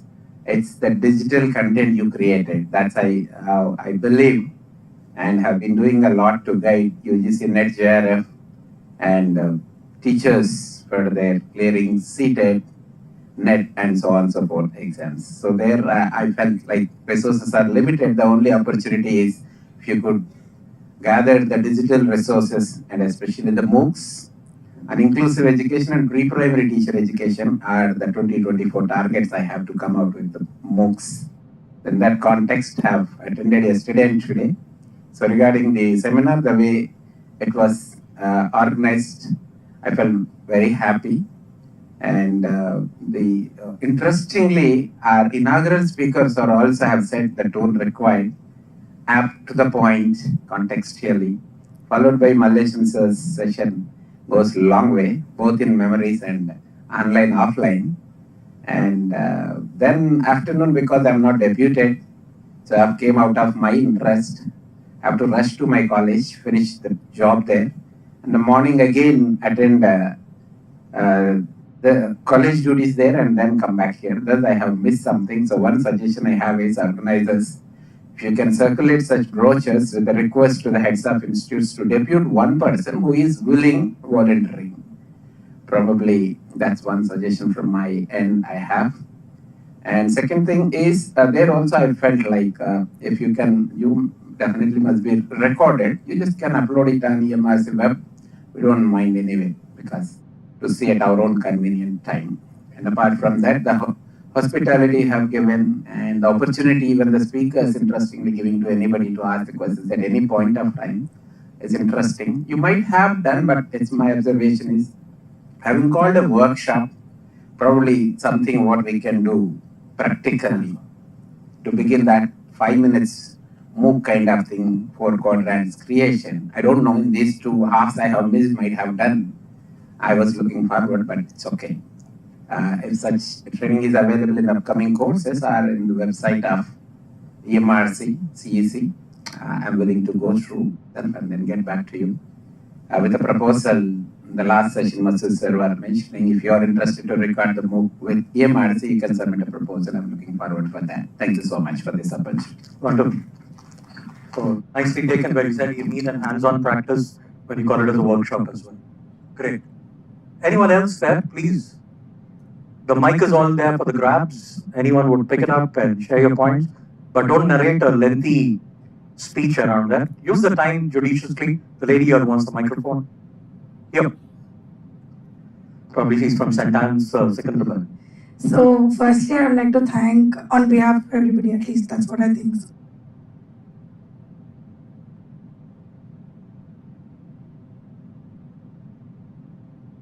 I think this has given us a platform to understand how it would be to pick up more courses if it is. Thanks for that, and I think if you can organize such program for teacher trainees or most of the examples that were cited here was with respect to with regards to all the teaching that happens in graduate level. But I think we can take up those examples and put it in the. But thank you so much for having all of us here. Right, you knowing that the teacher trainees are not actually taking up teaching as profession as of now. Thank you so much. So nice of you, ma'am.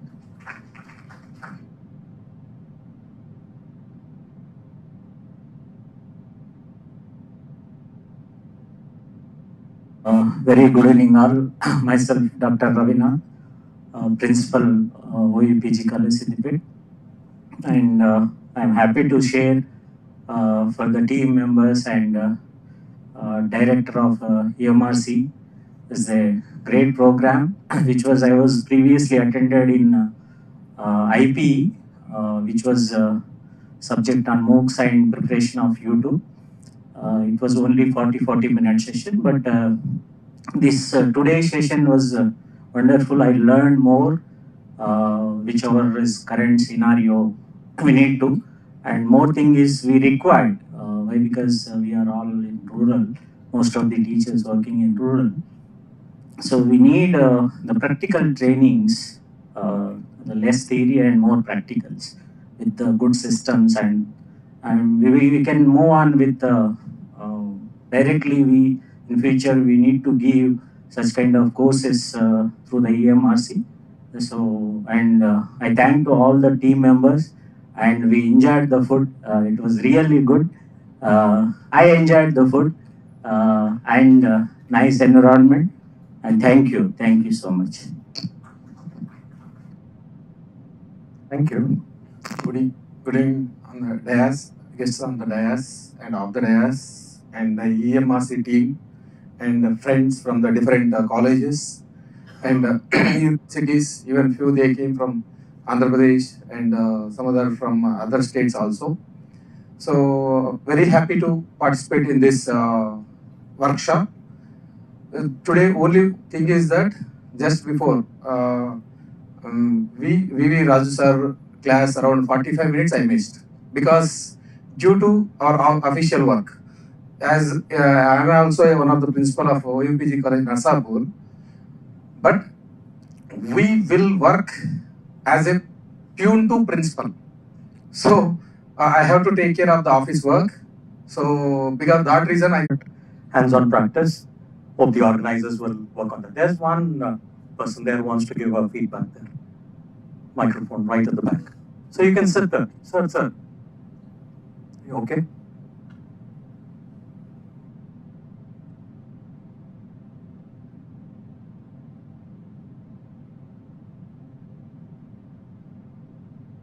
Good evening to all participants, resource persons, professors in this 2 days workshop digital education. First of all, I introduce myself. I am Mohammad Abdul Munaf, Principal, Government College of Teacher Education, Nalgonda. So when I received a message from our professor, Murali Madam, I insist my colleagues to attend this program for 2 days. But it is not sufficient as per the timetable. We enjoyed the sessions for these 2 days. But anyhow, this MOOCs course is introduced in the 2 years B.Ed course, newly revised as per the NAP 2020. So this type of training program is essential for all the teacher educators, principals of B.Ed college, from the entire Telangana district. That is for our other universities like Telangana University, Mahatma Gandhi University, Palamur University and Karimnagar University. So I also told Professor Murali Madam, if you are conducting this 2 days program at OU level, it is not sufficient and it is not helpful to all the teacher educators, those who are connecting with other universities. So at least you have to provide a YouTube facilities for this program so that the entire teacher educators should be utilized this program, lectures and instructions. But only this is restricted only OU campus only, and most of the participants are from Hyderabad districts only. So it is one more request to all our organizers to conduct this program for other universities in the entire Telangana district. Why? Because it is a compulsory paper in the 4th semester of B.Ed curriculum. The B.Ed curriculum is revised as per the needs of the NEP 2020. So this is my suggestions. And thank you for giving these opportunities for me. Thank you, sir. Thanks for coming all the way from Nalgonda and being a part of this. I think it's a big mandate that is set for the education department, and EMRC is working out in the larger interest of all the departments that at OU itself we have 50 odd. I think it's a fabulous job that they've got. And initially CEC even said to restrict the number of participants to only 30. and they had registrations of 250 odd, and the ones who turned up were a little more than 150 there. I think it requires a larger audience. Just had an info from Kavita ma'am. She says they have already created the links and they would be sharing. So that would be passed on to all of you all there. Whoever is registered, you give your email IDs, your contacts and other things there. That's taken care. Are we done with the feedback? Nobody else wants to give any feedback there? Okay, just like that, I would like to request all the EMRC members, except the director, to stand to your feet, please. All the members of the EMRC. I think every time they were coming on the stage, we'll ask them to stand there. Okay? Can we all put our hands together to appreciate the efforts that have gone into all these members that were there? All the cameramen and people behind the screen. A lot of hard work which has gone in seeing this fruitful end. Thank you so much, and our gratitude to the entire team. And we have seen teamwork. I got the sheets which is say each session who's taking care of and who will support him or her, kind of a thing there. So it was a wonderful display of division of work and the way they executed it. So wonderful planning and a wonderful exhibition of teamwork from the entire team of EMRC there. Now, before I invite the president of the function, a word or two about him. As Professor Jagdishwar Rao sir, being a researcher, professor in Educational Multimedia Research Center, Osmania University. He's got 32 years of research, teaching and administrative experience. He has been the national and international exposure he's got in the fields of multimedia, educational communication, ICTs, e-learning, and sociology. He handled administrative positions such as Director EMRC at OU. He has organized and served as member in various federal government committees and social organizations in India. He was the course coordinator for ICT mediated teaching, learning, pedagogy, e-content, and Swayam MOOCs. He is an alum of Harvard Kennedy School of Government at Harvard University, Boston, USA. He was awarded a Certificate of Excellence for Research Presentation on Educational Communication in India at International Conference at Harvard University and MIT in the year 2019. He has traveled extensively to US, China, Thailand, Singapore, Hong Kong, UK, Macau, and Hawaii. So I'd like to hear the presidential remarks from him. So all to you, Professor V. Jagdish Rao.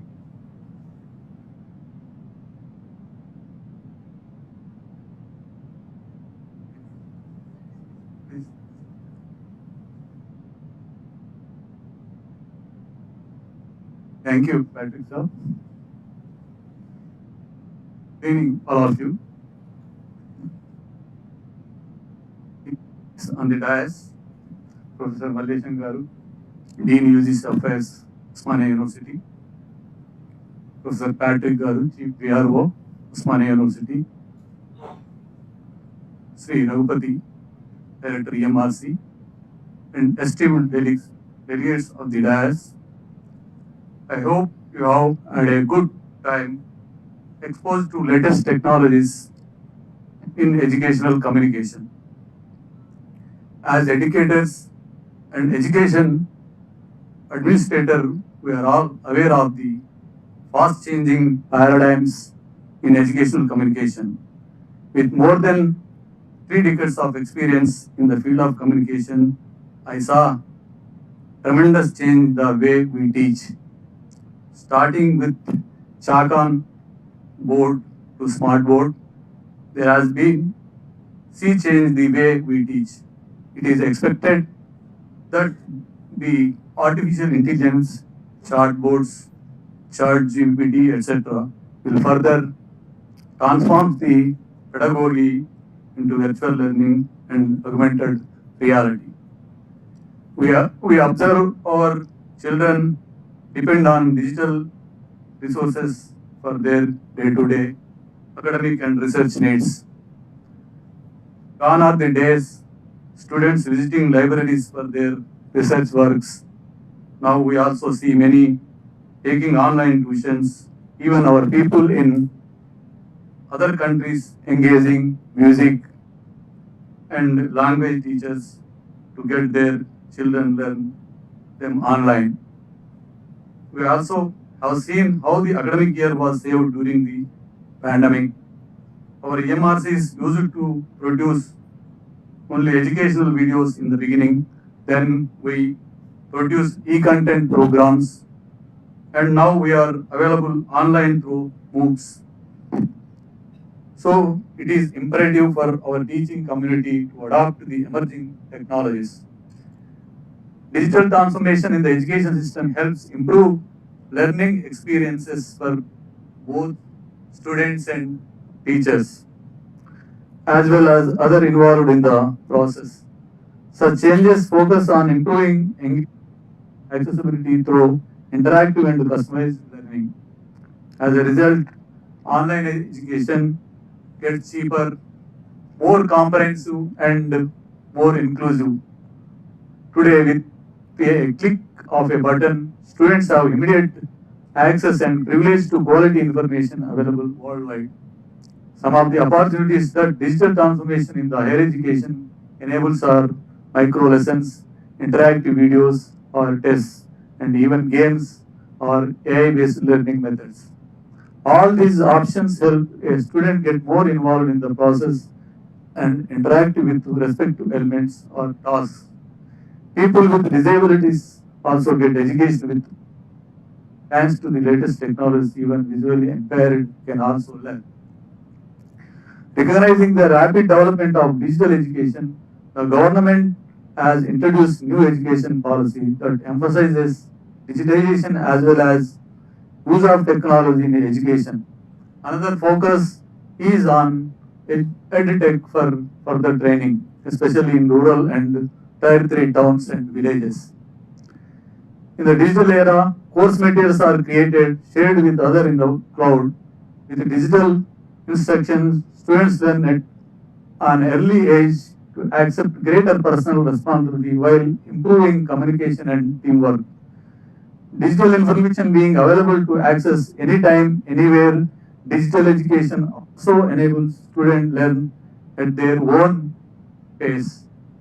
I wish all my teacher fraternity march forward in this digital era and make learning and teaching enjoyable. Thank you one and all. Thank you.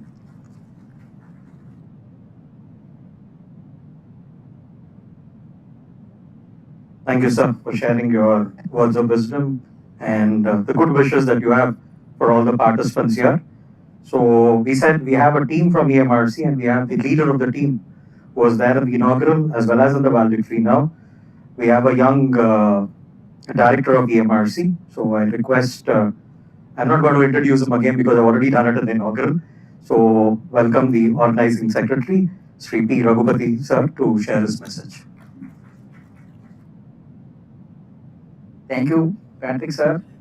And also, we together working for public relations of Osmania University. Sir is public relation officer and myself is assistant public relation officer to Osmania University in additional charge. Thank you, sir.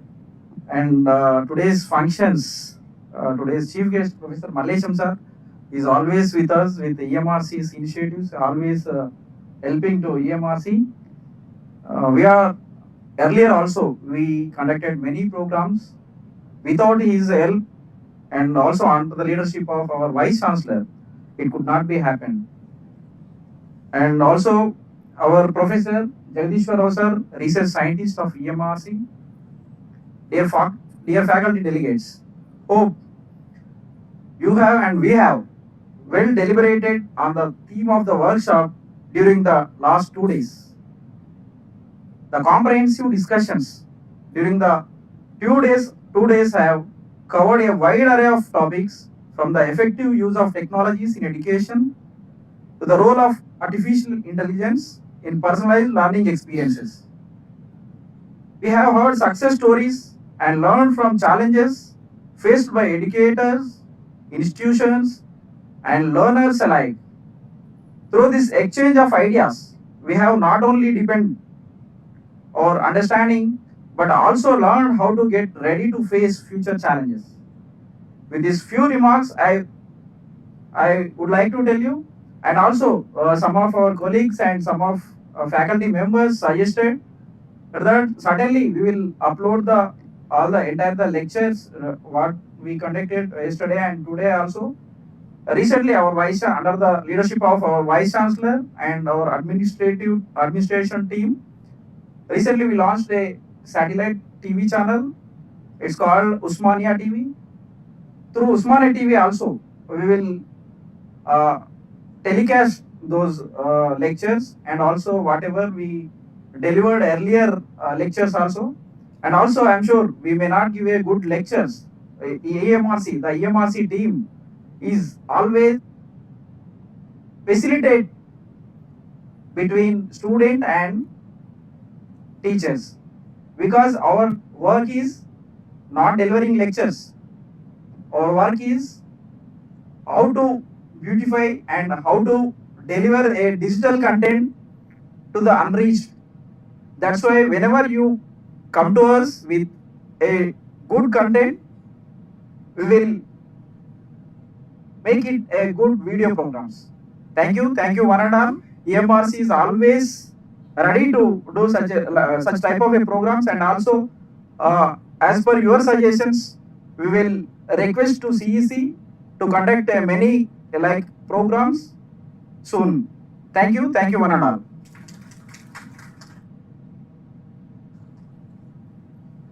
I think you should do a better job by putting your hands together to appreciate the one who had worked tirelessly. In the afternoon, I asked him, "What's wrong? You don't look the normal self." He said he's a bit of pain in the neck, sounds like spondylitis or something. I said, "You strained yourself a little more than what you should do." So that is how he has landed up with that trouble there. But only a reminder to you all that you got to watch the the MOOC website. I think Rajesh sir will give more details if you speak. He has encouraged me to submit 2 proposals. And somebody was asking about teaser videos. I think along with Raghunandan sir and him, we have done a few videos also. So he was encouraging you all to go about with working on proposals and other things there. Kindly do so, interact with them. And that will give you a lot of, I tell you, recognition. I have done 8 videos for Sant Gadge Baba University at Amravati. I have taken the MOOC courses myself. I know how much it has helped me in my promotion and various other places. So I would tell you that you should get benefit. It's not that I keep getting laurels to myself. I would encourage every young person to go about with taking MOOCs and giving MOOCs as well, right? So make it a point to get that app working, and you have that buffet of courses which are available. So get enrolled and get them done. As any other student nearing 50, I had gone to one of the TCS DigiIons to take an online exam and cleared an exam on data analytics from IIT Kharagpur recently. So I wish that you go about doing courses. It will help you out a lot there. And I have immense pleasure to speak a few words about our elder brother, G. Mallesham sir, who is the professor in the Department of Electrical Engineering at University College of Engineering, OU. He is a product of IIT Delhi, presently holding the position of Dean Development and UGC Affairs at OU. He has over 20 years of experience in teaching, research and development, and industrial exposure. He is a recipient of the postdoctoral fellowship from the Yale School of Engineering and Applied Science, Yale University, Connecticut, USA.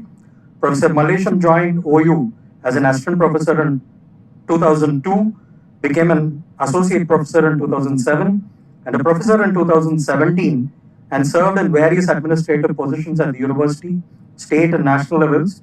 He has received numerous awards. His awards include the Best Teacher Award in 2020 by the Government of Telangana, the Engineer of the Year Award in 2019 by the Institution of Engineers Telangana, as well as the Raman Fellow by the University Grants Commission in 2013, as well as the POSCO Power System Award for the Best PhD Thesis Award in Electrical Engineering, 2013, in addition to the INSA Best Young Scientist Presentation Award in 2012, also added to qualify him as a legend in the field of studies. There are 40 publications, journals with famous IEEE, IET transactions in international and national journals, 3 online books, 3 patents, many consultancy and research projects with industries, and many workshops, conferences, and he is regarded as a national and international resource person. Professor Mallesham's research interests include e-learning, artificial intelligence, control and automation, optimization, and renewable energy. Presently, he holds the position of Dean Development and UGC Affairs, Usmania University. There are a few things which I'm speaking off the record, which is not mentioned in the paper here. That is, he's a sports person, was represented erstwhile state of Andhra Pradesh in the athletics and field and track as well.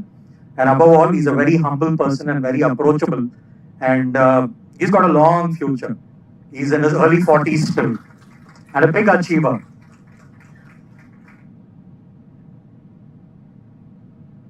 Thank you very much, Patrick, sir. I don't think I am, up to your,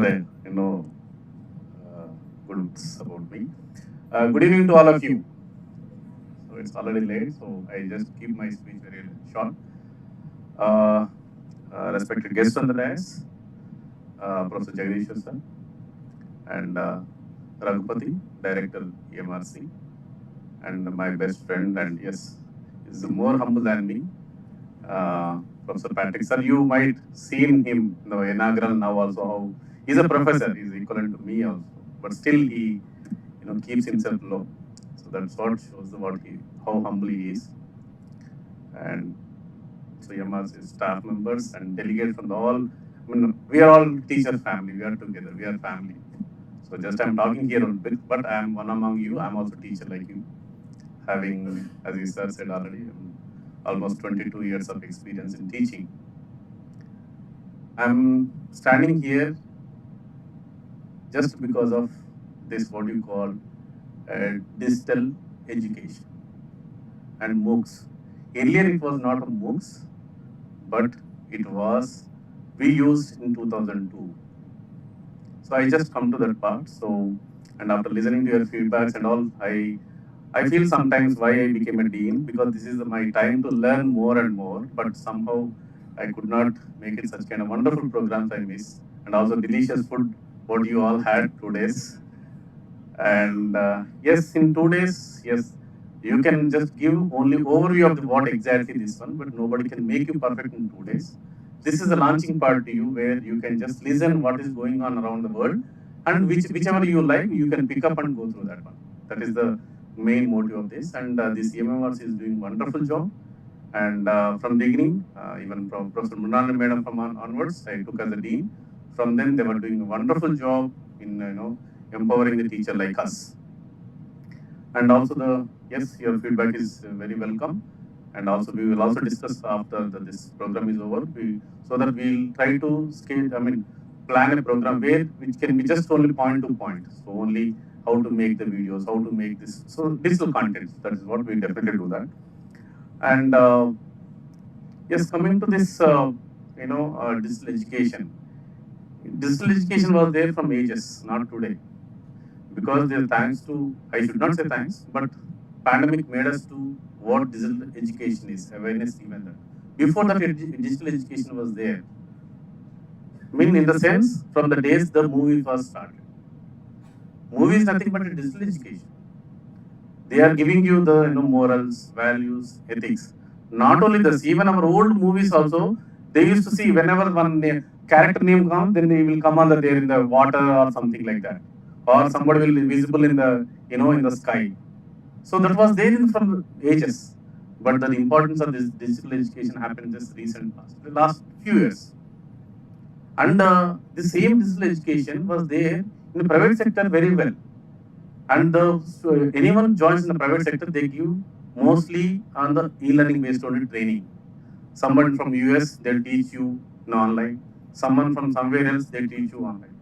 But in the education sector, it was not touched. But many private companies, they tried to, introduce the education system, but we, as a teacher, we never allowed them. No, we can't do this. We don't make the e-learning PPTs. We don't make videos. We don't know that. So that happened before COVID. Everybody accepted yes. But now it has become a mandate to everyone. And also earlier, even my story is like when I was doing my MTech, my professor is Professor M. Gopal. He's a very famous author and famous teacher. But I was really not able to understand his classes. But what I used to do is after the class is over or in the nights, I go to the library. All the lectures, whatever he taught in the classroom, his lectures were digitalized already. I used to go there and I'll teach, I'll listen all the lectures. That is control systems. and today I became a control system professor.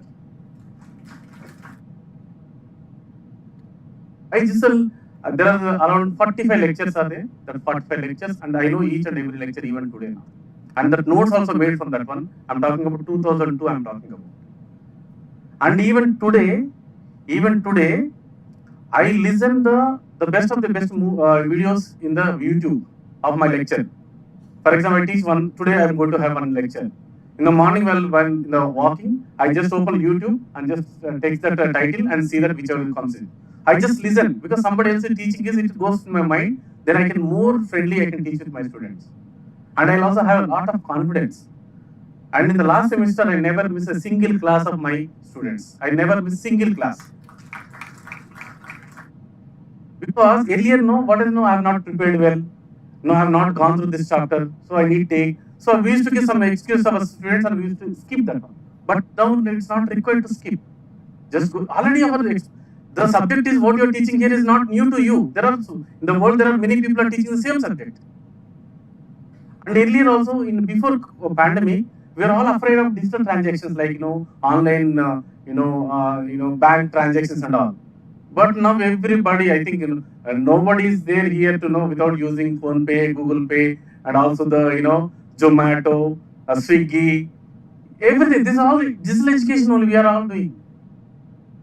So just check how simplified our life is now. Earlier to go somewhere to pick up some groceries, I have to get up. My wife will scold me, just get up and go. Then I have to go there and now it is not like just in the sleep only, just I'll pick up whatever I want, just I'll do it. Within half an hour it comes to my doorsteps. And it is not that much because even my time and my petrol and all, everything costs same, almost all coming to same. And sometimes all good discounts are they are giving. This is what digital education, what we are talking about. And recently what you have seen, there is a movie called Dhanush movie has come, Star movie. Just see how beautifully they narrated the movie in that. So, I mean, some people, the corporate people that doesn't want to give you education. But, in the hero Dhanush, he make his own videos and give it to the students. And they become a toppers in the, This is what. And here we all complain that, we all complain that, education is only for rich people, education is only for the, the rural, not rural people, only for, cities and, towns. But the days are gone. And also there is only this class of people only go for the higher education. This class of people only do the good education. No. Everything is available. It's free of cost. You name the thing on the YouTube, it is available to you. Only thing is that this is like ocean. You have to search your drops of your content. It is an ocean. Now, Nelson Mandela once said, the greatest weapon to change this world is only the education. He said long back. And also we heard so many stories. I think we also learned. Someone became IAS officer through distance education. Someone became a IPS officer through distance education. Someone became a famous something by distance education. I'm talking about not 2020 or 20 before. I'm talking about 2015 or before. Those days distance education means what? They will, whenever you enroll into any program, they will send you the bundle of books and you have to read it and you have to come back. That was the situation. Just imagine what is the digital education, distance education now. Not only if that fellow reads, because of reading textbooks only you got such a position now. Now not only reading, everything is live in front of you. Yesterday, Pura Venkatesh, Honorable Principal Secretary said that digital education, a lot of things he said. They covered everything. Even environment. Yesterday was saying, for printing of Telangana only government books, you have to cut almost 40 crores of trees and around some 12,000 tons of paper you need. Just imagine, numbers may be wrong, but the message you try to take that one. And also just all of you, earlier I also feel to attend the meetings online and all. I also personally complain. No. With physical contact is good one.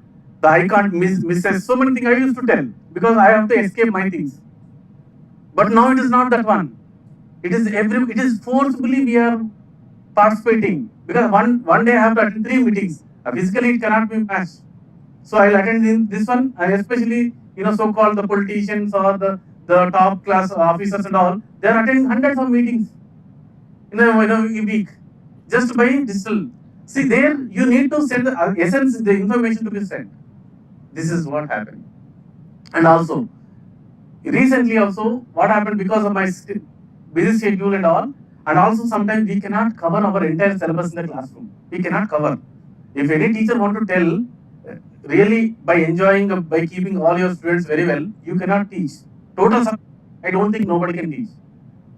But then what I have done recently is I made my videos. In the night, I just went to the Zoom. I made some videos, 10 to 15 videos, and just posted to my students. The topics which I have not covered. Because if I take classes after this one, no, the people will comment on me, no, the professor not completed. So there are a lot of things you can do. Wonders is going to happen. And what we call this is called information communication tools, ICT tools we call. You are not going to, you need not worry. You're not afraid of this, this is going to change. Because, if I don't become expert in that, you will not be. No, that is wrong notion. Teachers cannot be replaced. Technology cannot replace teachers. This is all you remember this. Technology only gives you an advantage and support the best delivery of the content. Remember that, don't think that, technology will replace our jobs. No. That only makes us more comfortable. And see, earlier we were happy with the bicycle. After the two-wheelers, we are happy with that. Then after the Maruti small engine without AC. Now we are going with the AC and all. So all are going same destination. Destination is same. Distance is not reduced. Only comfort is changed. Same thing this digital education is also. And also, because of this, as a teacher, I'm telling you, I'm not telling as someone expert. With experience, I'm telling as a one among teacher like you. Whenever I teach myself record, I understand where I'm doing mistake, where I'm missing my content. Otherwise, just we'll go to the class, whatever we teach, student will learn, and that's over. Because if you are a strict teacher, then student won't ask you any questions. And also with our actions and with our looks and all, we can also make students to calm down. But when it comes to this even and also out of all the students in the class, we cannot communicate all the information to everyone equally at a time. One fellow will lazy, one fellow will sleepy, one fellow doesn't like it, and he may not be happy mood in that time. But in this case, while teaching, you record it, you take that and give it to share to your students. And you take positive feedback from them. If there is something mistake also, you take it and then correct it. Because you end up there, we are all humans. We are not perfectionists. If I don't know, I don't know. If I did a mistake, I did a mistake and correct it. So this is the way it advantage gives to you. So this digital tech, and also I'm telling you this, I'm not saying that it replaces you, but it's going to be a challenge to you. Because the students will compare.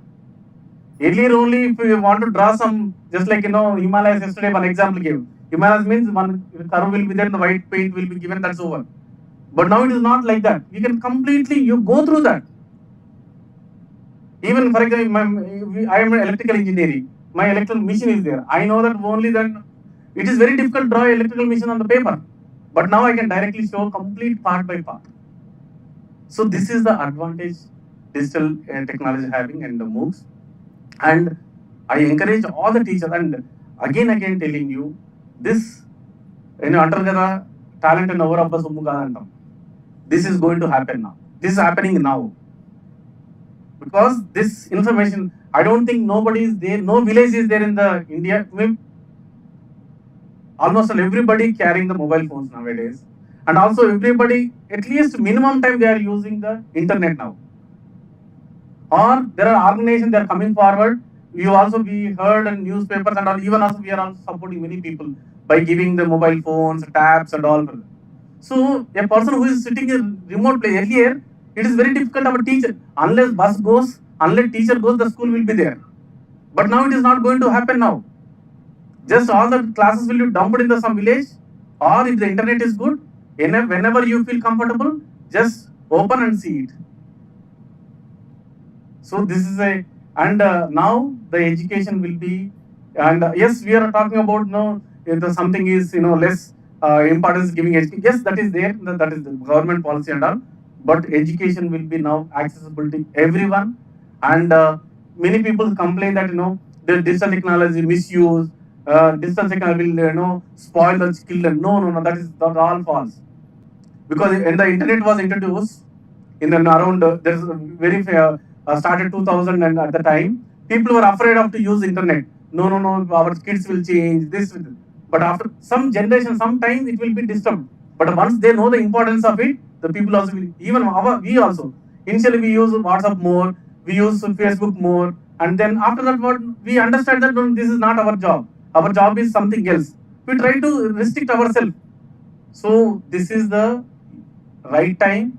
You all, we all, not you all, we all teachers should be equipped with all this, this ICT tools. You name the things. There are so many companies are coming. So many, tools are free tools are coming. You need not buy. Okay? So this is the time you people have to change, and with this also you can become very close to your students. Not only students, you to your subject, and connecting to anyone is a fraction of second. Just open WhatsApp and call it. Fraction of seconds. So this is what where we are in. Yes, many more challenges will come in the coming days. Lot of transformation will happen in the education, and we are all teachers because we are the all the responsibility of country. Not only country, world is on us because we are the people who produce everybody. You name anybody, we are the people who are producers of. A politician, he has to attend our class. Engineer, he has to. A IPS officer, he has to. So everyone which we generate in the society is through our houses and our classrooms. So it is, we have a great responsibility on us, and you people have to not, instead of complaining, instead of, this is only adaptability. It takes a little time. Sometimes no, somebody asks you to prepare one PPT, so you don't have time. You have a lot of difficulty at home, and sometimes you may not know that about that one, and also you may not have facilities or technology with you. We say that to avoid that one, we do something, but over a period of time, you cannot do that. So this is a great time, and whenever this digital, content-related workshops are coming, as a teacher, we have to attend and upgrade ourselves. Otherwise, our students will upgrade ourselves because now students are coming by listening to classes before that, and they are coming to the classes. So unless we don't up to them, then just we can understand ourselves. So this is what my message is on the on the day of this closing ceremony. I really thank for calling me as chief guest, but I am not a chief guest. I am a teacher to all you and one among you. And thank you one and all. Thank you very much.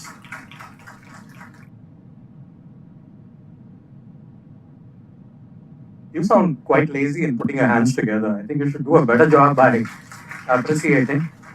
I know there are a lot of people who are there from the teaching profession, but they say in the past it was those who can, they do, those who can't, they go for teaching.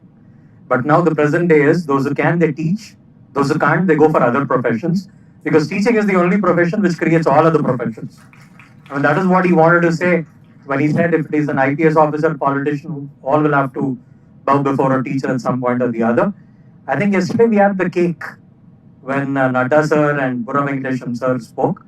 Today we had the icing and the cherry on it when it had completed with that wonderful speech. And let me tell you, there may be people who are B.Eds and M.Eds here, and many of us who are here, let me tell you, we have not undergone that.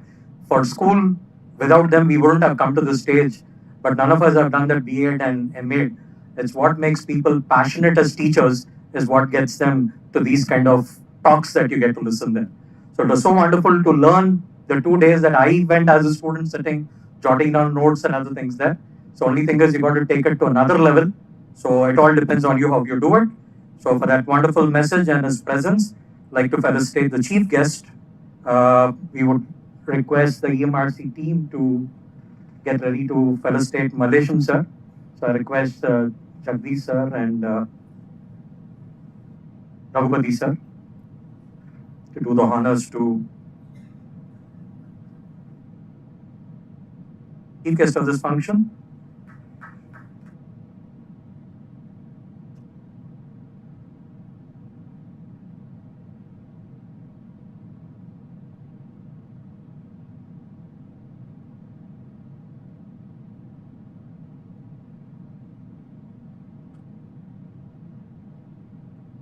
Okay, may I invite Kavita ma'am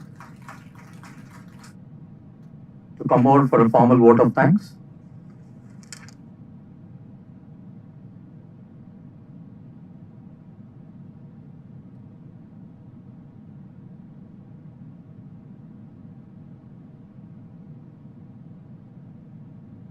Dignitaries on the dais, Chief Guest Professor Malesham Sir, Professor Jagadishwara Sir, Sri Raghupati Sir, and Patricks.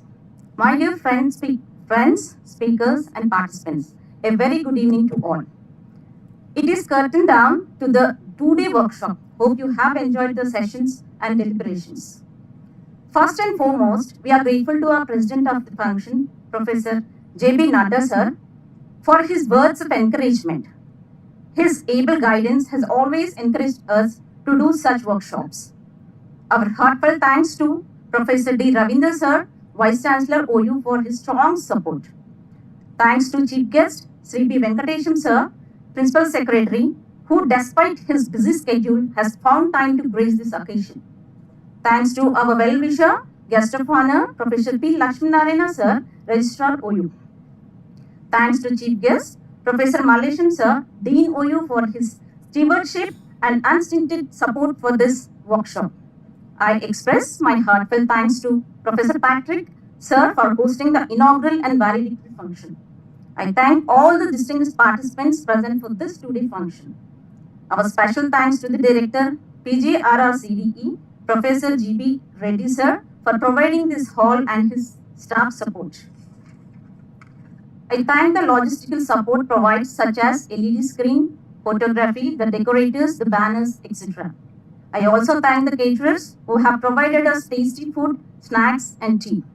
Last but not the least, behind the scenes, already Patrick Sir said, a dedicated team has worked tirelessly to ensure smooth sailing of this event. That is EMRC staff under the dynamic leadership of our Director, P. Raghupati Sir. But let us carry forward the torch of knowledge ignited here. May the lessons learned, connections made, and ideas changed continue to resonate in our professional life, contributing to the educational transformation. Finally, I leave you this inspiring quote: digital education can become wings that allow educational world to fly farther and faster if we allow it. Thank you. Thank you. I was reminded by Raghupati Sir to acknowledge even the guidance that he has got from Munrali ma'am, who is professor from the Department of Education, for the successful conduct of this. May I request all the members here to stand to your feet as we close with the national anthem.